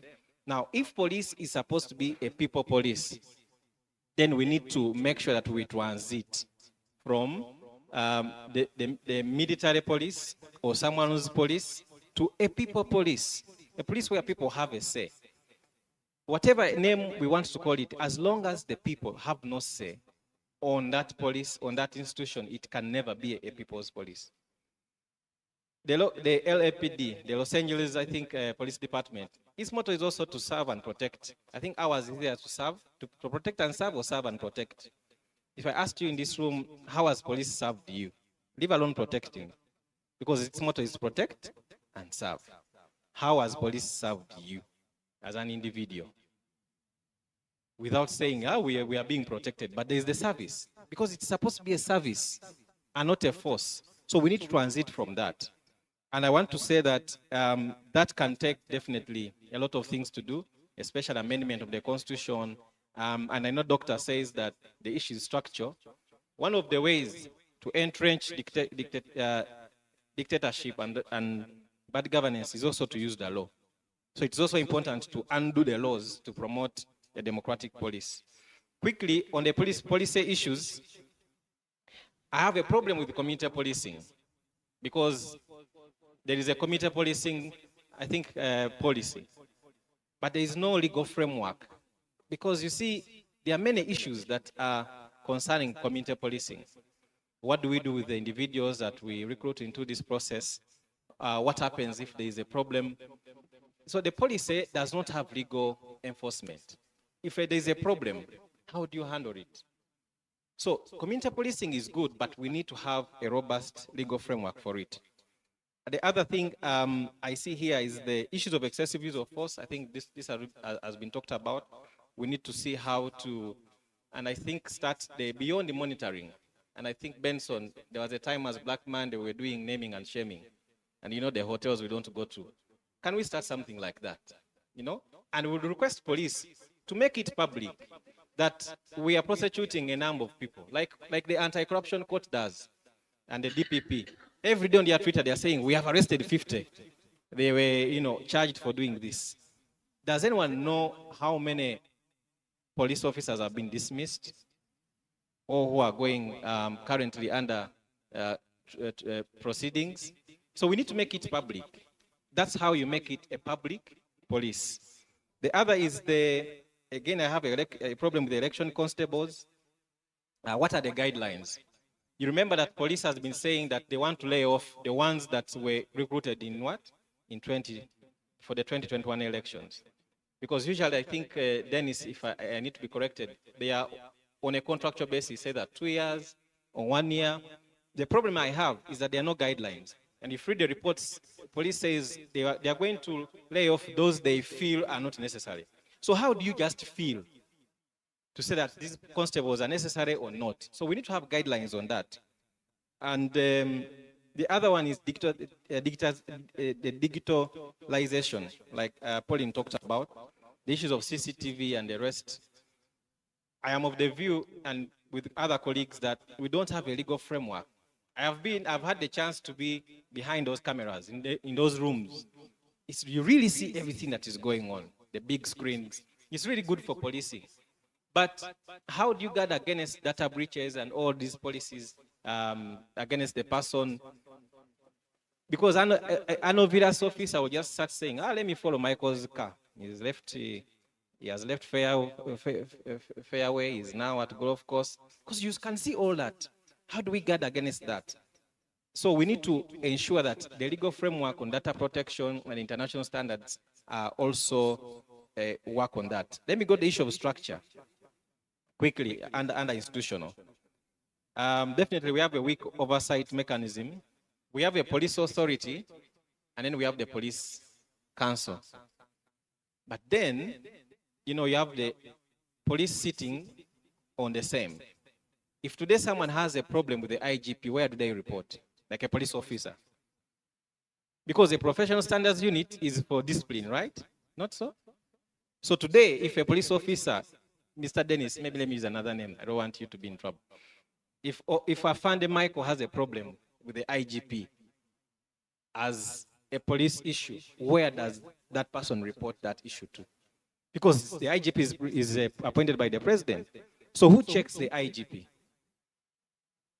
In terms of the citizens out of police, but within police itself, who checks the IGP and the excesses? Limited resources, that's also another problem. I have a story to this. I used to go to, let me mention it, Wandega police station, you know, to go and get clients out. One time, I think I decided to move with a ream of paper and pens in my car. Reason, you reach there and they say, we have no paper to print police bond, so you give them a paper.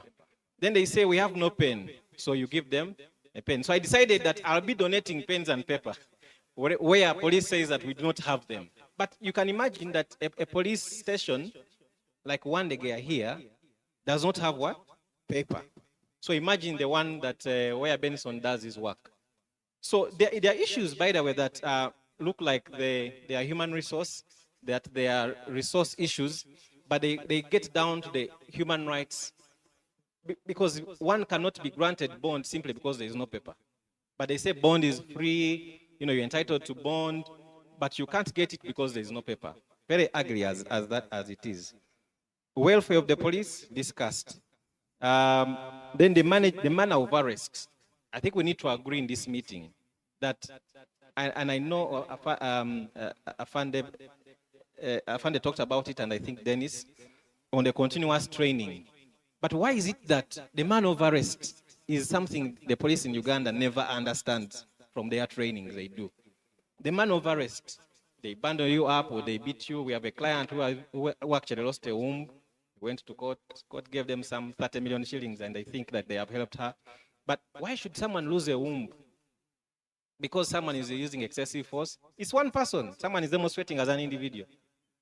And they have to lose their womb because the police officer is overzealous. And the manner of arrest is very bad in this country. I was once arrested, but we kept conversing with the police officers. They were good enough to have the conversation with me. But that is really bad. We need to discuss it in this country, that I have a right also. I am still innocent from the time I'm being arrested at the time I'm produced before court. Employment of civilians. I don't know how many of your relatives work in police. Please don't put up your hand because we might come for their numbers. But employment of civilians, because Section 20 of the Police Act allows employment of civilians in the police force. I don't know if Dennis has some numbers, but that alone is important. Why? Is that it helps police to be professional, but also to allow public participation. That police is not left alone as for guys who know how to kutera mundu, you know, but it is for everyone. And then police units.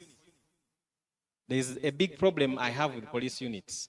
Maybe I need to check. How do they come about? Who decides what unit? As I checked over today on the website, there are 11 units. And I don't know where the VVPI unit falls because it's not under the ones in the structure of police. There are 11 units, including one on, police canine unit, things like anti-stock theft, police minerals, field unit, and many. So I don't know, maybe Dennis, where does the VIP unit fall under the units of police? And who comes up with the units? What is the process followed? Is there public participation in the process? Because it is important.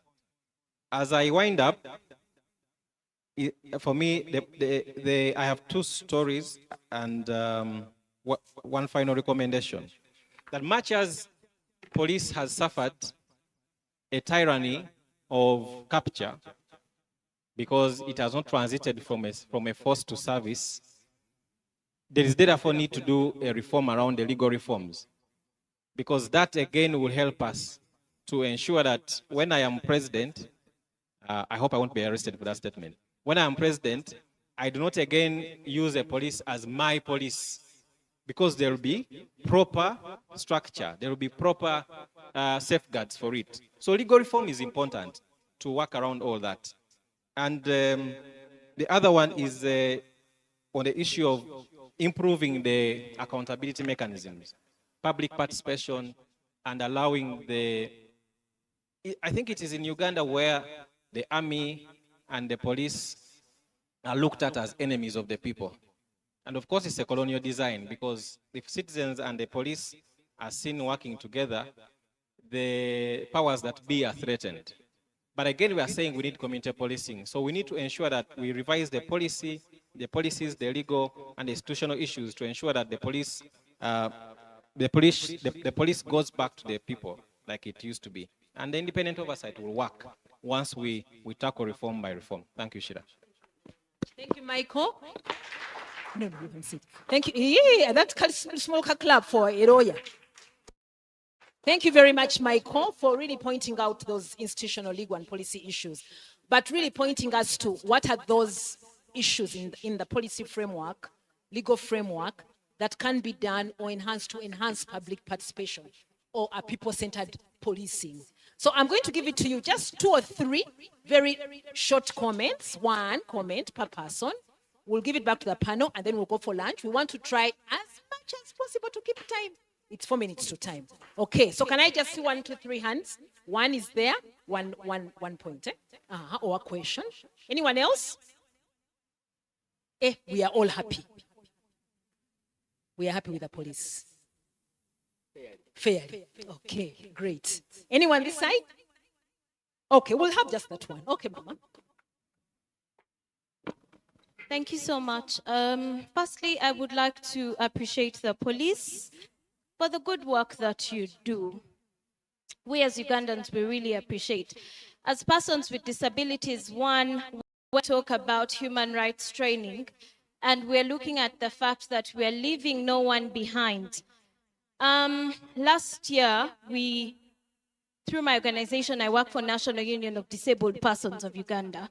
We did put up the standard operating procedures for persons with disabilities during arrests, detentions, and operations. And for us as persons with disabilities, because we are working with you police, but we are seeing that they are stalled and we are getting to a place of elections.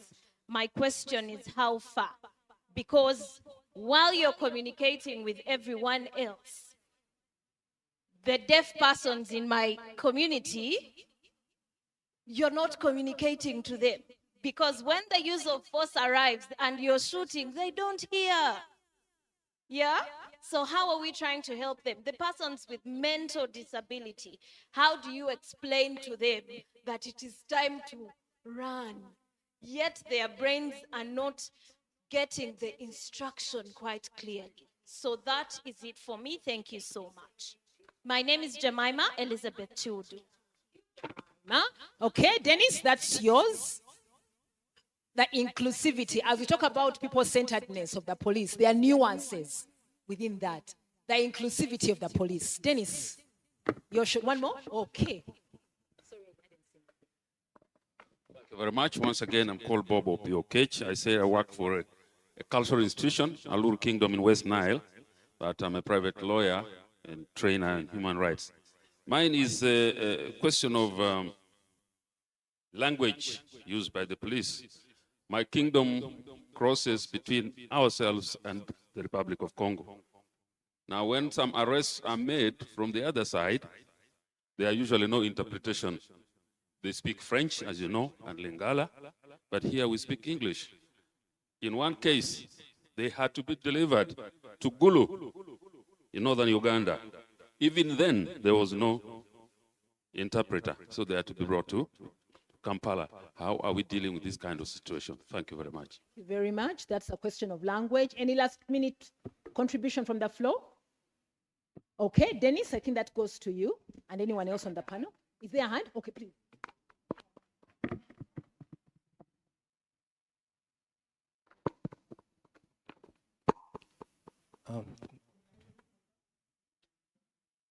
Thank you very much. My name is Jimmy Wamimbi. I work for Advocates Sans Frontières. It's a question. Afande Namtevi, in her submission earlier on, made mention that there is a police human rights policy. I tried checking online. I thought I would get a copy. I seem not to find one. How do we access some of these documents, to refer to and probably see if they capture all the nitty-gritties? The second, it's not a question, it's a comment. Well, it probably becomes a question at the end of it. I happen to interface with police out of this country. We had gone for a conference, and me and my friends decided to take a walk around the city to understand that city. And through the police cameras and everything, they were able to notice that we had moved a long distance. So police comes to us, asking us, is everything okay? We've been monitoring your movements. We told them, no, there's no problem. We are just a walk. So police in that country told us, it's okay. We are going to give you a ride and take you wherever you want to go. Do we see that interface with with Ugandans here? When I returned, I put our own police to test. I stopped a police vehicle. I told them, I am going somewhere and I have no means. If you had found me knocked down or dead, you'd carry me to the mortuary or to the hospital. I'm okay, I need a lift. They found it very disturbing, but still they gave me that lift. So there is need for police to bridge, because there is them and us. Of course, you try and do that with community policing, but I believe there is more you can do to make people feel and trust you more, that they can even stop and ask for a lift whenever there is need. Thank you very much. Thank you very much. That's a powerful one. Thank you very much, Jimmy. On the question of human rights policy, very quickly, Dennis, where can we find a copy? Then on the issue of language, what are the mechanisms in place in terms of interpretation? Then, of course, Jemima's on inclusivity. Very quickly, before we go for lunch. Thank you so much. I should appreciate our participants. This shows that there is public trust. Other than that, we wouldn't be getting these comments anyway. Allow me to start with the last one, Mr. Jim. One, I agree with you that you had to put police to test. I should agree with you. But what I have to say is that we are out there and we are ready to help. Besides, our perception was, when you come, we first ask you, what have you done? Yes? Let's go and record a statement. We are running out from that perception. And that's why you see when you put police to test, they have that critical and analytical thinking. Does he want to spy on us? What is he up to do? But after studying you, they said, okay, we can drop you wherever you are going. But we still call upon the public that let's not fear police. Let's come to police. Let's interact with the police freely. Not when we have problems, but even in times of happinesses. We normally organize marches with the public. Okay. Yes? Today we preach. We had a meeting to reconcile some parties, and like, how come that today police you are preaching? You even quote Bible verses. But we said, this is pro people. I should agree with you to that country you didn't mention, but let me hope that you are not also suspected in that country. Say, who are these rare species? Let's follow up. You know, mere talking to you is disruptive. Yes? Like you are driving in, and at the entrance say, oh, a security guard only to ask you, how are you, sir? It's only the disruptive. So let me hope you are not seen as the suspect, which is not the case here in Uganda. They will leave you to go wherever you are going, but our system is like, nowadays we don't call it women, we call it light, unless you are in contact with the law. Okay. But once you are doing whatever you are doing, you will come back safely, so long as whatever you are doing, you are not infringing on the neighbor's rights. Okay.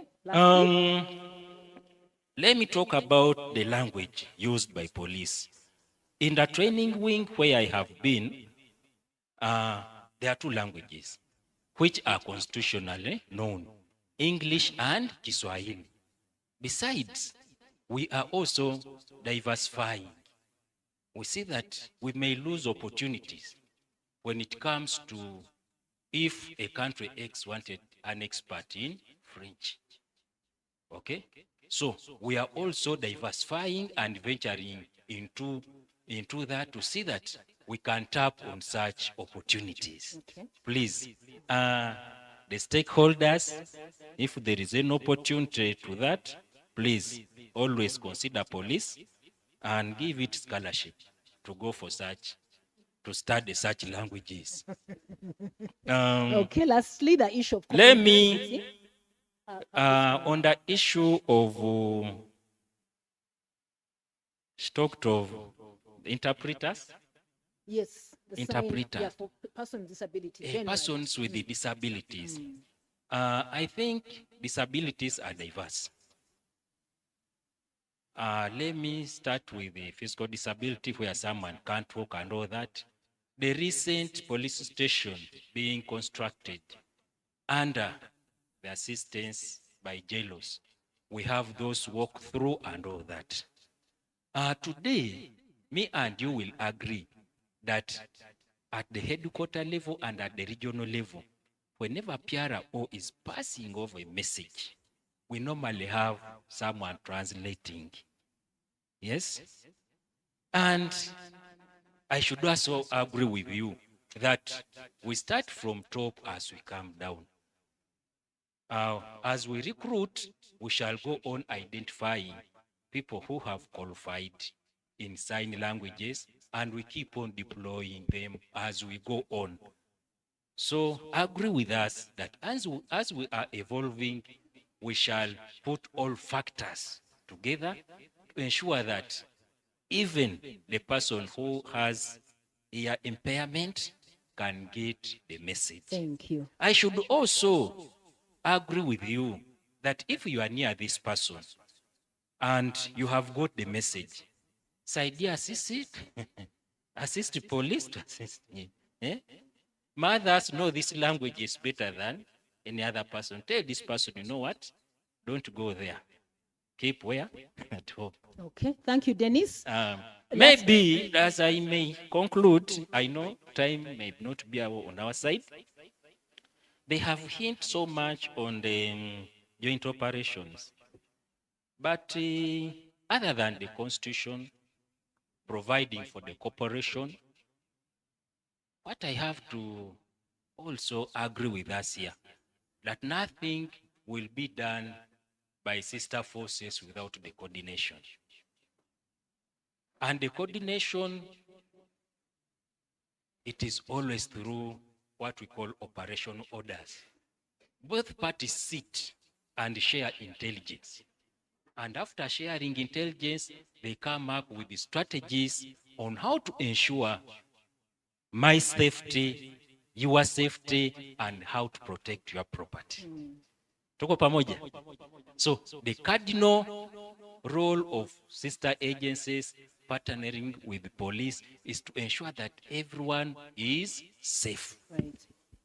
Not to injure anyone, but to ensure that everyone is safe. Me and you may not see behind the cameras, but the cameras may show what you see, which may not be the topic today. Thank you very For much. God and my for country. God and our country. Thank you, Dennis. Pauline, one last shot. Is it possible to have people-centered policing in Uganda? One sentence.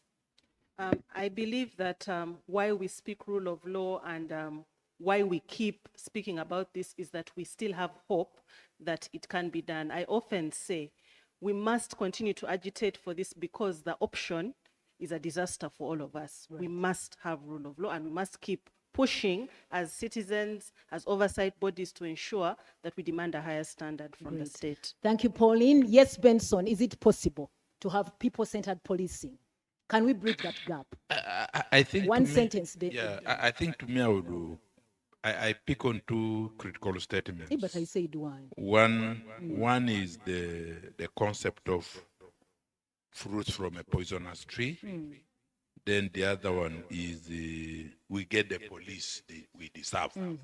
So I think to me, fundamentally, if we want to get what you are saying, police must deal with the challenge of what I call the public trust crisis. Admit it is there, and there are a number of things you can do. And one of them is take the bull by the horns. You remember when the Human Rights Commission chairperson, after that unfortunate abduction, where somebody was tortured under somebody's chambers, the letter which was written by Human Rights Commission, you remember what happened. Of course, there was a backlash, but it was respected. I think if you want to restore that trust, please, can you begin to take the bulls by the horns? Can you avoid opportunistic operations? Can you embrace reforms? Can you sustain your response, your robust response mechanism, and deepen the collaboration with civil society? If you did the things, that public trust crisis, which is now creating negative perceptions, will be dealt with, and you will get the trust and the cooperation you need to become an effective, democratic, and an accountable police force. Thank you very much. Let's give a big hand clap to our panelists. Thank you very much. Michael, Benson, please stand up. Dennis and Pauline for a picture of that panel. Thank you very much. Picture man. Are we clapping? We are hungry. Thank you for kicking us off. The next session will be after lunch. I think we'll be back at 2 on the dot to start with electoral security and civic protection. We can stand up so that we balance. Michael, let's have it balanced nicely.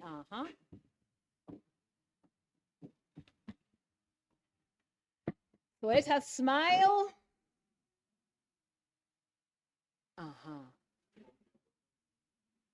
Hey.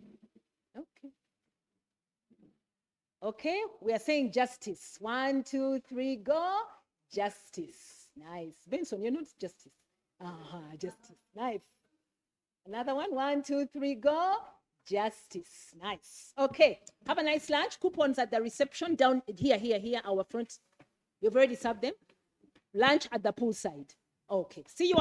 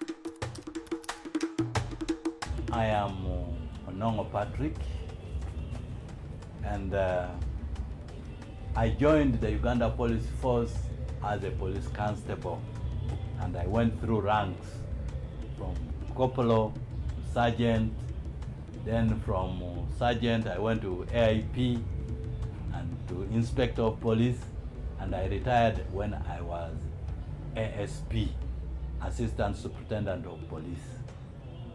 And I've been serving, I served the police force for 37 years. I joined the police in 2004 as a cadet officer and served until 2017. I served the police from 2007 to 2013. That's about 6 years. I left when I was superintendent of police, and by then I was working at Ntungamo police station as the DPC, district police commander. I served in the force for 14 years. I exploited a provision in the Police Act which allows, it is in a public service, which allows one to retire after serving for 12 uninterrupted years. I joined police in 1989, 1st March. I retired on the 3rd of May 2022. I served 33 years. One of the things that I enjoyed most and which guided my activities and work in the police force were the functions. The functions which we can say the mandate of the police force, which is one is the protection of life and property. It is an institution which empowers you when you're serving forces, but police, the one I know, is that you are empowered, first of all, for your own good, but also for the family and also for the community. All your powers are derived from the Constitution. Said protect life and property, detect and prevent crime. So when you are moving at night alone, patrolling, and you know that you are protecting the people, I think there is a lot of joy in that.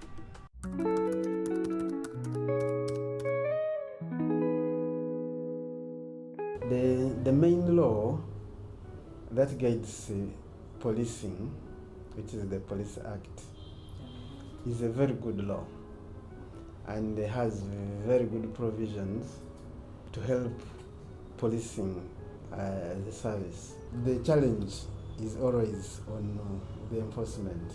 I know that for a good time of the regime which preceded Ochola's regime, there was a total disregard for most of these policies, this documentation. So someone's word mattered. It was about what the top management wanted to be done. There are certain things that are not really clearly spelled out in the law or in the legal framework, but most of the things are just as a matter of procedures, things that we inherited or were under the police standing orders. And most of these police standing orders are now outlawed. Even those books are no longer, they are outdated. You could see the police standing orders went a little bit to regulate that power. For example, you said power to stop a car. It must be an officer of inspector and above. The police standing order wanted to make sure that not everybody simply goes on the road and stops a car and that kind of thing. At times, other forces like politics override some of those laws and they are shelved, and the political intention takes over. The guidelines are there, very clear. People are recruited basing on their qualifications, but of course, you find moments where people are recruited. You can be in a training, then from nowhere you see a group of people already being brought. Where you recruit into the police must be sorted out fast. For example, police has no system they use in deploying and transfers. Someone will just wake up and say, then you transfer to Karamoja, the other is transferred to. And when they wake up the following day and they maybe next month and they feel they want to make some changes, or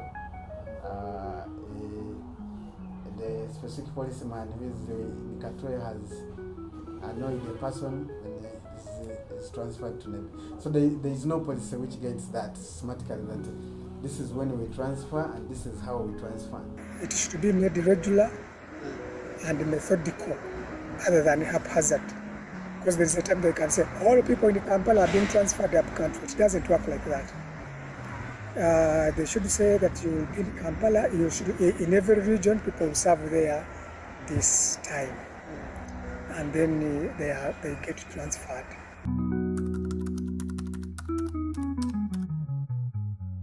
I believe that if you are going to have a police that is accountable to the public, then you need to look at the gateway. The public needs to know. They need a report. You have to tell the public. You have to tell the people you are serving. You have to tell the people you are protecting that this is happening because of this.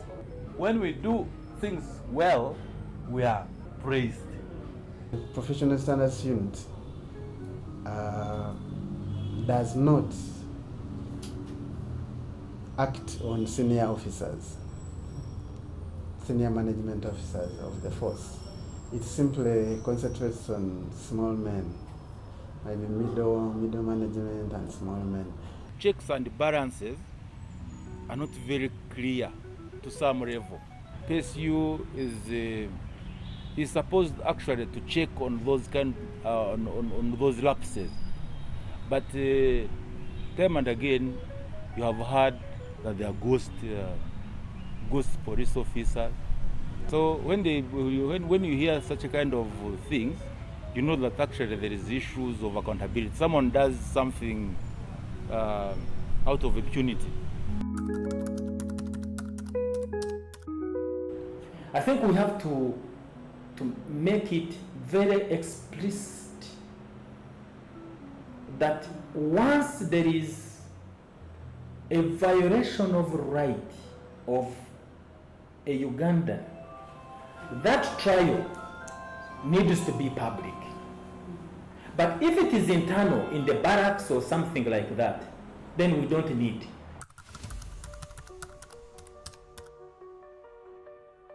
Preventive arrest is okay, it should stay there because there are circumstances where it's required. For example, if police has reason to believe that a person wants to commit suicide, that person can be arrested and prevented from committing suicide. Or has reason that a person has intentions and capacity to injure people, to kill, and there is proper reason to believe that actually is going to injure people, that person can be arrested. They should be empowered at the same time as they are trained on how to handle such charged crowds. But also the public has a civic duty to understand how not to risk their lives in such situations, if at all they are not taking it as war between them and the police.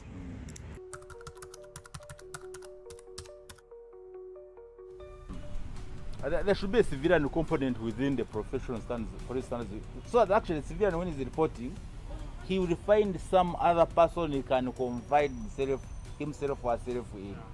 So I think the independent body should have been there yesterday.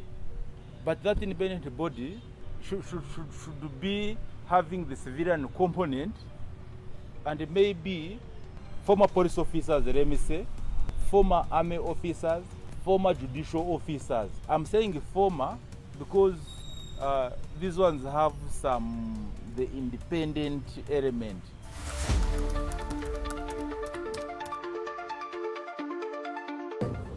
One is because the police has military commanders, so they have no problem working with their colleagues. But also, for a long time, they have been a feeling that the police is so soft, so they feel they want to get hardy guys to support the police in doing it. But I also think when the military is not at war, there are so many into the barracks and probably redundant, and somebody wants to occupy them.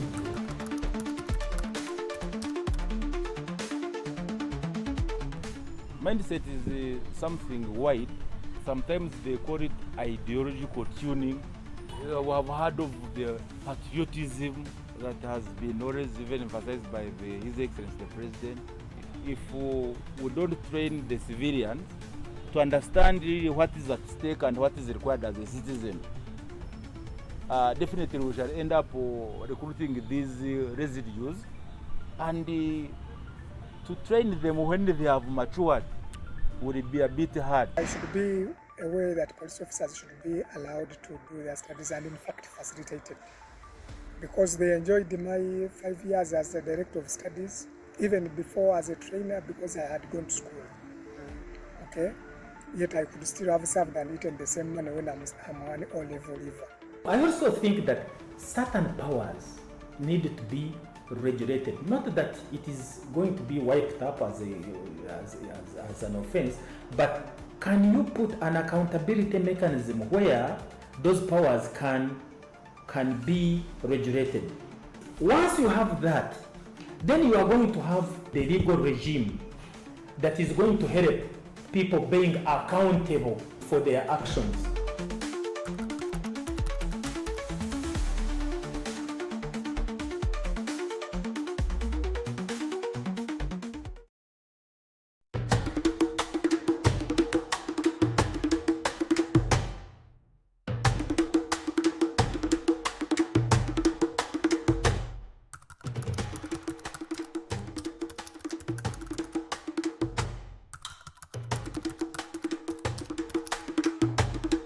I am Onongo Patrick, and I joined the Uganda Police Force as a police constable, and I went through ranks from corporal to sergeant, then from sergeant I went to AIP and to inspector of police, and I retired when I was ASP, Assistant Superintendent of Police. And I've been I served the police force for 37 years. I joined the police in 2004 as a cadet officer and served until 2017. I served the police from 2007 to 2013. That's about 6 years. I left when I was superintendent of police. And by then I was working at Ntungamo Police Station as the DPC, District Police Commander. I served in the force for 14 years. I exploited a provision in the Police Act which allows, it is in a public service, which allows one to retire after serving for 12 uninterrupted years. I joined police in 1989, 1st March. I retired on the 3rd of May 2022. I served 33 years. One of the things that I enjoyed most and which guided my activities and work in the police force were the functions which we can say the mandate of the police force, which is one is the protection of life and property. It is an institution which empowers you when you're serving forces, but police, the one I know, is that you are empowered, first of all, for your own good, but also for the family and also for the community. All your powers are derived from the Constitution. Said protect life and property, detect and prevent crime. So when you are moving at night alone, patrolling, and you know that you are protecting the people, I think there is a lot of joy in that.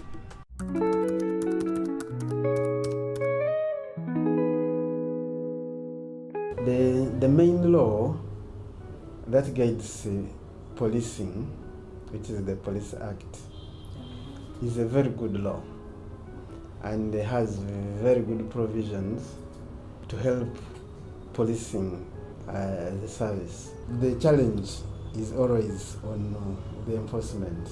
I know that for a good time of the the regime which preceded Ochola's regime, there was a total disregard for most of these policies, this documentation. So someone's word mattered.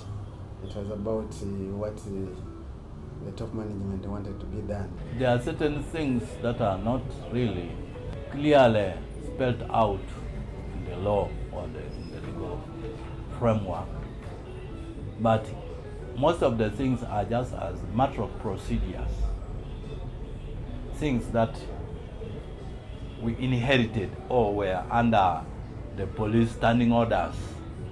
And most of these police standing orders are now outlawed. Even those books are no longer, they are outdated. You could see the police standing orders went a little bit to regulate that power. For example, you said power to stop a car. It must be an officer of inspector and above. The police standing order wanted to make sure that not everybody simply goes on the road and stops a car and that kind of thing. At times, other forces like politics override some of those laws and they are shelved, and the political intention takes over. The guidelines are there, very clear. People are recruited basing on their qualifications, but of course, you find moments where people are recruited. You can be in a training, then from nowhere you see a group of people already being brought. Where you recruit into the police must be sorted out fast. For example, police has no system they use in deploying and transfers. Someone will just wake up and say, then you transfer to Karamoja, the other is transferred to. And when they wake up the following day and they maybe next month and they feel they want to make some changes, or the specific policeman who is in Katwe has annoyed the person and is transferred to them. So there is no policy which gets that systematically that this is when we transfer and this is how we transfer. It should be made regular and methodical other than haphazard. Because there is a time they can say, all people in Kampala are being transferred up country. It doesn't work like that. They should say that you will be in Kampala, you should, in every region, people serve there this time. And then they get transferred.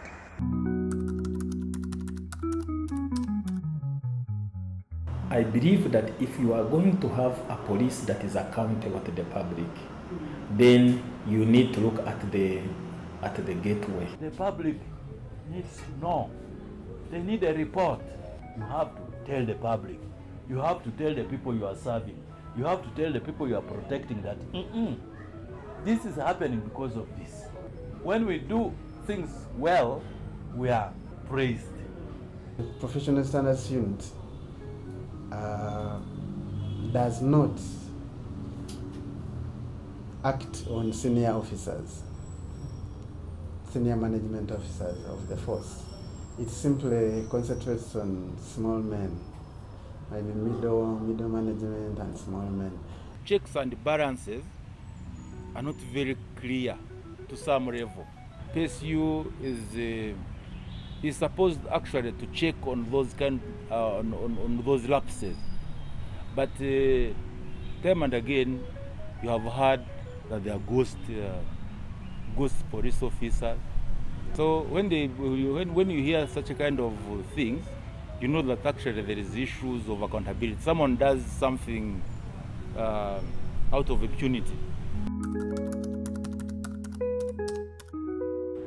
I think we have to make it very explicit that once there is a violation of right of a Ugandan, that trial needs to be public. But if it is internal in the barracks or something like that, then we don't need.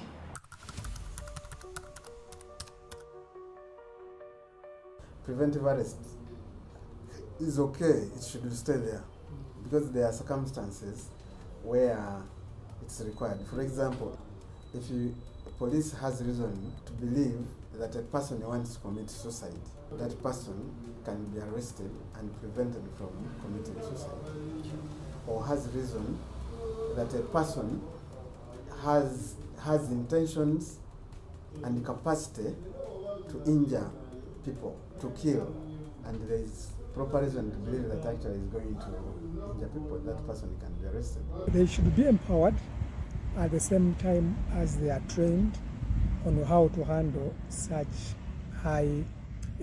charged crowds. But also the public has a civic duty to understand how not to risk their lives in such situations, if at all they are not taking it as war between them and the police.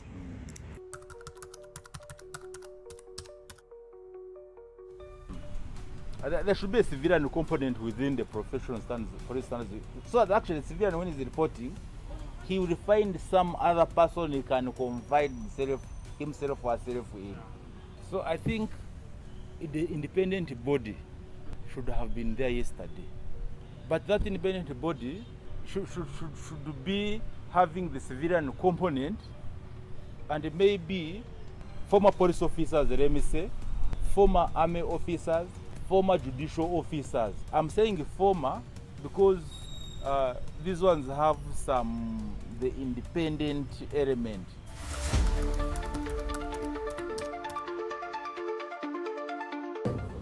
One is because the police has military commanders, so they have no problem working with their colleagues. But also, for a long time, they have been feeling that the police is so soft, so they feel they want to get hardy guys to support the police in doing it. But I also think when the military is not at war, there are so many into the barracks and probably redundant, and somebody wants to occupy them.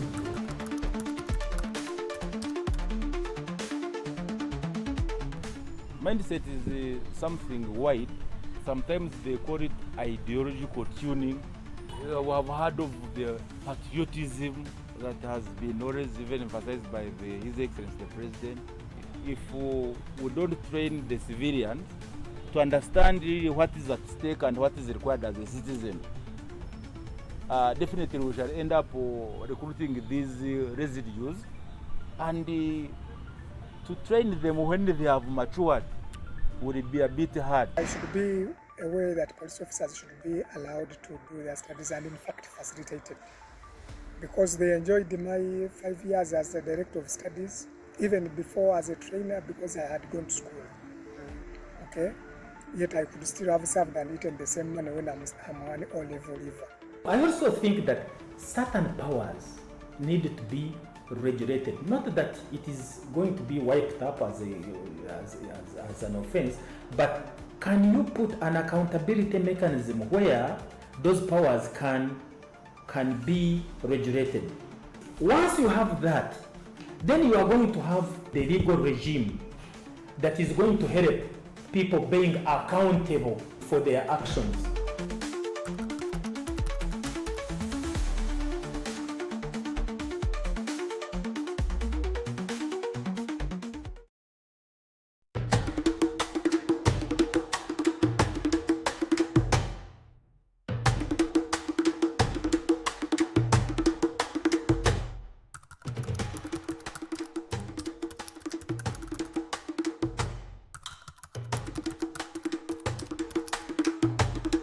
I am Patrick, and I joined the Uganda Police Force as a police constable, and I went through ranks from corporal to sergeant, then from sergeant I went to AIP and to inspector of police, and I retired when I was ASP, Assistant Superintendent of Police.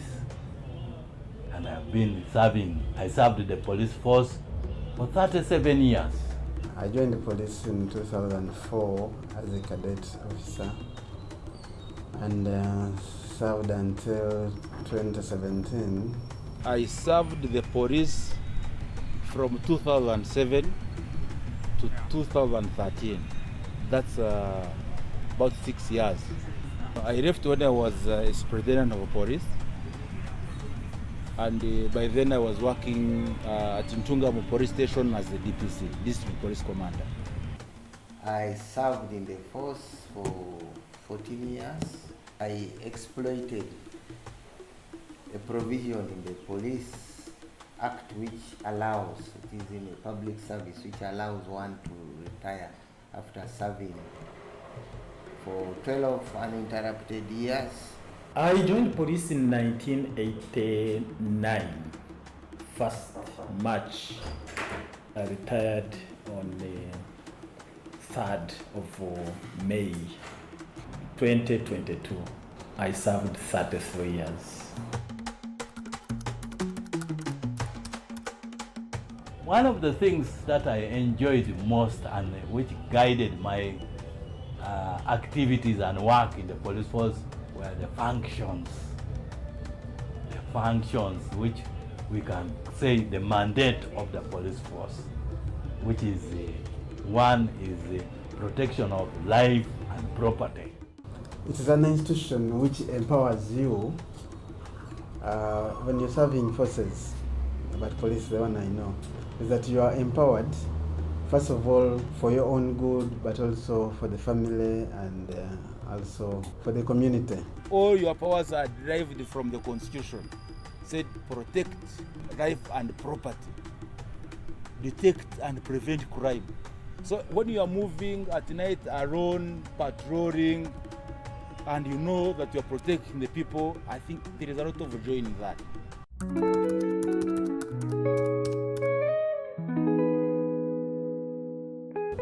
The main law that guides policing, which is the Police Act, is a very good law, and it has very good provisions to help policing as a service. The challenge is always on the enforcement. I know that for a good time of the regime which preceded Ochola's regime, there was a total disregard for most of these policies, this documentation. So someone's word mattered. It was about what the top management wanted to be done. There are certain things that are not really clearly spelled out in the law or in the legal framework. But most of the things are just as a matter of procedures. Things that we inherited or were under the police standing orders. And most of these police standing orders are now outlawed. Even those books are no longer, they are outdated. You could see the police standing orders went a little bit to regulate that power. For example, you said power to stop a car. It must be an officer of inspector and above. The police standing order wanted to make sure that not everybody simply goes on the road and stops a car and that kind of thing. At times, other forces like politics override some of those laws and they are shelved, and the political intention takes over. The guidelines are there, very clear. People are recruited basing on their qualifications, but of course, you find moments where people are recruited. You can be in a training, then from nowhere you see a group of people already being brought. Where you recruit into the police must be sorted out fast. For example, police has no system they use in deploying and transfers. Someone will just wake up and say, then you transfer to Karamoja, the other is transferred to. And when they wake up the following day and they maybe next month and they feel they want to make some changes, or the specific policeman who is in Katwe has annoyed the person and is transferred to them. So there is no policy which gets that systematically that this is when we transfer and this is how we transfer. It should be made regular and methodical other than haphazard. Because there is a time they can say all people in Kampala are being transferred up country. It doesn't work like that. They should say that you will be in Kampala, you should, in every region, people serve there this time. And then they get transferred.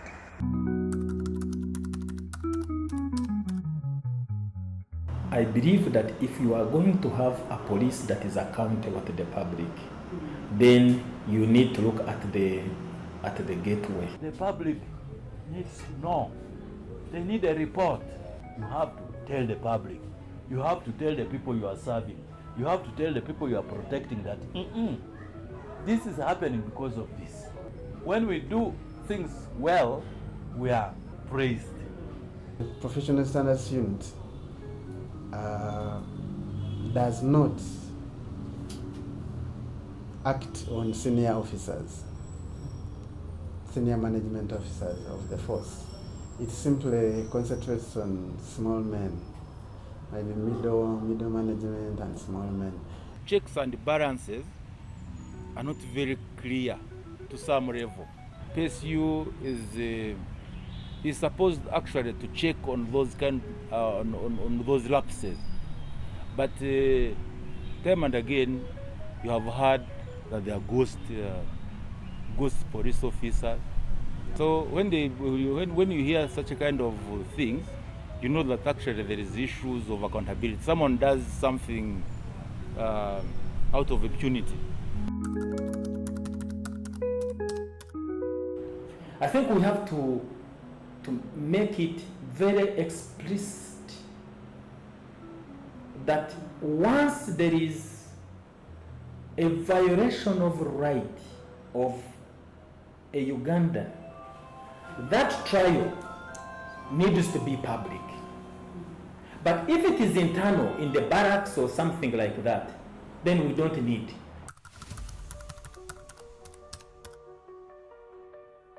Preventive arrest is okay, it should stay there, because there are circumstances where it's required. For example, if police has reason to believe that a person wants to commit suicide, that person can be arrested and prevented from committing suicide. Or has reason that a person has intentions and capacity to injure people, to kill, and there is proper reason to believe that actually is going to injure people, that person can be arrested. They should be empowered at the same time as they are trained on how to handle such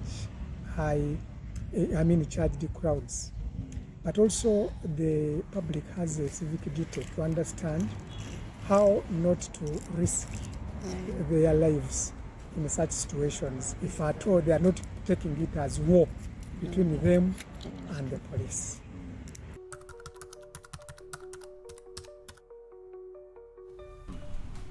There should be a civilian component within the professional police standards, so that actually the civilian, when he's reporting, he will find some other person he can confide himself or herself in. So I think the independent body should have been there yesterday. But that independent body should be having the civilian component, and maybe former police officers, let me say, former army officers, former judicial officers. I'm saying former because these ones have the independent element.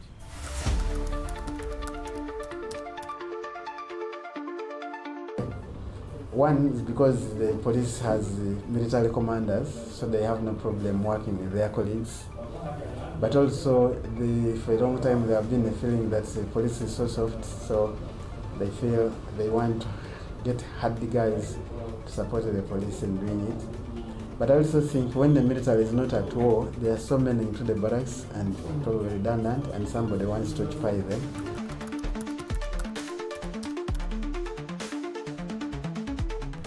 Mindset is something wide. Sometimes they call it ideological tuning. We have heard of the patriotism that has been always even emphasized by His Excellency the President. If we don't train the civilians to understand really what is at stake and what is required as a citizen, definitely we shall end up recruiting these residues, and to train them when they have matured would be a bit hard. It should be a way that police officers should be allowed to do their studies and in fact facilitated. Because they enjoyed my 5 years as a director of studies, even before as a trainer, because I had gone to school. Okay? Yet I could still have served and eaten the same money when I'm an O-level leaver. I also think that certain powers need to be regulated. Not that it is going to be wiped up as an offense, but can you put an accountability mechanism where those powers can be regulated? Once you have that, then you are going to have the legal regime that is going to help people being accountable for their actions.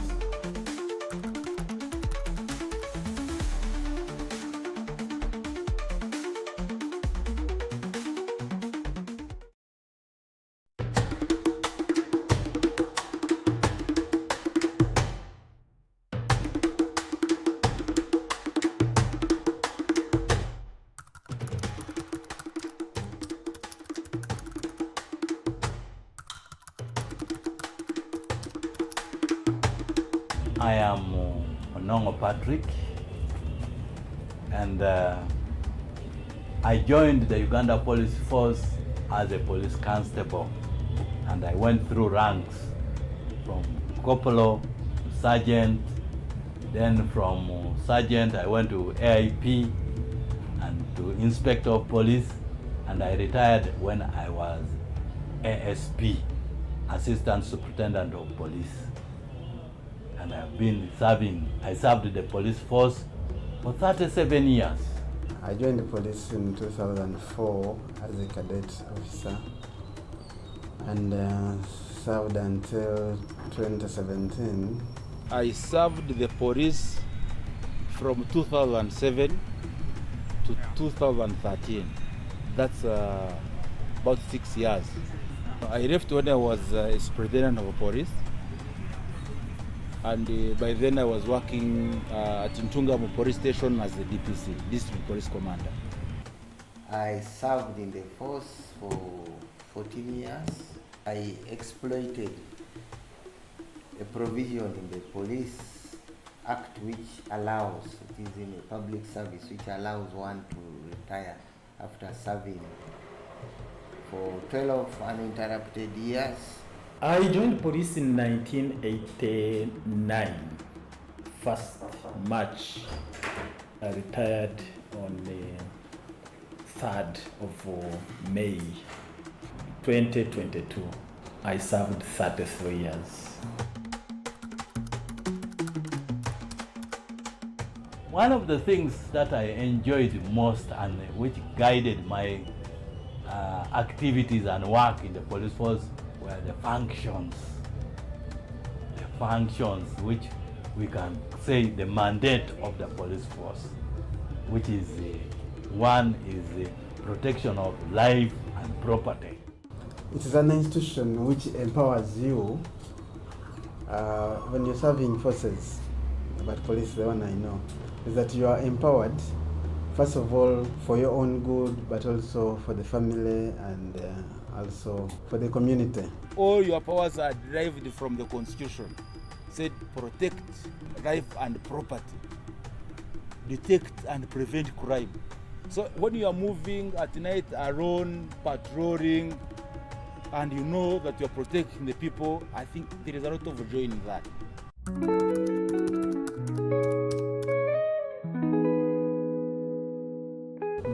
The main law that guides policing, which is the Police Act, is a very good law, and it has very good provisions to help policing as a service. The challenge is always on the enforcement.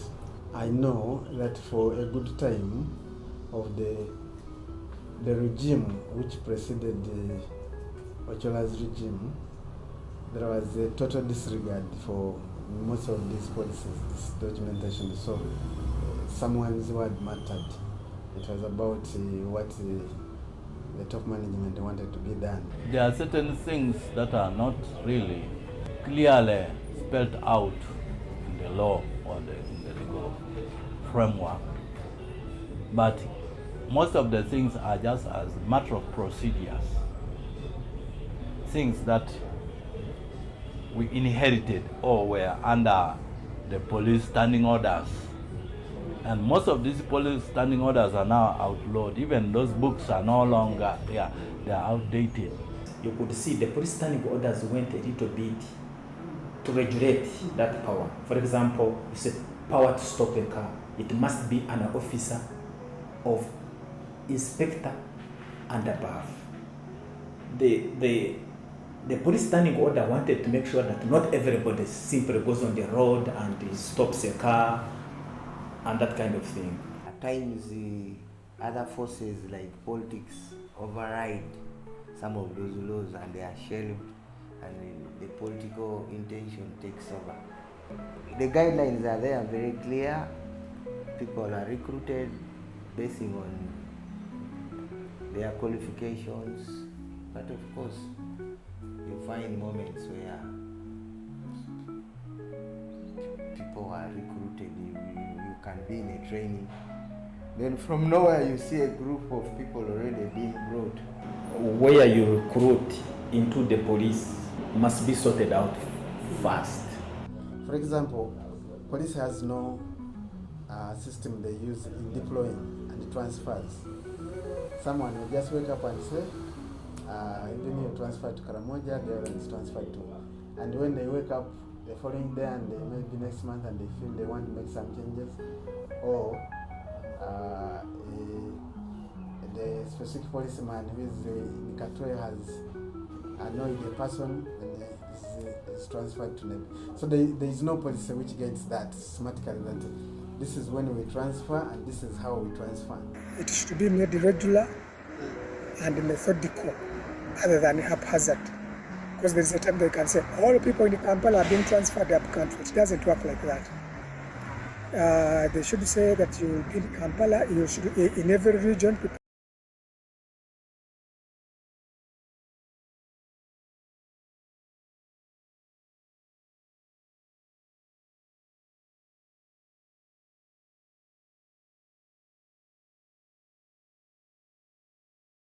Let me welcome Harvard.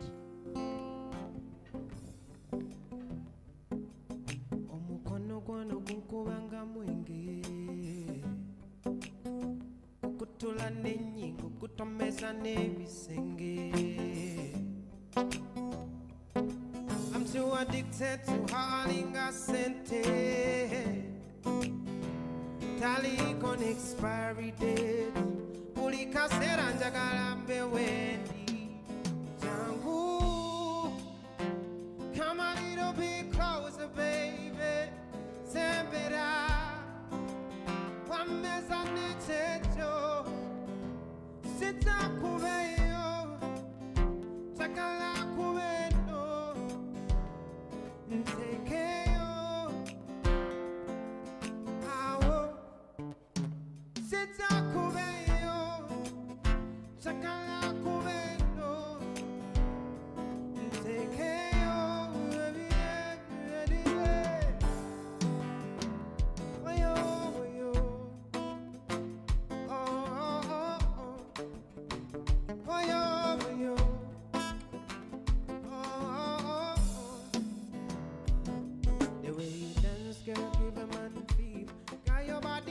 To make a man shiver, bad girl make a man feel.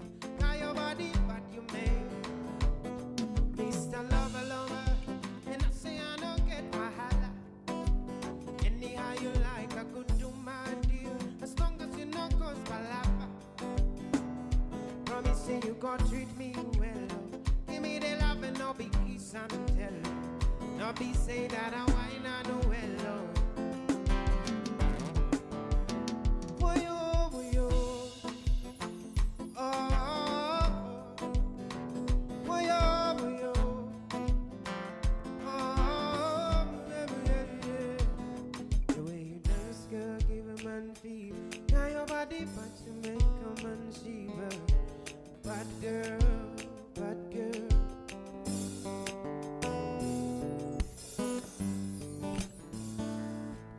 panicking and kutula. Uli when kulaba can know if I were. Tell me now, love panicking know if I were. Panicking and kutula. Uli when kulaba can know if I were.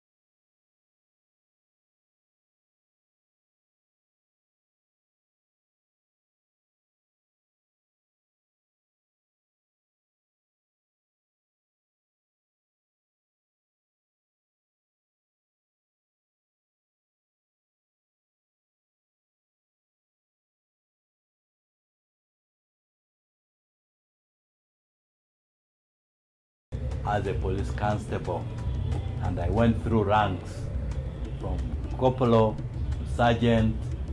Then from sergeant, I went to AIP and to inspector of police, and I retired when I was ASP, Assistant Superintendent of Police. And I've been serving, I served the police force for 37 years. I joined the police in 2004 as a cadet officer and served until 2017. I served the police from 2007 to 2013. That's about 6 years. I left when I was superintendent of police, and by then I was working at Ntungamo police station as the DPC, district police commander. I served in the force for 14 years. I exploited a provision in the Police Act which allows, it is in a public service, which allows one to retire after serving for 12 uninterrupted years. I joined police in 1989, 1st March. I retired on the 3rd of May 2022. I served 33 years. One of the things that I enjoyed most and which guided my activities and work in the police force were the functions. The functions which we can say the mandate of the police force, which is one is the protection of life and property. It is an institution which empowers you when you're serving forces, but police, the one I know, is that you are empowered, first of all, for your own good, but also for the family and also for the community. All your powers are derived from the Constitution. Said protect life and property, detect and prevent crime. So when you are moving at night alone, patrolling, and you know that you are protecting the people, I think there is a lot of joy in that.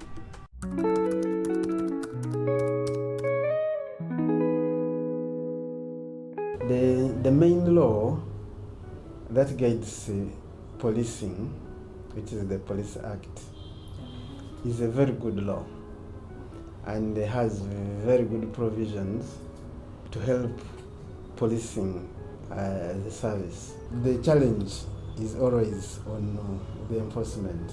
I know that for a good time of the regime which preceded Ochola's regime, there was a total disregard for most of these policies, this documentation. So someone's word mattered.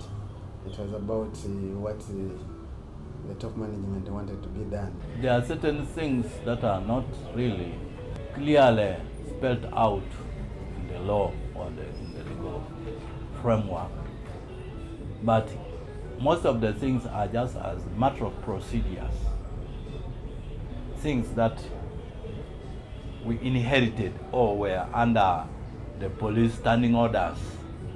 And most of these police standing orders are now outlawed. Even those books are no longer there, they are outdated.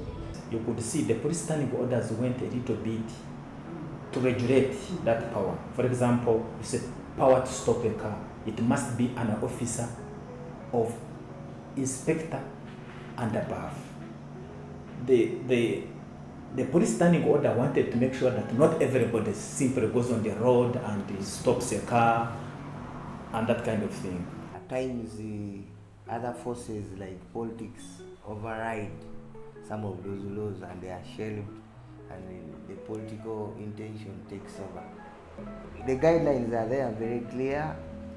People are recruited basing on their qualifications, but of course, you find moments where people are recruited. You can be in a training, then from nowhere you see a group of people already being brought. Where you recruit into the police must be sorted out fast. For example, police has no system they use in deploying and transfers. Someone will just wake up and say, then you transfer to Karamoja, the other is transferred to. And when they wake up the following day and they maybe next month and they feel they want to make some changes, or the specific policeman who is in Katwe has annoyed the person and is transferred to them. So there is no policy which gets that systematically that this is when we transfer and this is how we transfer. It should be made regular and methodical other than haphazard. Because there's a time they can say, all people in Kampala are being transferred up country. It doesn't work like that. They should say that you will be in Kampala, you should, in every region, people serve there this time. And then they get transferred.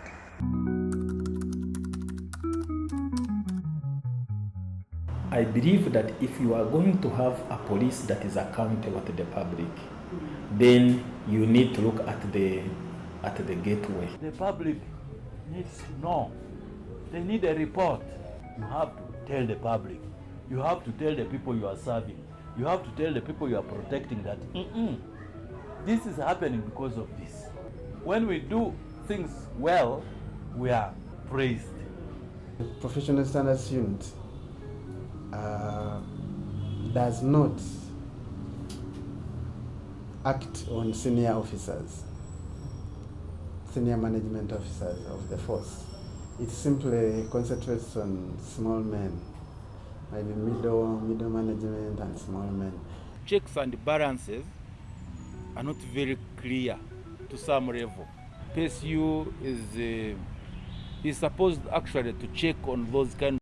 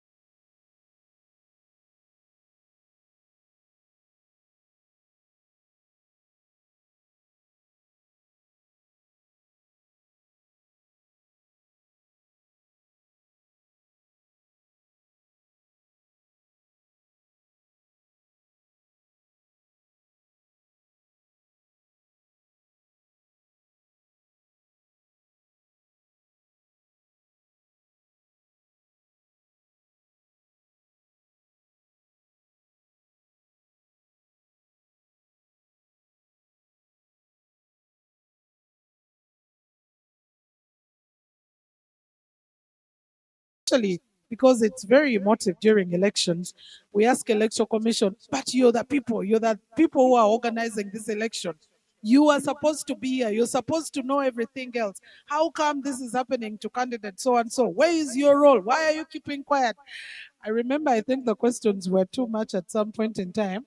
And Justice Biabakama skillfully dodged the media pressure at some point in time and said, but I've also just seen it on TV.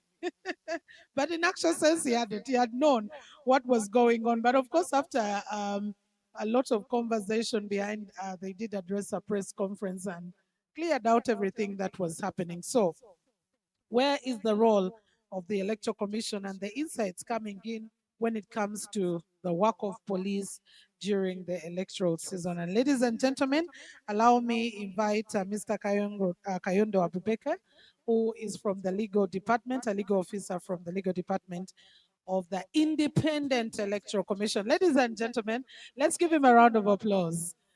This is the busiest time. I think they never have no off days, no sleepless nights all through.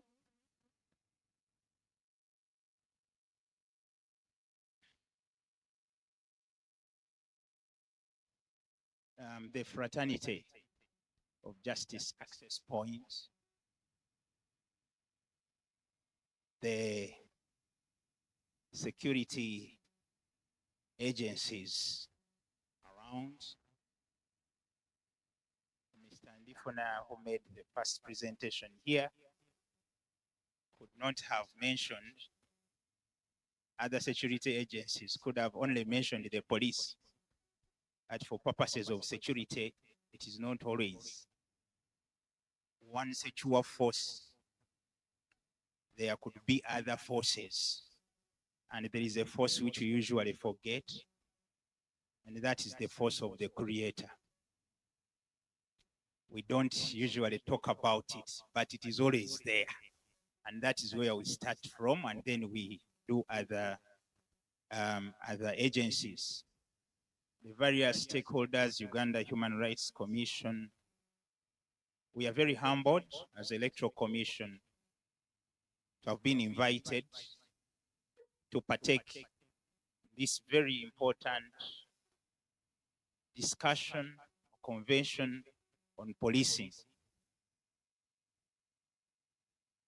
When they talk about elections, every eye looks at the Electoral Commission. Even Electoral Commission looks at itself because it is mandated to ensure that the citizen of this country who has seen the history, the present, and who wants to see the future gets a leader of his choice as enshrined in the Constitution of the Republic of Uganda.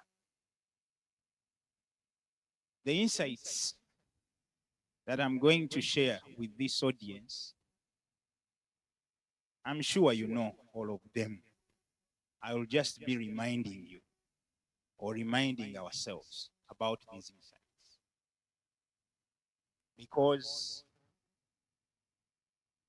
the electoral process is what every country would want to be interested in. Every country.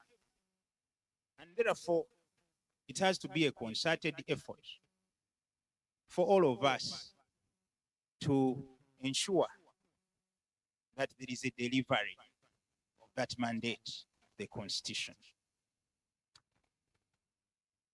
The mandate of the Electoral Commission is derived from Article 60 of the Constitution of the Republic of Uganda. And the functions also elucidated upon in the following article, that is Article 61 of the Constitution of the Republic of Uganda. And of course, there are other enabling laws that the Electoral Commission bases on to execute its mandate. And as far as policing or security is concerned, the electoral process by the mandate of the commission, has to be practiced and seen to be practiced and seen to be practiced in a secure environment. Every activity that is within the electoral process cannot succeed without the environment being secure. Because even you who would wish to go and register as a voter, you need to come with comfort. Come to the center where we are registering from, and then register your particulars as a voter. So the process now starts with NIRA, like most of you know, that you are approved as a citizen by NIRA, and then Electoral Commission will register you as a voter because of that important article 59 of registration of willing persons. So because you have to be willing, we cannot just take it that once NIRA has registered you, then you are automatically a voter. No. You are not a voter until you will to vote. So by willing, you register. But we must first confirm by NIRA that you are a citizen of Uganda. That also needs to be done in a secure and transparent environment. Electoral Commission has taken a number of measures to ensure that this electoral process because most people think that the electoral process starts with nomination. The electoral process starts from the demarcation, most of the time, demarcation of the electoral areas. And we did that some time back, I think it was in 2024, and the electoral areas were demarcated. So as we go to the field to identify the areas which are going to be part of the process, where we are going to elect councillors, where we are going to elect members of parliament, in terms of constituencies, all that process needs security. And that security cannot be achieved without the participation of all the stakeholders. I'll give you an example. Electoral Commission does not own land wherever we conduct elections from. So we rely on other people's properties. So there is need to make sure that as we get that place where you're going to vote from, we negotiate with those people, with the community, and they accept that a polling station be placed there. So we as Electoral Commission, we have to engage the owners of those places. And by doing that, we are trying to ensure that at the time of polling, nobody will come up and say, this place was never given to you to conduct an election within it. And we cannot do that without the landlords. We cannot do that without the involvement of the police. We cannot do that without the involvement of the political players, like the political parties and civil society organizations in doing these processes. So, Electoral Commission has always done this process of demarcation of electoral areas, ensuring that there is security within that process of identifying the areas where elections are going to be conducted. This is further proved the issue of security by sharing information. Electoral Commission takes a step in sharing information of each and every process in the electoral cycle with the various stakeholders through calling the media to address them on the developments of the activities within the electoral process. It has even taken keen interest in employing sign language interpreters, like one of the participants was asking about the police. The Electoral Commission has taken that initiative to ensure that every process that we are communicating, the persons with disabilities are taken care of so that they can know these processes are going on. There is strict adherence to the rule of law when it comes to implementing the mandate. It is only when you practice the law, it is only when you have the basis of the law of doing any activity within the electoral process that you can have legitimacy. We have done this, and this can be envisaged in the outcome of the 2021 general election petition results. When you follow up the trend of the election petitions, in which I participated myself as a lawyer for the commission in most of those cases, the rate at which we won those petitions was above 90%. That is why you did not experience, I think, more than 10 by-elections. The by-elections were few because of the deliberate efforts that the commission undertook during the implementation of the electoral process in the 2021 general elections. And we can assure you that even this time, much as there is a lot of lamenting, there is a lot of anxiety amongst you, but as Electoral Commission, we are very certain that with your partnership, the various stakeholders, the police, the political parties, and other players, we shall continue to deliver an improving standard of election. The standard has to just keep improving. It cannot be perfect because there is no perfect election world over. It is not there. But if you keep improving, then also the legitimate. And we cannot blame you. We cannot blame those people who may not be seeing this improvement.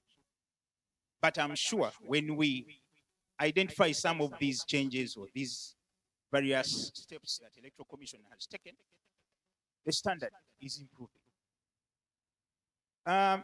Electoral Commission continuously train staff and other stakeholders to be able to understand the electoral process. Its staff are trained, and even the stakeholders are trained. For example, every time we conduct an electoral process, for example, nominations, campaigns, polling, we invite parties to come and participate in the training. When we are training polling day officials, we invite the political parties to come and participate in the training because we want them to see the transparency, to see what we are going to do. And indeed, they come and see it. But because by nature, there would be individuals who keep, keeping blame, the blame game, they will still blame. And even those who participated in the training, they will come and say, no, but this was done, it was not done like this and that. But they participated in the training, and we train basing on the law, and then we execute the mandate. Commission issues also guidelines to inform stakeholders the steps that are undertaken within the electoral process. And those guidelines are derived from the provisions of the law. And wherever you feel that you don't understand something from the law, at least the guideline is condensed to suit the understanding of a common man. And that is intended to ensure that the practice in the is understood and secured. The commission also sits as a tribunal to handle complaints, and that is the mandate given under Article 61, Clause 1F of the Constitution of the Republic of Uganda, and Section 15 of the Electoral Commission. Wherever there is a complaint before and during elections, the law has provided that mechanism. And that mechanism is where you come and complain civilly, as you know, in a civil way, and say this person did not comply with this requirement of the law. And the commission sitting as a tribunal will hear that complaint and make a decision. And under the law, if you are not satisfied with that decision, you can appeal against that decision to the High Court, and High Court will give a final judgment, or will give a final decision in respect to that matter. All that is intended to ensure that there is peace in the electoral process, and also secure, you know, the protection of that civil right.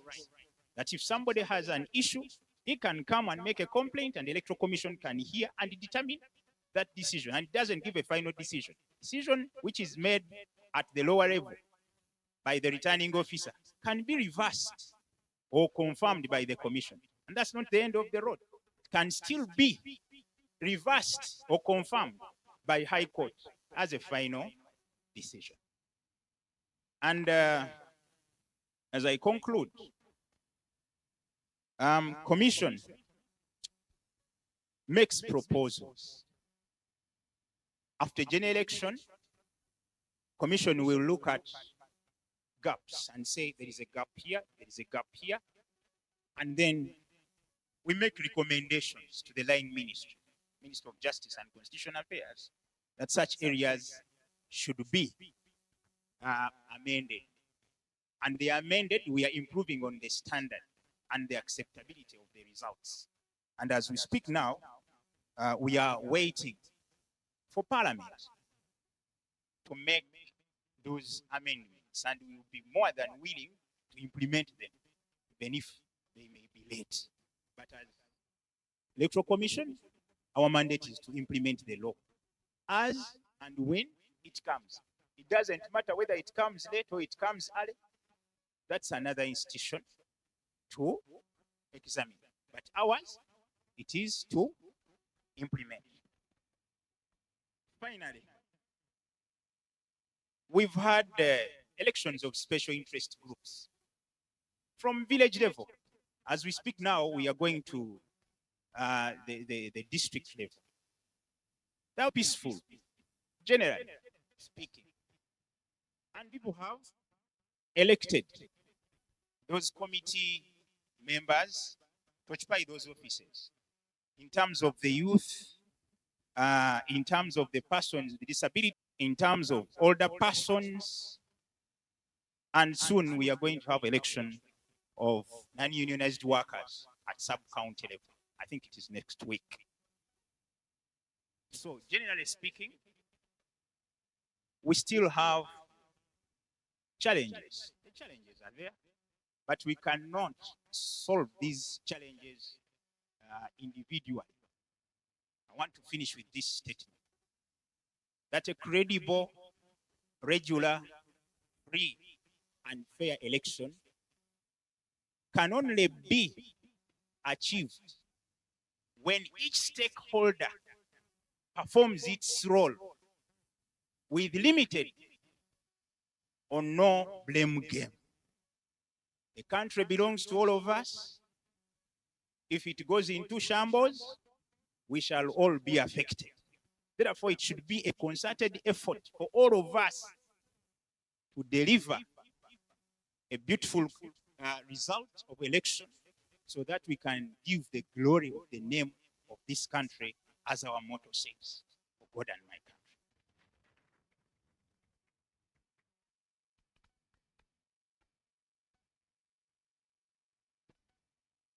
Thank you. Thank you very much, Mr. Bubeka Kayondo. For that, let's give him a bigger round of applause. And I love that the Electoral Commission adopted the spirit of continuous improvement, because I remember preparing for the 2016 elections, the conversation and question about incorporating persons living with disabilities was key. And over the time, Electoral Commission has actually been a sign language interpreter at each and every press conference and each and every gathering. So we thank you for that. Well, he talked about everyone playing their role without blame game. I think it's totally true. Let everyone do their work, do their own piece of work. Then we'll come to the round table once again and sit and ask who didn't do their work to 100% at that. And to also speak of the civil society perspective, because they're key. Civil society is key in being the watchdog, in being that hovering light above, looking at what everyone else is doing and being able to produce reports or even point to what we could not have done because everyone is busy doing their role and doing it diligently without having any excuses. And to be able to present a conversation on protection of civic space during an electoral process. Because earlier on in the morning, we were talking about militarization, the brutality that comes through, and civil society always has engagements on the continuous shrinking civic space in the country. So let me have Mr. Henry Muguzi to present to us that perspective on elections, the electoral process, but also the protection of civic space, because this will promote knowledge exchange. It will promote people getting to be educated and knowing much more than they should have. If the civic space is closed, then a lot is hidden behind the cameras. Ladies and gentlemen, let's give a round of applause to Mr. Henry Muguzi before we get to our international experts coming in.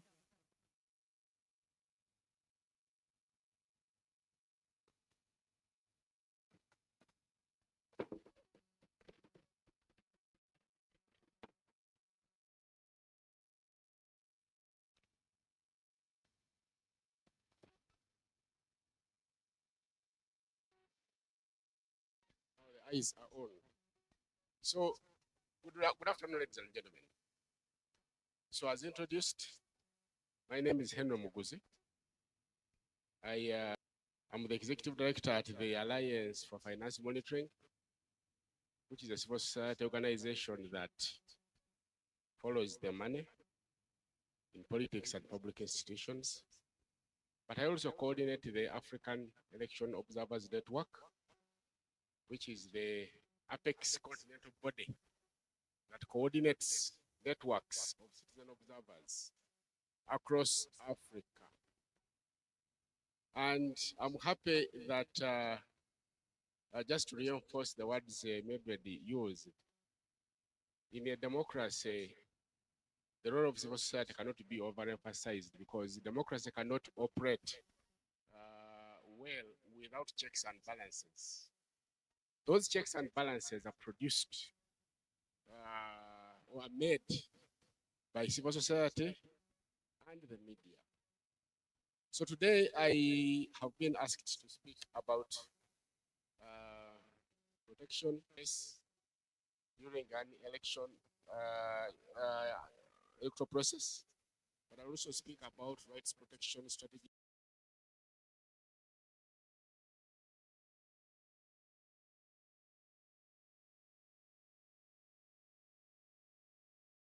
Brewing brains across the continent. So normally that one I do at MSTCDC in Arusha, Tanzania.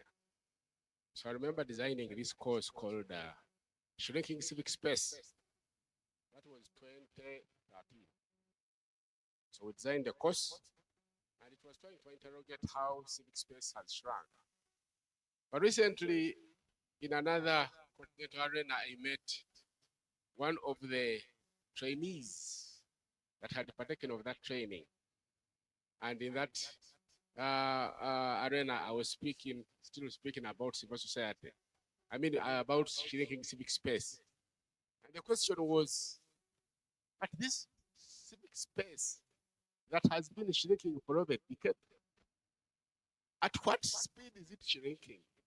Because surely for 10 years, if it was shrinking, it would have grown. But it was shrinking, it is still shrinking. At what speed is it shrinking? And then when we interrogated that further, we discovered that maybe sometimes there was a delusion, a situation where civil society had grown in strength and occupied its space. When it occupied all its space, then it ventured into somebody else's space. So that somebody else's space then realizes that their space is being taken.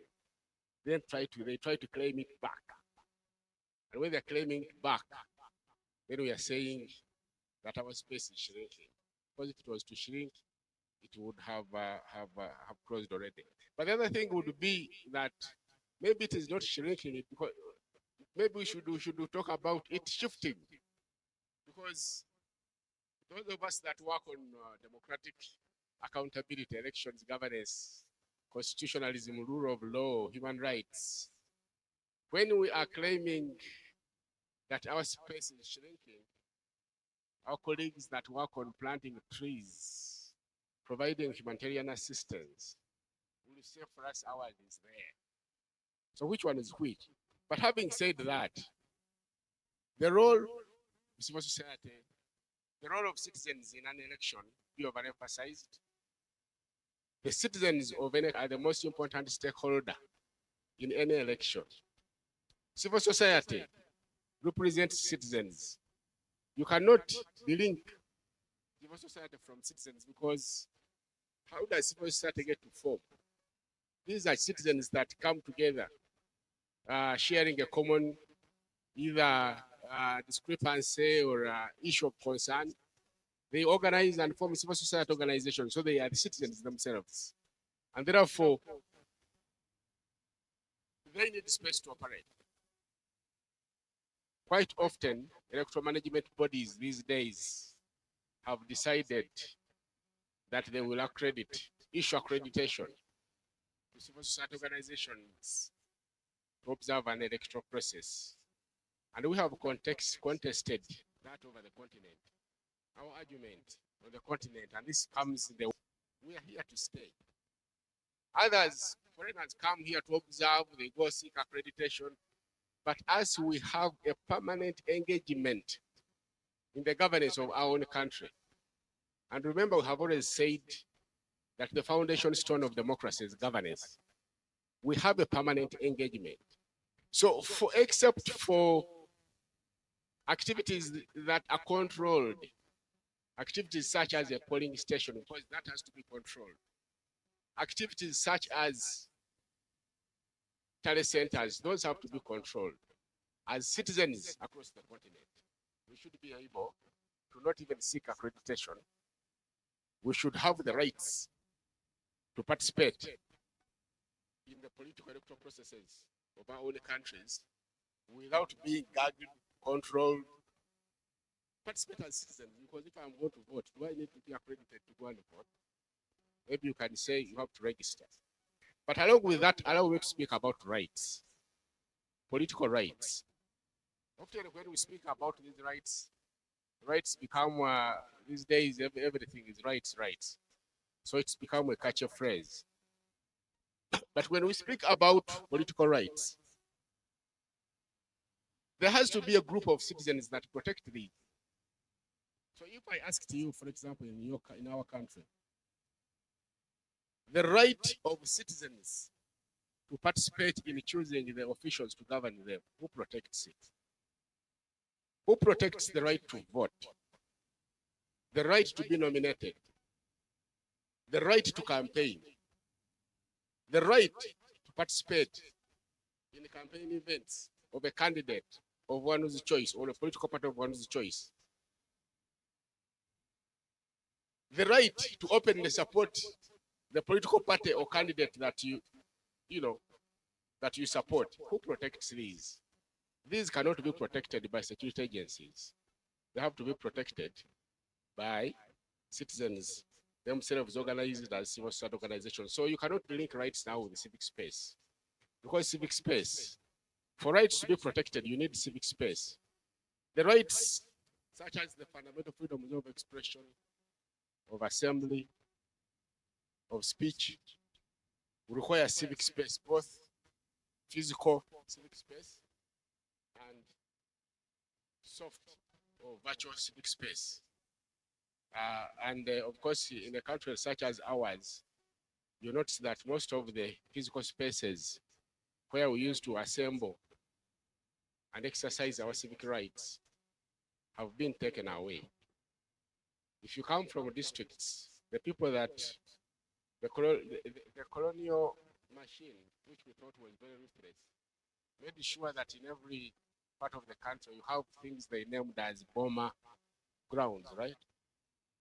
If you go today and check what is in those bomber grounds, I was in Hoima recently, you'll find a Mamba packed there.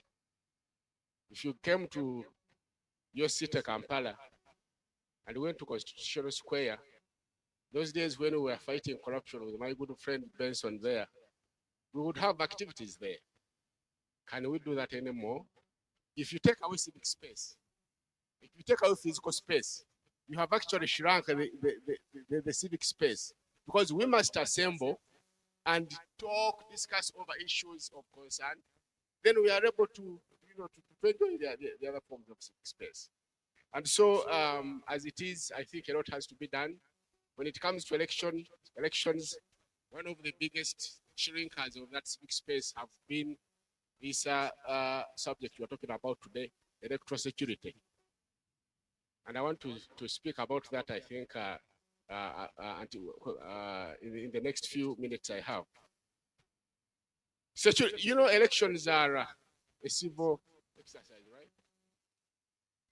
And when I listened from my brother of the Electoral Commission, what was running into my brain was what an enviable job you guys have. Because you see, you have this onerous task of organizing an election where the incumbent is perennially a candidate. That is a big challenge to the Electoral Commission.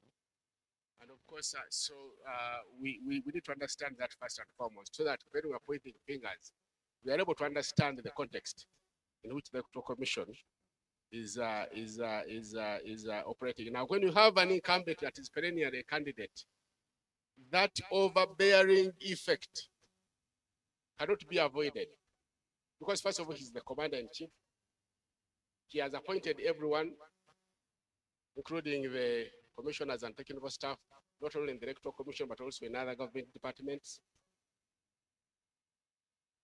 In security as well. And his interests are clear. It must be a win. Those of us who used to go to Makerere of those days, there was that called North Court, whose slogan is that we either win or they lose, isn't it? That is the principle under which they're operating. So you have to envy them. But you see, elections being a civil exercise, you would imagine that it is the police that should be in charge. Because civilian police is the one that is expected.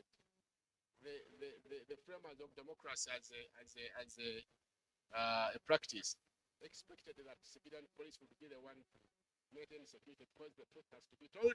You cannot do elections without security. Security in elections is critical, because that is also a guarantor of a turnout of voters. But a situation where military personnel are deployed against citizens, and they take over power from the Electoral Commission. My good friend from the Electoral Commission may dispute the statement of whether or not they take over power. But those of you who have seen the behavior of security agencies, especially the military, and even the RDCs, determining which candidate they allow to enter a district to campaign. And you see the Electoral Commission being, in a situation where its hands are tied. Whenever the military have descended and taken over from the civilian police, they have turned a well-meaning election into what you can call a zombie election. And what we call a zombie election is an election which you can only recognize in form. But in terms of substance, it's the living dead of an election. They have turned it into that, whether it was Kayunga, whether it was the Bukedea by-election, whether it was Soroti East, whether it was Kawempe recently. You saw how Jat took over and made it possible for the Electoral Commission officials themselves. And therefore, this is where we find ourselves. The civic space has to shrink because the men and women in uniform who are supposed to be guarding our borders have decided to turn on to their own citizens. You would recall that there is a time when I think there were uprisings, there were demonstrations in California, and President Trump deployed the military against the citizens. And that act alone of deploying the military on your own citizens attracted a lot of criticism, and it was one of the points people raised to demonstrate that democracy in that part of the world had descended so low. Now, what must be done?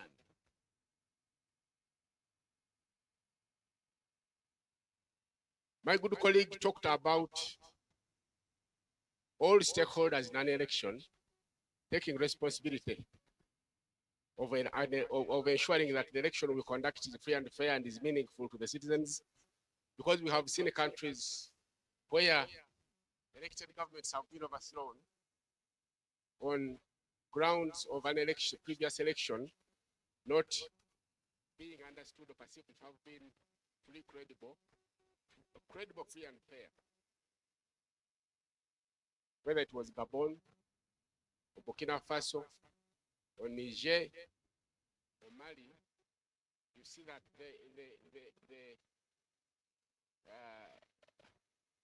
the champions of the coups, the takeovers there, the military takeovers there, we are citing flaws in the electoral process. And therefore, we have been there as a country. We do not want to go back there. We do not also want to be blamed the way of our days about you knew what was the likely consequence of this, what did you do? So doing nothing is not an option. And therefore, it's contingent on every stakeholder to ensure that they do their work to have a free, fair, credible election. Whether you are a leader of a political party, whether you are a leader of a religious sect, whether you are working with civil society media, whether you are a cultural leader, everyone, we have to speak with one language, and we have to make it, the common denominator has to be, we have one country, Uganda, which we love so much. We don't have another. We don't have country B. We have only one country, and we would want to stay in the country. So that would be one. Number two, that the electoral management body needs to do everything within its power to be seen to be acting as the electoral umpire.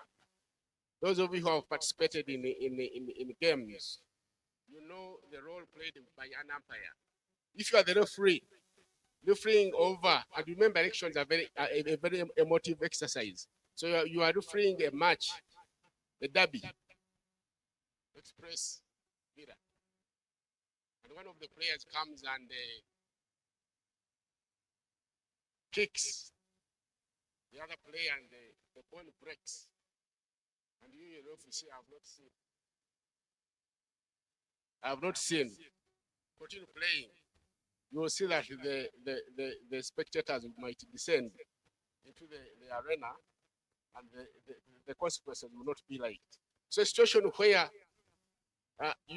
violations are being done on candidates, and the electoral umpire is saying, I do not know. I think those should not happen going forward. we need to see the electoral umpire stamping their authority on things and being also able to call out security when security acts in a way and manner that is overboard. But I think also we need to start advocating for the law on transition. This country we love so much, we have been so silent on the transition process as a country. We don't know why this is happening, but I think the time has come for us to start having our voices heard, think about it, dialogue about it, because believe you me, if there's anything that is constant, it is change, and that will happen. And we do not want to be staying where we were those days. And so these are some of the words I wanted to share with us. I want to thank you for listening to me and granting me this latitude. Thank you, the organizers, because we need to be speaking more and more about this so that we can be able to chart out a way forward for our beloved country. Thank you very much. Thank you very much, Mr. Henry Muguzi, politely giving us very tough words, I would say, politely saying them, but giving them as tough as they do come through. I didn't know there was something like a zombie election. I hope we don't have one in January next year. We won't have a zombie election at that. I would like to invite Sheila, because we are going to have perspectives coming in from the other areas, from South Africa, from our friends in Kenya, and how they are dealing with their own way of policing. And so I'd like to invite Sheila to take us through that, but also continuing to pray that the shrinking civic space stops at some point at least, and stops shrinking. And so we can be able to have that space, people can be able to speak up and engage at different levels. As we also think of advocating for the law on transition, some members of parliament have tried, but it always has a stillbirth, it dies a natural death. Sheila, take on the next one. Thank you, Mildred. A big clap for Mildred as well. Please join me in recognizing and warmly welcoming our one and only chairperson, Mariam Wangade. She's an advocate, by the way, so Advocate Mariam Wangade. But that clap, is it really for somebody who has come 1 hour early and respected our time? Madam Chairperson, thank you so much. We want to appreciate you so much. We came at a good time when we were discussing electoral security and civic protection. I'm sure you've picked up a few issues raised. You missed Mr. Kayondo's presentation. The Electoral Commission was very insightful as well. Henry, thank you very much as always, if you're still in the room. We're now ready to go to our last session, regional and continental experiences. If you look back at our concept note, one of the things that we were aiming to do in this convention was to really also share regional and continental innovations in rights-based policing and accountability frameworks. We are honored to have two distinguished persons from Africa, one from Kenya and the other from South Africa. Our own friend, Mr. Joseph Omondi, Executive Director of Midrift in Kenya. Joseph, are you online? How would I know that Joseph is online? We're expecting Joseph, who will be sharing best practices on police oversight in Kenya. Our guest chairperson, one of the issues that emerged last year from the first annual Stakeholders Convention, and that has been resonating for the whole morning, is the need to establish an independent oversight mechanism, policing mechanism. And that's one way of promoting civic participation, but generally also accountability to the public or citizens of Uganda. So can I just continue speaking? He's online. Are we going to see him on the screen? Okay. So Joseph, I understand you're there. You're probably seeing us. You're very welcome. Please join me in welcoming Joseph. Did we clap for Joseph? If he hears us as list. We also have a distinguished Mr. Sean Tate, if that's the pronunciation, Director APCOF. They'll be sharing best practices on police oversight in South Africa. Sean, if that's the pronunciation, if you're in the room, you are indeed welcome. Please join me in welcoming Sean, if that's the pronunciation. So we'll give each about 15 minutes to just share with us. Okay, great. Can we guess who that is? Just guess. Looks like Joseph. Looks like a Joseph. We are guessing. Joseph, is that you? Okay. Joseph, you're very welcome. I give it to you. Joseph, we've been discussing from the morning, we've been discussing this whole question around establishing an independent oversight mechanism. Skeptically so, we think it's one of those recommendations that would promote democratic policing, but also bridge the normative standards with lived realities in Uganda in relation to policing, including improving public trust. What is your experience with Kenya? What are the mechanisms in place? What have been some of the achievements? And of course, what are some of the challenges and prospects we can learn? Thank you. Over to you, Joseph.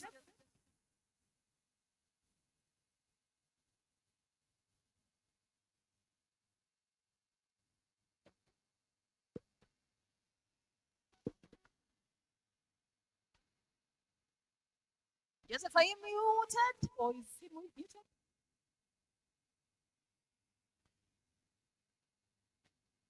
Here we see he's muted. Joseph, we can't hear you.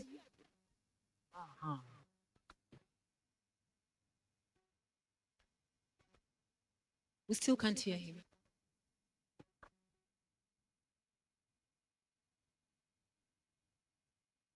Okay, 1 minute.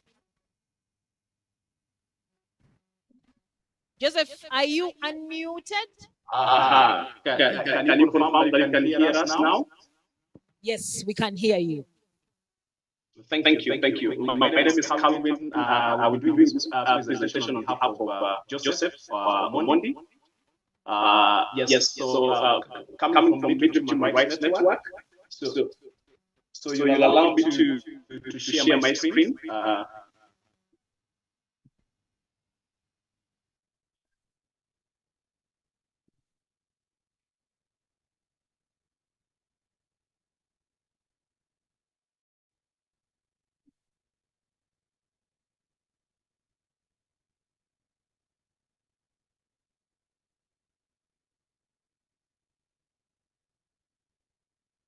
Yes, thank you. Can you confirm that you can see my screen?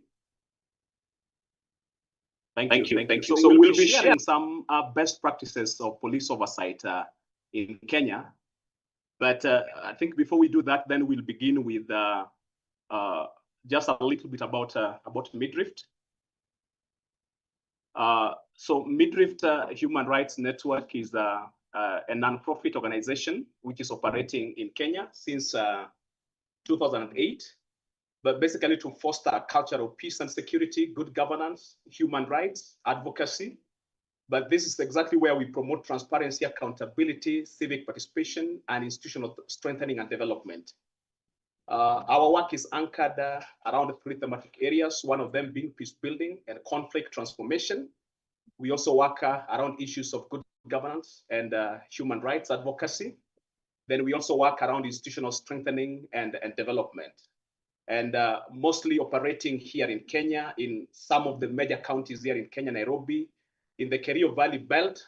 So that belt has got Elgeyo Marakwet, Baringo, and West Pokot, and even areas of Kisumu. So looking at the history of the oversight in Kenya, when you look at our Constitution of Kenya, and especially Article 1 of the Constitution of Kenya, places the sovereign power in the hands of the people of Kenya and all public institutions, right? And that the public institutions are actually subject to oversight. One of the public institutions that we have is the National Police Service.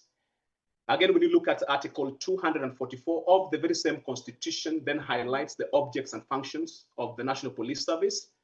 And you'll be surprised that one of them is looking at aspects of the human rights. So we always tell the National Police Service and the officers in Kenya that they are the #1 protectors of human rights in the Republic of Kenya, not because it's a role that has been given to them by the civil society, but has been given to them by the Constitution of Kenya. The other aspect, or the other function of the National Police Service is also to foster what we call community relations across the community spectrum. Then the third one is the Independent Policing and Oversight Authority Act, again, which then spells out the functions of an independent authority, that is the authority that looks at the oversight of the National Police Service, and even their functions and their conduct and everything else. Of course, the transformation, or what we call the change that we've actually seen in the National Police Service came from the aftermath of the 2007-2008 post-election violence in Kenya.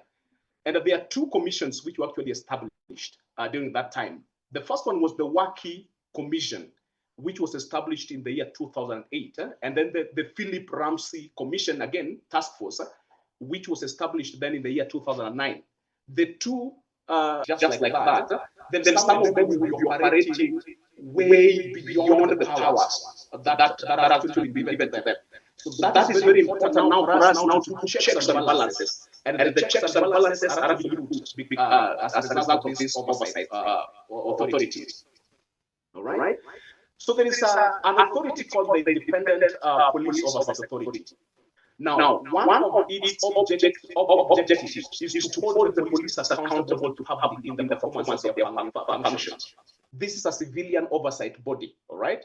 So holding the police accountable, give effect to the provisions of Article 244. We've actually looked at that, which then talks about the objects and functions of the National Police Service. And then ensure independent oversight of handling of complaints by the service, right?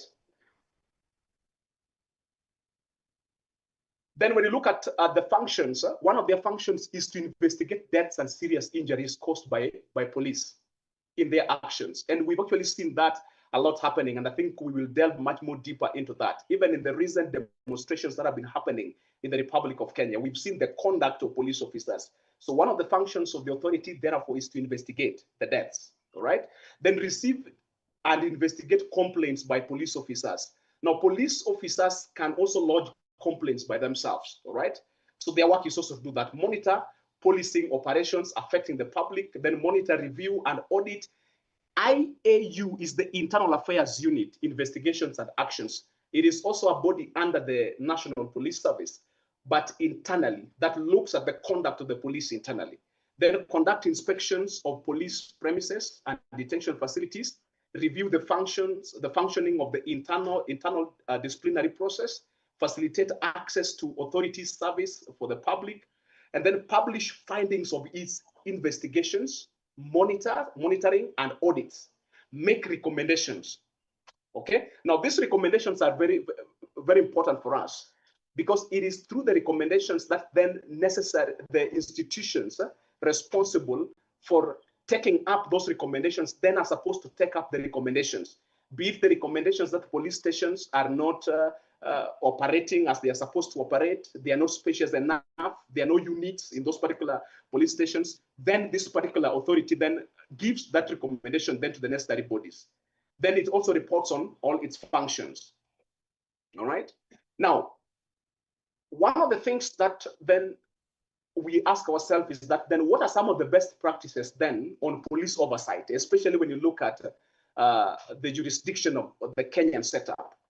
So one of them, I think the establishment of this particular authority is very significant, or was very significant, right? Because then it acted as a safeguard to excesses by the police officers. Today, any police officer who wants to undertake his work or her work beyond what is laid in the frameworks or in the laws, then will probably start to thinking twice on how then they want to do that, because they know that there is an authority, an independent authority that then looks at their functions, looks at their conduct and their work. Again, the establishment of the National Police Service Commission. The commission, the mandate of the commission is to look at the recruitment, police welfare, appointments, and conducts of the police. But for a very long time, we've also had recruitments of the National Police Service officers really not based on merits. We've actually seen people picked because of who knows who in the system, right? So the National Police Service Commission then comes as also a safeguard in also ensuring that then those who are employed are people who hold the merits that then needs such employment. But I think the question would be, is that always the case? I think that is a conversation that we can have. Then the Commission on Administrative Justice, okay, which handles then complaints against public officials. And remember, National Police Service officers are part of this particular category of public officials. So when they look at the complaints that have actually been brought up by members of the public against these particular public officials. Then the Kenya National Commission on Human Rights has also done a very good work in trying to investigate violations of human rights across the board. Remember, these are some of the best practices. If then we would actually propose that this is adopted somewhere, then probably this is part of what we would actually propose. Then there is the aspect of decentralization and community policing. We are looking at the command structure, the command system, right? Decision-making, taking decision-making to the local command, which then ensures accountability. Because most of the time, what we have had, even in the recent demonstrations that we had, is the police officers, of course, telling you that they have received orders from above. And when they receive orders from above, then it makes them to undertake the orders without questioning those particular orders. But when we have these commands then decentralized, then it means that then the officer who is next to you will be held liable and accountable by themselves, right? And that is why we are saying that one of the best practices is, can we decentralize these command units, all right? The other one is strengthening the relationship between the police and the community. Now, a number of times we've seen this working in our setup, even as Midrift. We have actually conducted community forums, accountability forums, and forums with civil society organizations and oversight institutions, basically to feed into what then needs to be done. Now, these accountability forums have always enabled the authority then to function, knowing that there are people who are actually looking at how they're actually undertaking their work. The fourth one, we are also looking at what is it that then makes these antagonistic relations to be there, all right? So can we then now start looking at how then this can actually be addressed, addressing underlying issues that then causes this antagonistic relationship between the National Police Service and the people themselves? Is it aspects of service delivery? How can then the government ensure that then they deliver services to these very same people? Is it political interference into the work of the police? Because a number of times we've also seen this, where probably criminals are arrested, but now the political class comes and interferes completely with that, all right? So those are some of the best practices that we've also seen, and especially when you look at the oversight work. Now, what are some of the strategies for effective community policing? Now, one of them is the accountability forums, ensuring that there is a conversation between the National Police Service, the oversight authority, and the community members, all right? Because for us to ensure that these particular institutions then operate the way they're supposed to operate, these accountability forums are very critical and very important. This is where members of the public will raise questions, will ask questions about the function, the workings of the authority, the conduct of the National Police Service. But then the National Police Service and this authority also has an opportunity to feedback or to give response to some of the issues that communities are raising. The second one, of course, we are looking at community forums where the authority just come and just take them through the mandate of the authority, okay?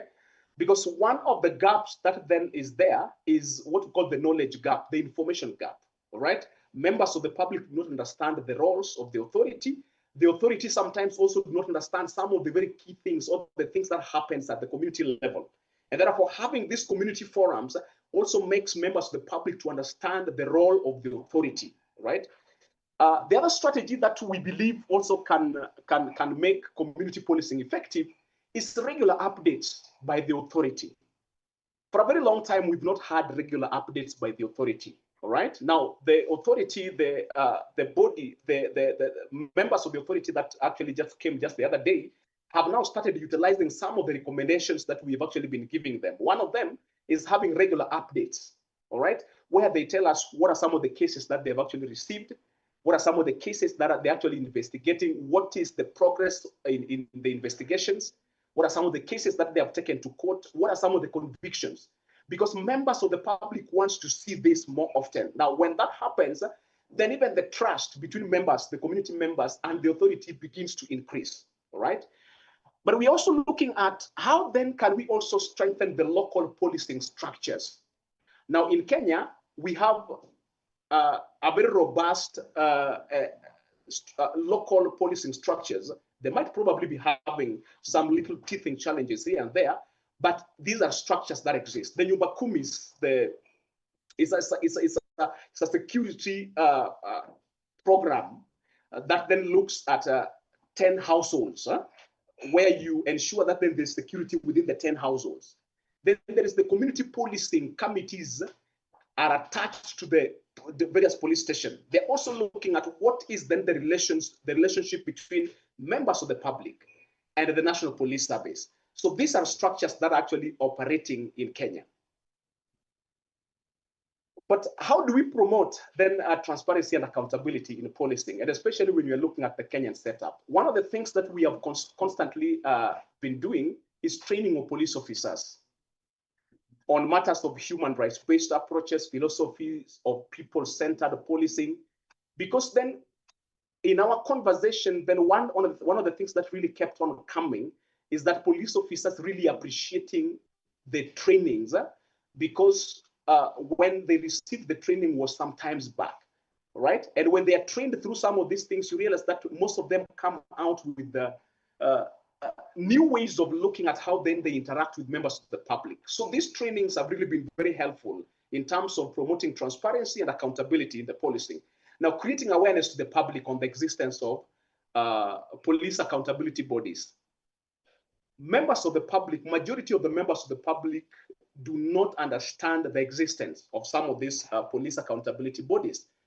Some of them will probably just say IPOA, but they are more than IPOA. There is the Internal Affairs Unit that also deals with looking at the conduct of police officers, all right? So the existence of the knowledge of members of the public on the existence of these accountability bodies is also very critical in promoting transparency and accountability. Then there is the aspect of citizen trust deficit, especially towards government institutions. It is also something that we've actually seen a lot, and especially that has been widened with the action and the conduct of the police, especially during the demonstrations that we've actually seen in the recent past. So that has actually widened the gap between members of the public and these particular institutions.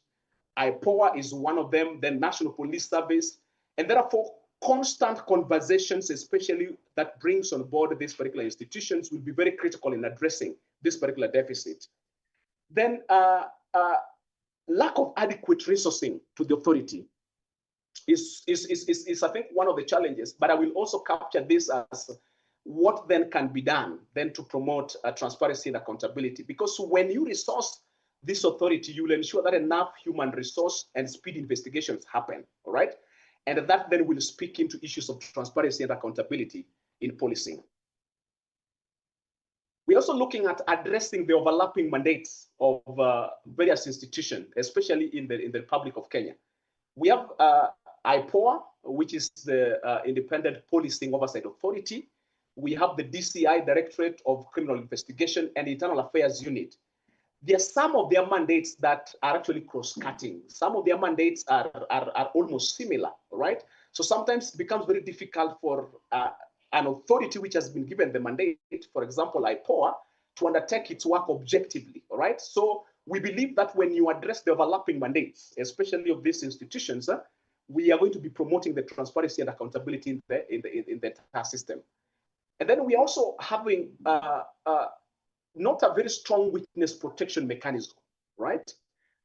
Because there are people who come and lodge complaints against certain officers, but there is no guarantee whatsoever on how then these particular witnesses will be protected.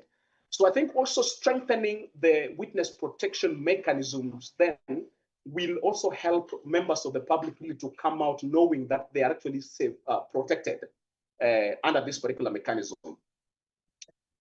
Then there is addressing also this statutory gaps. One of the gaps that we've actually seen, especially in the workings of the authority, is the lack of enforcement powers, especially during trials. All right, they can order police officers to appear before them during investigations, but at the court, they do not have the powers, especially to now begin to question why a police officer has not probably attended some of the courts. They do not have those particular powers.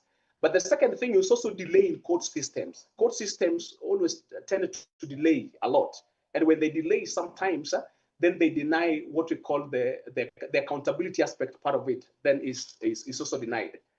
The other aspect is the implementation of the recommendations that most of the time comes from IPOA. These recommendations goes to different institutions because they are recommendations to different institutions. One of them is the National Police Service Commission, okay? Be it in the workings of the police, issues of the police welfare and everything else, because IPOA is not mandated then to begin championing for the police welfare, but they can do a recommendation then to the National Police Service Commission to begin looking at some of those things that then lacks. What are some of the challenges, especially when you're looking at civil society in promoting oversight? I think lack of access to information. Most of the people do not have the necessary information that then can be used in promoting policy oversight. So I think in the absence of this information, then you realize that even holding this particular institution accountable then becomes a challenge.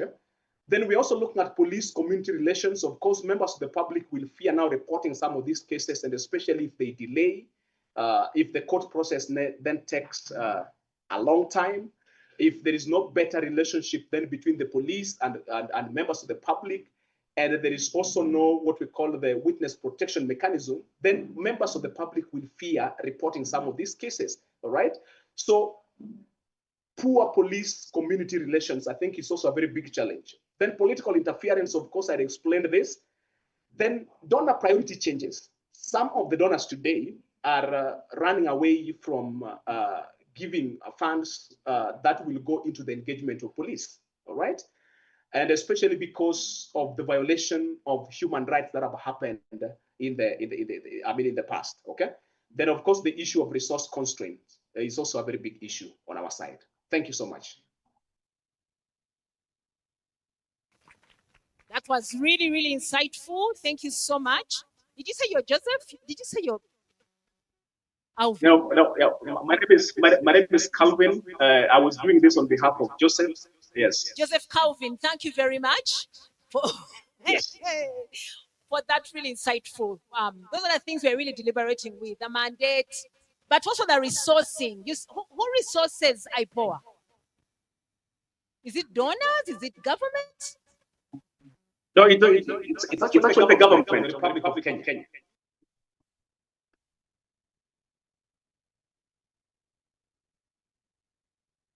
Thank you.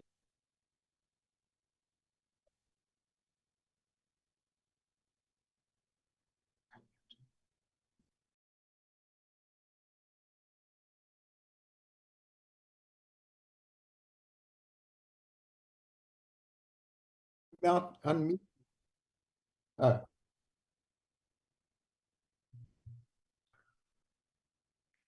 Good afternoon. Good afternoon. And thank you very much to Justice Access Point for the honor of this invitation and to join you in this annual conference. I've got a few introductory remarks. And then I want to build on Kelvin's presentation by looking at some of the comparisons between the South African system and the Kenyan system, because I think this illustrates the challenges underlying effective policing oversight. And then I want to end off with a few observations from an impact assessment we did of IPID that highlights the opportunities and the challenges ahead. So in the first instance, I think the 2 points that we should bear in mind. One is police oversight is an obligation in international law and often is reflected in our domestic law and our constitution. And it provides the substance around what we would want and expect from the police in terms of, in this instance, their behavior and their actions. So first of all, the obligation, we find that very clearly in a few of the binding instruments to which Uganda is also a party. And this is specifically around instruments upholding the right to life and instruments upholding the prohibition and prevention of torture. In both of those environments, there is a clear obligation on the state to ensure swift and impartial investigations of allegations of torture and of a loss of life at the hands of law enforcement officials. The substantive expectations of police are contained in all of the articles that we commit ourselves to, both in the Universal Declaration of Human Rights and in our own African Charter on Human and People's Rights. And these set out provisions around equality, non-discrimination, the right to fair trial, all of which provide expectations around how the police behave and how they exercise their power. That being said, we also realize that the establishment of effective oversight mechanisms is a political project, and it is very contested, and that states move towards strengthening oversight regimes, I would say almost reluctantly, and often driven by crisis. So as Kelvin alluded to, the post-election violence in Kenya led to a complete rethink of policing, new police acts, and the establishment of independent oversight facilities, a National Police Service Commission, and the Independent Policing Oversight Authority. And in South Africa, we saw a similar development in the post-apartheid transformation, where we were very much under the heel of a regime policing in service of a political elite and the white minority. It was that transformation that put the imperative of stronger police oversight on the table.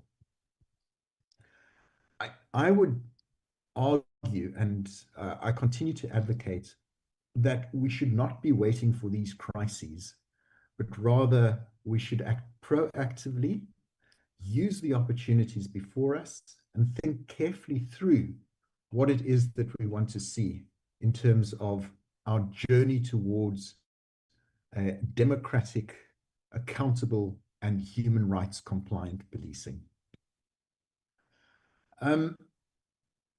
As I speak about these these comparative examples between IPOA and IPID, the Independent Policing Investigative Directorate in South Africa, I would want to emphasize the point that Kelvin made as well, in that we can't expect robust police oversight from a single point. Rather, robust police oversight is in the multiplicity of accountability actors. In a democracy, the police are accountable to multiple actors, and they are accountable at multiple points within that history and that's engagement. And you can't wish any away and simply refer to a single point. There is civilian accountability, there's accountability to the parliamentary authorities, there's accountability to specific and established oversight bodies and commissions. And this is both, as Kelvin alluded to, reactive in terms of responding to actions and ensuring there is consequence to actions, a correction to actions, and it is proactive in trying to identify risk areas and responding to those risk areas in a proactive way. And these might be through national instructions or standing operating procedures or even new law. So let me share this presentation and move quite quickly through this before we go to the next section.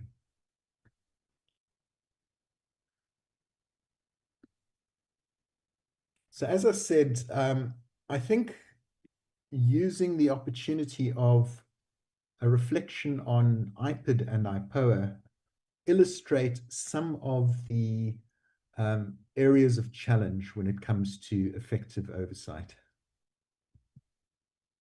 I must just see how I can, sorry.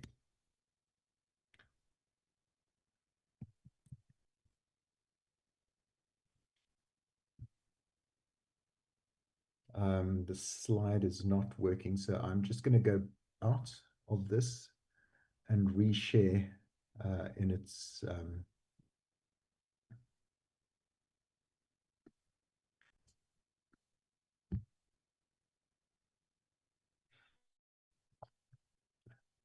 so apologies if this is somewhat smaller.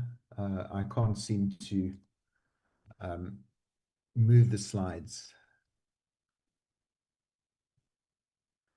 So the first point I want to make is to say that when we're looking at police oversight and effectiveness, there have been benchmarks that have been established in international law that guide us around what we would want and the extent to which we're progressing towards that. Oversight bodies need to have adequate power to be able to carry out their work. They need to be sufficiently independent to be able to do this. They need to be adequately resourced. They need to operate transparently and report regularly. They need, as the point has been made, the support of public and government in their work. And they need to involve civil society. And this needs to be evident not only in law, but also in fact, in terms of their operations. Looking at each of these environments, there are some very interesting observations that can be made reflecting on Kenya and South Africa. So the first of all is institutional independence. And I'll make these slides available so we can share them amongst the participants.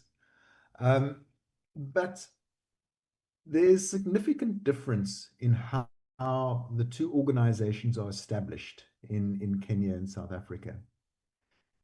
South Africa is a directorate, and it, in law, is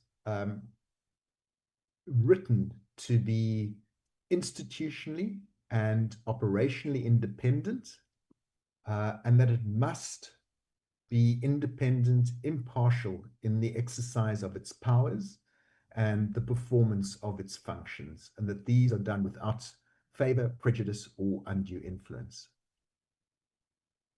If you look at IPOA and the legislation around IPOA, it reiterates the importance of this independence in terms of not being subject to any person or office, that it will observe the principle of impartiality, that it must be given the assistance to be able to do its work, that no one may interfere with the work of the organization, and that Parliament must ensure that it is adequately funded.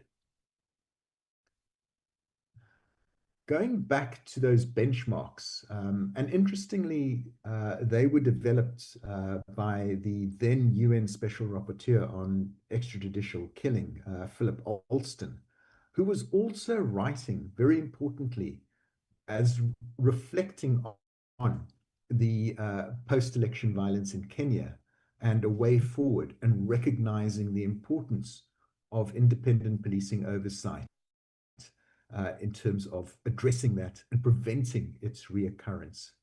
But he is very clear in saying that this independence can be threatened if we do see the same reporting lines as those of the police. An external agency would find it difficult to be able to provide independent oversight in circumstances where the minister or the chief of police support overly aggressive or militarized policy tactics and strategies. And in both the case of Kenya and South Africa, the permanent secretary and the minister of police in South Africa are responsible both for the police agency and for the independent civilian oversight authority in Kenya and South Africa. And that really, and as we've seen in South Africa, has always been a source of tension between an overt and unambiguous support of the work of independent policing oversight and a sympathy and often inappropriate support for heavy-handed police tactics and use of force, which we've seen in both countries. And this often boils down to what is now quite common if you look back at some of the comments, shoot to kill, show criminals no mercy, those kind of very aggressive and robust political statements. In investigation power, and this is talking about the adequacy of the mandate, again, there is quite marked differences, and I'm not going to go through all of this. The graph sets out the legislative provisions, both for IPOA and for IPID. But interestingly here is that the IPID, the South African Independent Police Investigative Directorate investigators, are invested with full policing powers. So they are able to investigate, they are able to ascertain the bodily features of an accused person, they can do entry and search, they can seize, they can effect arrests and execute warrants. The IPOA investigators do not have that power of arrest. And this creates a significant barrier to effective performance by IPOA. They have to turn back to the police to be able to execute a warrant for arrest.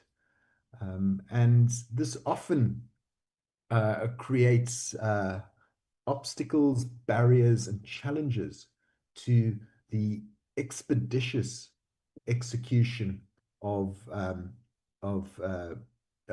case completion on the IPOA side. And this is something that IPOA has long been lobbying for. And potentially there's an opportunity to strengthen IPOA powers here, but it comes back to the gatekeeping that we would possibly see on the side of the police around who has exclusive privilege around the ability to arrest.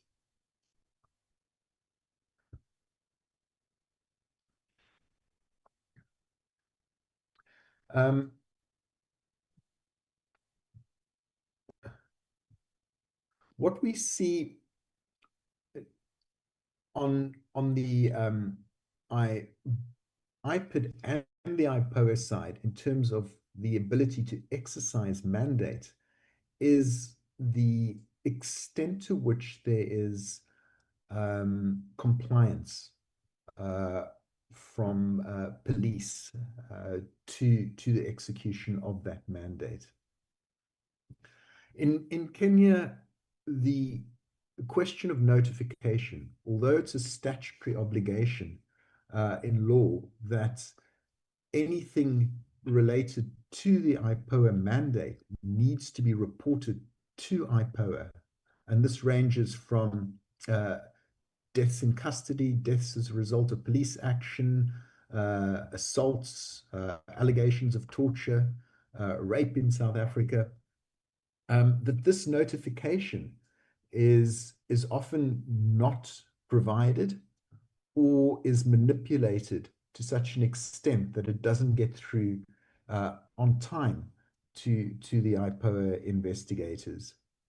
In South Africa, there's often, as complaints are taken down by the police, that record of the statement is, whether by design or simply by poor skills and negligence, often lacks the detail to be able to progress the case expeditiously. And as everyone knows, that an investigation, often the sooner you are at the scene, the sooner you are able to engage the witnesses, the sooner you are able to acquire and preserve evidence, the better it is for that case process. Funding models, as mentioned, is that in both instances, funds are appropriated from government. There's a certain amount of independence on the IPID side, in the sense that it is responsible for its own budget. It is the accounting officer for its own budget. That certainly is and points towards better practice. But the problem is that both organizations are certainly financially constrained. And this financial constraint is a manifest and growing risk going into a future where there are tremendous pressures on budget, and governments are looking to try and reduce costs as much as possible.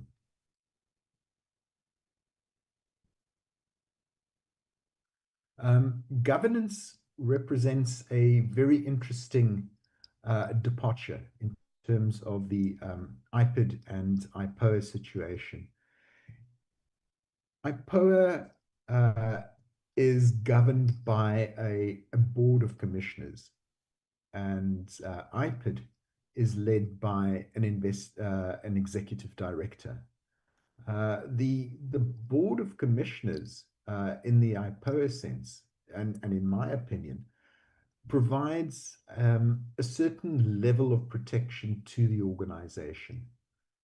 One executive director, in the face of often tremendous political pressure from the police and the executive, really needs to have their wits about them to withstand and navigate that. And to a certain extent, a board is able to deflect some of that, allowing the operation of the organization to be taken forward through the person of the CEO, and be able to then manage the political environment and the challenges associated to that. But it comes with an issue to bear in mind, is that the relationship between the board and the executive director or the CEO needs to be very well developed, because you often see in commission-led organizations a blurring between what is the responsibility of the CEO to manage and how operationally do commissioners become involved, and can lead to a lot of role confusion and conflict. In both organizations, the appointments and termination of positions at board level, in IPOA's case, and at the executive director's case in South Africa, is well insulated. This is not always the case in South Africa, that it was very much at the discretion of the Minister of Police, but following a number of constitutional court judgments, this was recognized as not being constitutional, not giving effect to the independence of the entity required by the Constitution, and requesting Parliament to make sure that that security of tenure is addressed and rectified. Of course, there are many other ways in which undue influence can be exercised on appointments and terminations.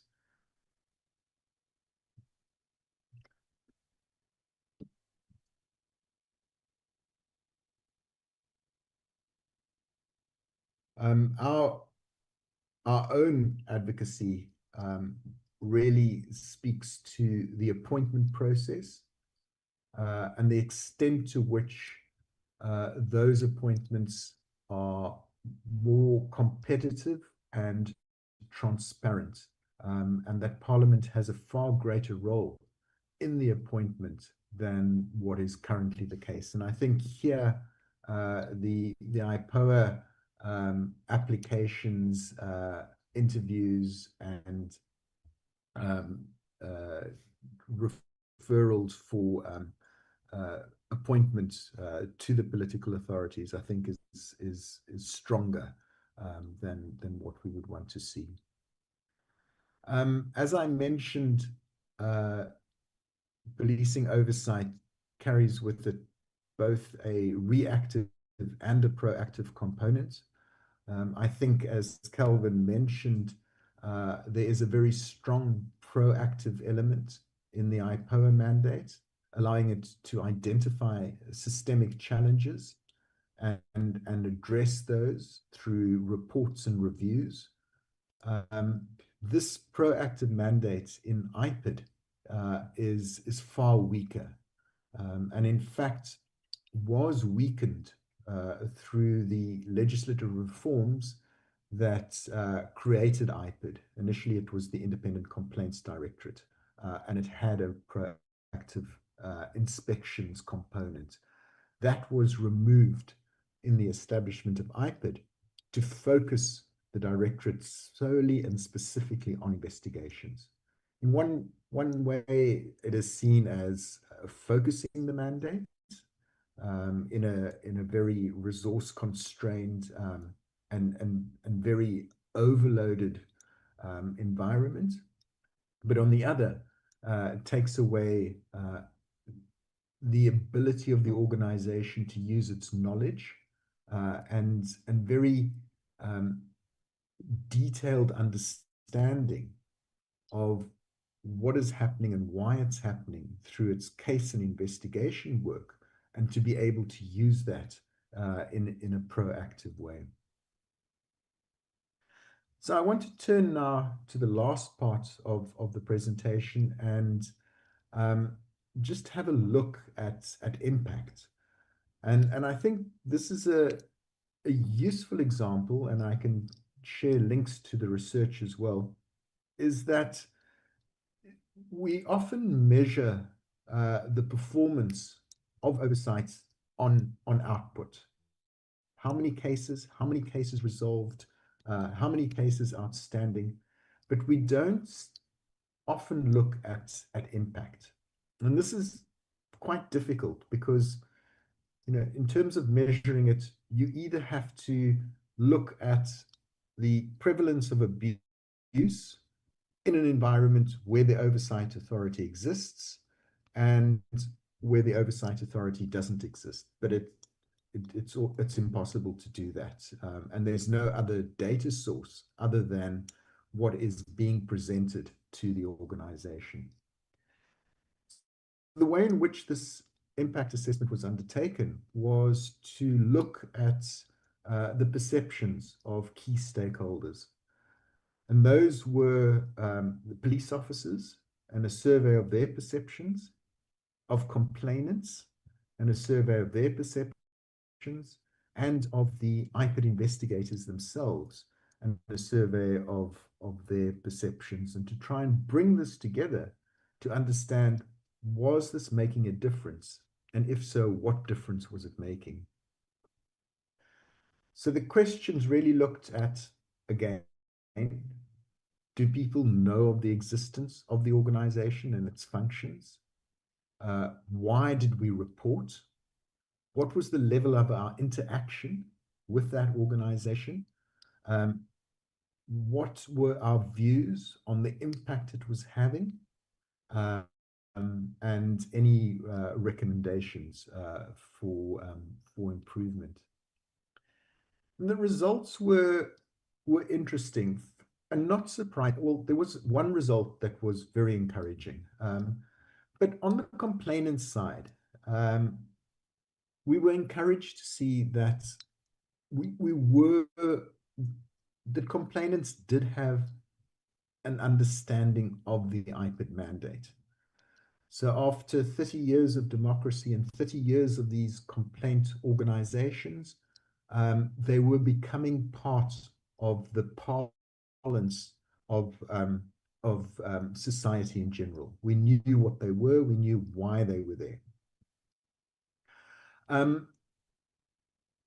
We didn't see people engaging with the organization directly to the extent that we might have liked, but rather because there was a legislative obligation on the police to report in cases of an assault complaint, a torture complaint, a death, that a lot of the access was being navigated through the police. What we saw as well, and this is often the case and with many institutions, is that interaction between the organization and the complainants was quite limited, that people were not getting feedback. Cases take years to complete, and often people even didn't know what the final outcome of the case was. And their level of satisfaction with these outcomes, understandably, was quite low. So a whole area around improving communication and relationship with your main client base. And then, very interestingly, on the side of the police, and this is encouraging for oversight, because we're often faced with the comment that oversight just gets in the way. oversight stops us from being able to do our work. You don't understand what it is like to be a police officer, and therefore, ultimately, criminals have more rights than what we have, or what we are trying to do. But this was not the case when speaking to police officers. There was significant support around the importance for and the need for external oversight. And in fact, and we have the same mechanisms in Kenya. We have internal disciplinary processes, and we have the external that officers often saw the procedures and the approach by the external agency as being more independent and more fair than their own internal processes. There was a lot of concern around how long it took for cases to be resolved. And I think this points back to resource constraints and the need to, if we are going to embark on policing oversight and an investigative body, to ensure that it is resourced and it has the capacity to be able to do the work. But on the whole, officers found that the existence of an external oversight agency had a positive impact on the organization and had a positive impact on policing. And I think that this gives us evidence around this is not an entity that is simply demand driven from the outside. And it is civil society and activists and civilians that push these responsibilities on us. But there is a deep appreciation within the police that this is a part of what we understand as accountable democratic policing, and we accept and we can see the value that this is having. Similarly, the IPID investigators, concerns around the delays, often delays that they saw were coming from the police, that they recognized challenges around feedback, and that this wasn't sufficient in terms of building that relationship with complainants, and that although they saw the challenge, significant case backlogs, few finalizations, that they recognized the important impact that they were having on building accountable and human rights compliant policing. As I mentioned, and I'm not going to go through that again, but two important takeaways, really, the level of understanding amongst police officers of the need for and support of the organization, and the extent to which the organization itself was simply overwhelmed by the number of cases that they had to deal with. And this final slide is really just trying to map the impact across various fields. And again, I'll share it, but I won't go into much detail here.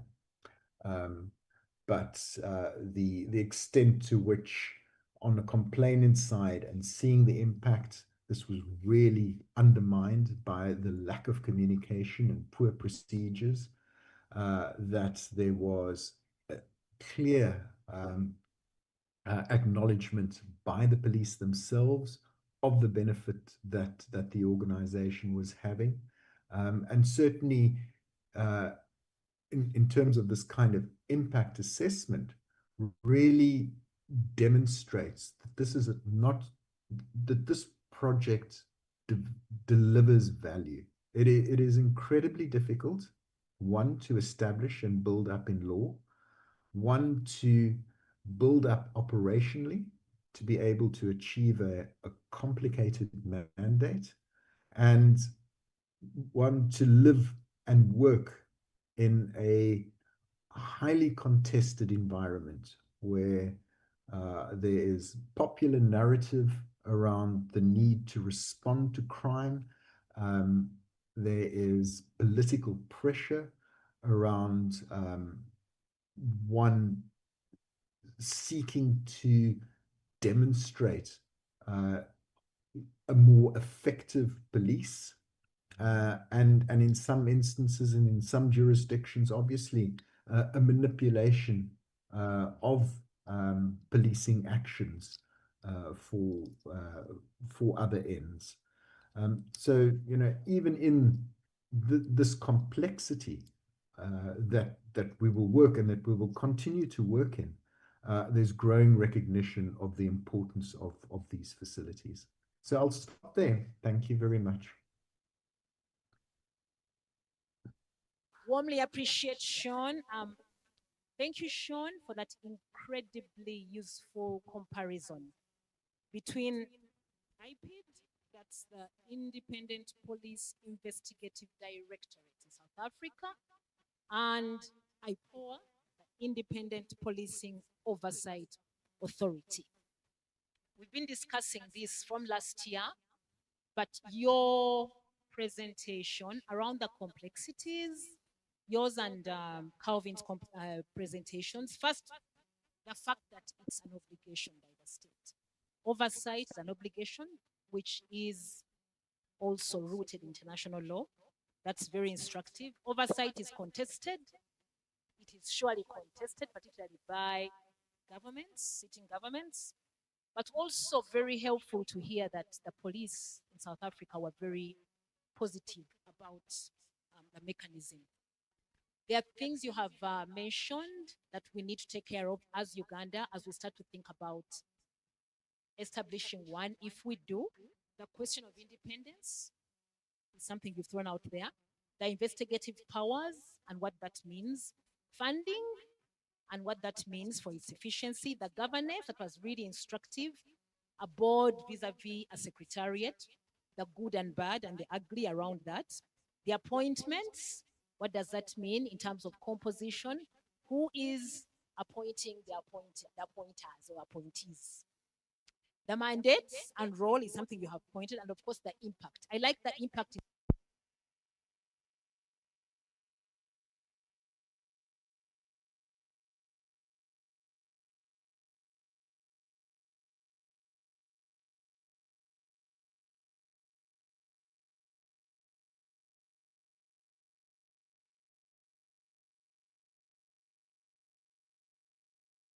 On these two presentations, I know energy levels are totally up. Thank you. Just one quick one. Sean and Calvin. Thank you very much. Listening from Sean and Calvin, what comes to mind is that these transitional mechanisms, all of them are coming from a background of conflicts. And what kept running my mind as we're presenting is the practicability of having the same in our country where the context is totally different. We're talking about a context of transition where there's no transition politically. We're talking in a context where we're now rationalizing agencies and beginning a position that brings a charge on the constituted fund might be one that will start to have a buy-in. We're talking of a context where the constitution, our constitution, rests a lot of power in the presidents. So I wonder how practical this can be in contexts like ours. Thank you very much. Thank you very much, Jimmy. Those are good reflections as we keep thinking about that. Benson, is that hand up? Oh, okay. One more from Benson, then we shall close this. My name is Benson. One goes to Henry, and we talked about it's where definitely becomes, he talked about where the risks are. What do we do We fold our hands. What do we do? Where open becomes increasingly difficult. We just now shut up. Because now when you talk about civic space, the physical one is close. Not just in Kampala, even all towns like Soroti, we have public gardens. Now still open. You can use it for chewing marijuana. One can ban after 2 months. But if you want to use it for public expression, it becomes so hard. Now, to my colleagues there, I'm beginning to really reflect on the concept of independence. I would love them to help us understand the state structure. For example, in South Africa, the one of Kenya, and ours, where you have a revolutionary system in one place that believes in something else. You have maybe on the other side a government of national unity. And then how are these things, how are these dimensions playing on the concept of what? Independent. Are they really independent? Is there such a thing as independent? Thank you, Benson. Those are good points for reflection. I'm afraid our panelists might not be able to respond, but I think it's also a good time now to ask Mr. Ndifuna to invite our chairperson. Chairperson, you've had, there's a reflection around civic space as it keeps shrinking and narrowing.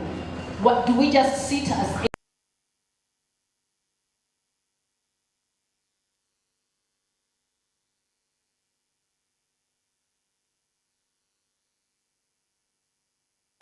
oversight mechanisms both in South Africa and also in Kenya? And I know that this reflection has been going, and you have had it also within the commission maybe. Can it really be independent? Do we have an ecosystem that can sit such a mechanism? So I'll ask now Mr. Ndifuna to please welcome our chairperson, who will kindly come to the podium here and make her remarks, and thereafter close the second annual Stakeholder Convention. Please. Thank you very much.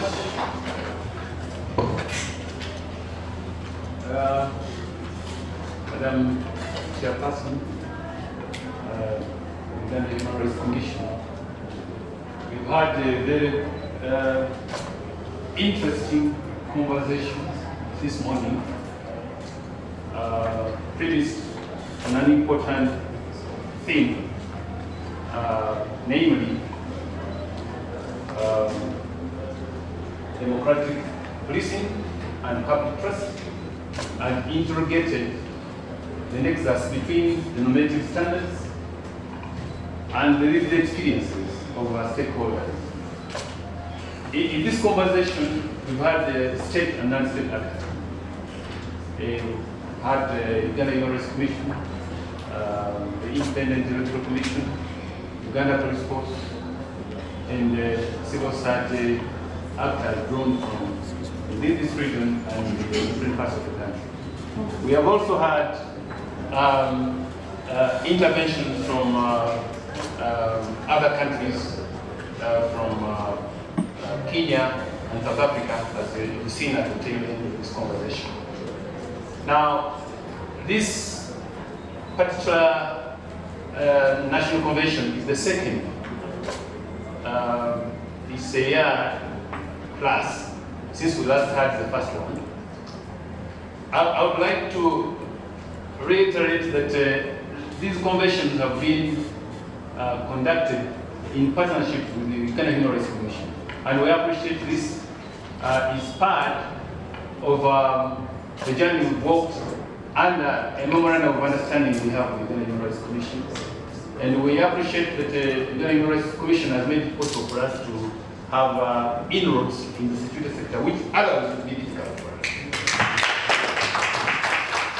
And as part of this, we've been able to conduct research, extensive research. We have been able to visit police stations across the country, which would be very difficult. And you can imagine how empowering it can be for a person, say for example, an NGO activist in Namaini, by virtue of this collaboration, being able to say, I would like to list and check the cells and see the conditions of detainees. It's not an ordinary thing. We have also been able to demand and to be granted an opportunity to observe the trials under the police disciplinary courts.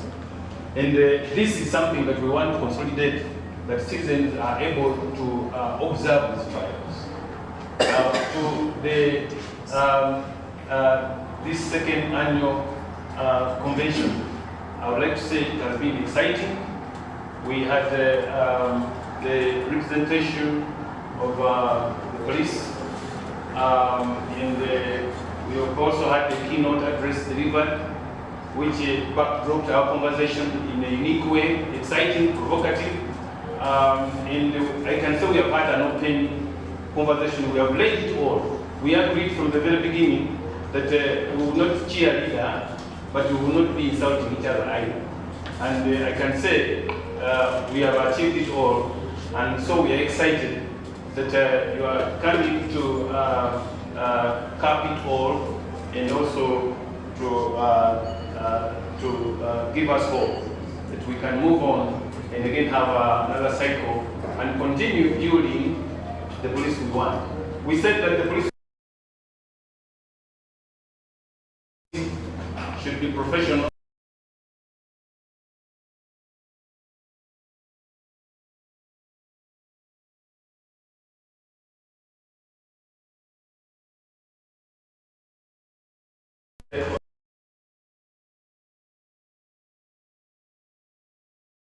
Remarks and the convention for policing in Uganda official. Thank you very much.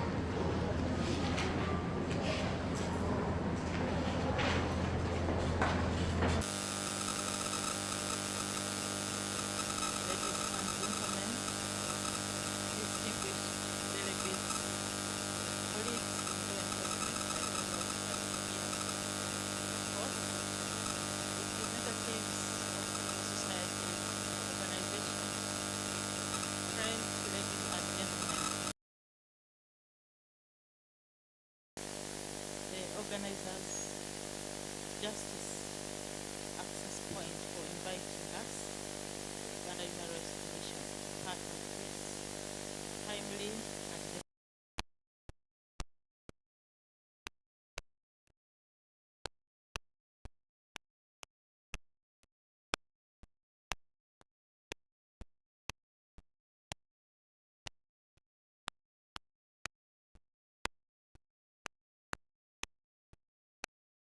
the summary.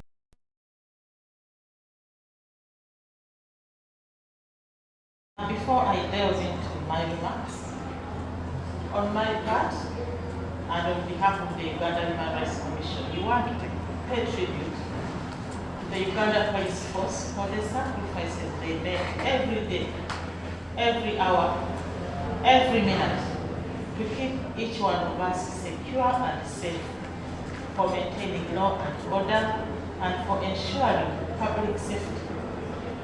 Often, they put their own lives at risk. I once said that I want us to imagine for a second that maybe for the next 24 hours, there is no police along our roads, in our markets, around our schools, the churches, along with the water bodies at the airport or airports for just 24 hours, and then we see what we deal with. The police stand between law-abiding citizens of Uganda and some of the worst guys in this country. So I want to say a big thank you to them. The theme of the convention has been both urgent and enduring: democratic policing and public trust. Ladies and gentlemen, in Uganda today, public trust in policing is fragile. And yet without trust, the law merely becomes noise. Without trust, the badge becomes a threat, not a shield. A truly democratic police force is not feared. It is respected. It is known not for its weapons, but for its wisdom. Not for its might, but for its restraint. And so today, we close this forum with clarity. Distinguished participants, the Uganda Human Rights Commission receives numerous complaints, many of which touch on the conduct of police officers. These complaints are not just statistics. They are lives interrupted, rights violated, and justice delayed. We cannot speak of reforming the police if we are not ready to move from the politics of radical tendencies. In the same way, we cannot demand accountability from the constable while excusing impunity from the commander. The law must apply to all, or it applies to none. Ladies and gentlemen, throughout today's sessions, we have heard a lot about normative standards, constitutional guarantees, regional instruments, international codes. All of them are powerful, but none of them walk the beat. None of them take a bribe. None of them hold suspects beyond designated timelines. It is therefore the practice, not just the paper, that must change. Distinguished guests, allow me to propose 5 realities and 5 possible solutions. Reality 1, some, if not many, police officers are underpaid and may be undertrained. Solution, we must resource the police better, professionalize their training in human rights and de-escalation, especially during electoral seasons. Reality 2, torture is still used as a punishment and as an investigative shortcut. Solution, we must ban all forms of torture, both on paper and in practice, whether in their homes, workplaces, places of detention, etc. We must prosecute and punish officers who cross the line. At the Uganda Human Rights Commission, we punish our own way by convening as a civil court and where due, award damages against the offending institutions. Reality 3, the line between policing and politics can sometimes be blurred, especially during elections. Solution, we need a policing code of conduct, specifically for electoral periods with an independent oversight. As we wait for a special one to be created for this purpose, we at the Uganda Human Rights Commission will continue to do the oversight, as we have always done. Reality 4, public confidence is lowest in areas where the police are most needed. Solution, scale up community policing, not just as a slogan, but as a practice of partnership. I'm happy to note that the Inspector General of Police is moving towards this by deploying police at sub-county levels. Reality 5,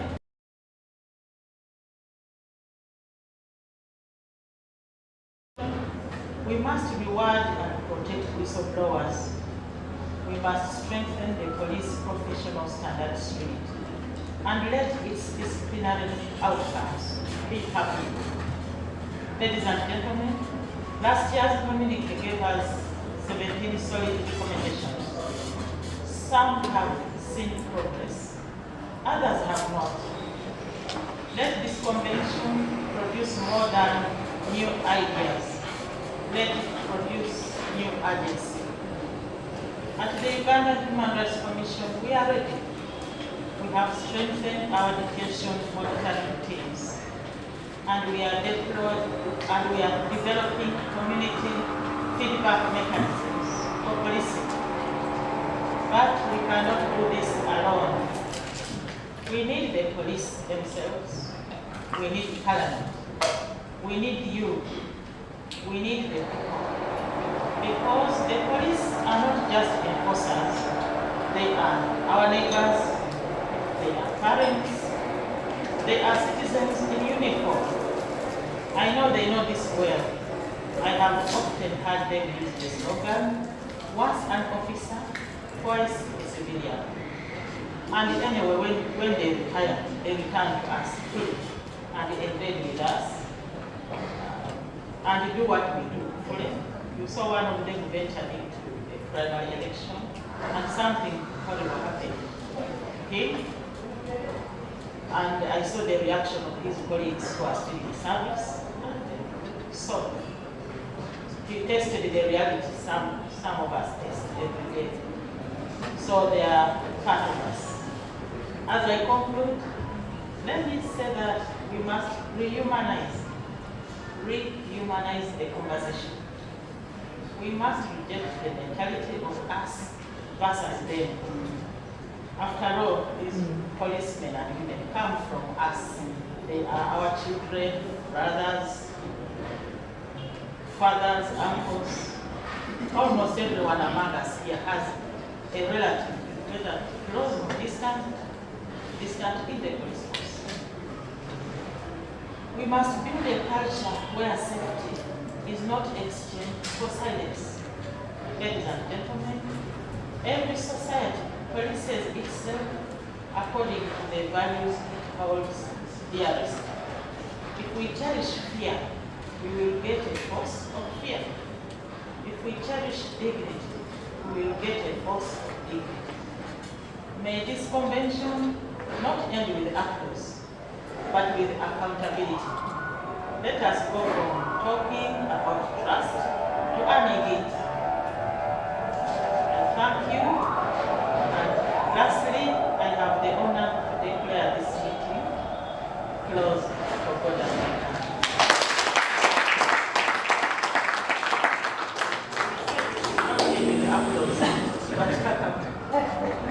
Thank you very much, Chairperson.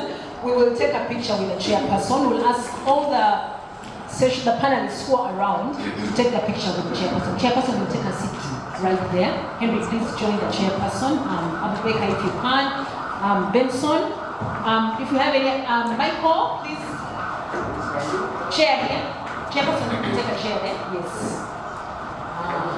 Do you have any other panel? Yes. Michael, please take your position or seat, whichever is comfortable for everybody. But Nagela chair doesn't wait. Chair, you can. Okay, you can stand. I think. Okay, you can stand in front. Chair, you can stand.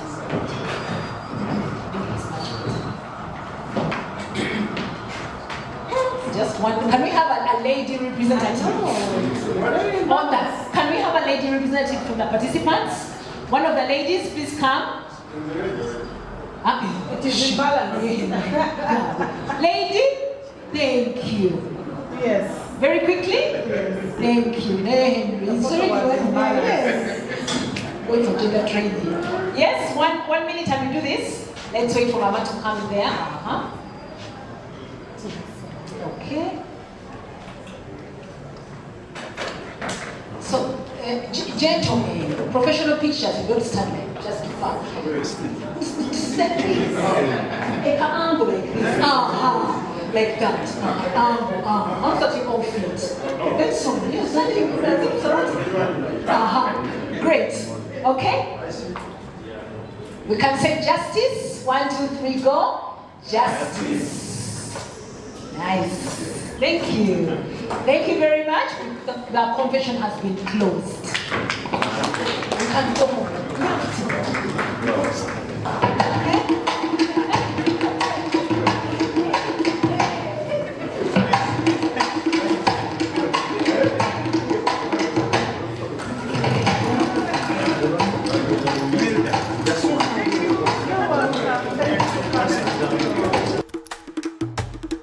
I am Onongo Patrick, and I joined the Uganda Police Force as a police constable, and I went through ranks from corporal to sergeant, then from sergeant I went to AIP and to inspector of police, and I retired when I was ASP, Assistant Superintendent of Police.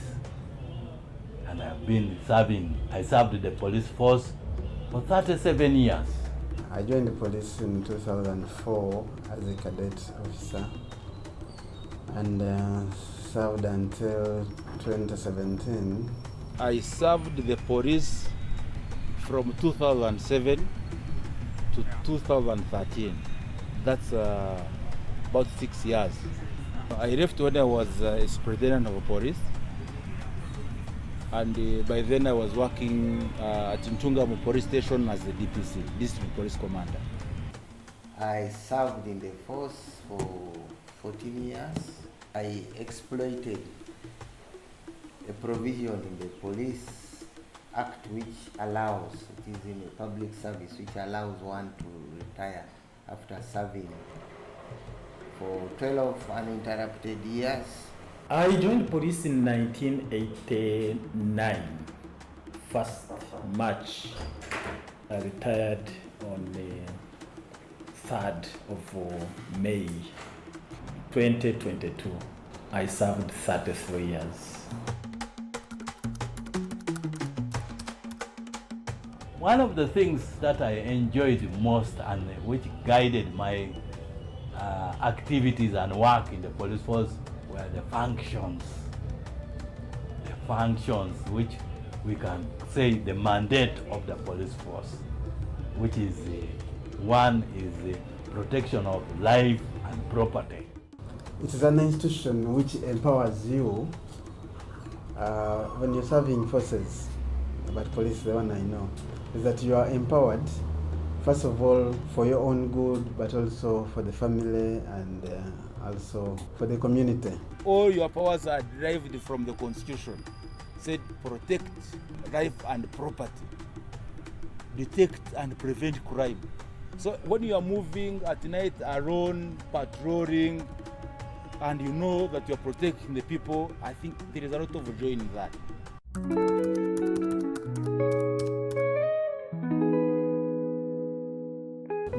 The main law that guides policing, which is the Police Act, is a very good law and it has very good provisions to help policing as a service. The challenge is always on the enforcement. I know that for a good time of the regime which preceded the Ochola's regime, there was a total disregard for most of these policies, this documentation. So someone's word mattered. It was about what the top management wanted to be done. There are certain things that are not really clearly spelled out in the law or in the legal framework. But most of the things are just as a matter of procedures. Things that we inherited or were under the police standing orders. And most of these police standing orders are now outlawed. Even those books are no longer, they are outdated. You could see the police standing orders went a little bit to regulate that power. For example, it's a power to stop a car. It must be an officer of inspector and above. the police standing order wanted to make sure that not everybody simply goes on the road and stops a car and that kind of thing. At times, other forces like politics override some of those laws and they are shelved, and the political intention takes over. The guidelines are there, very clear. People are recruited basing on their qualifications, but of course, you find moments where people are recruited. You can be in a training, then from nowhere you see a group of people already being brought. Where you recruit into the police must be sorted out fast. For example, police has no system they use in deploying and transfers. Someone will just wake up and say, then you transfer to Karamoja, the other is transferred to. And when they wake up the following day and they maybe next month and they feel they want to make some changes, or the specific policeman who is in Katoe has annoyed a person and is transferred to them. So there is no policy which gets that systematically that this is when we transfer and this is how we transfer. It should be made regular and methodical other than haphazard. Because there is a time they can say, all people in Kampala are being transferred up country. It doesn't work like that. They should say that you will be in Kampala, you should, in every region, people will serve there this time. And then they get transferred.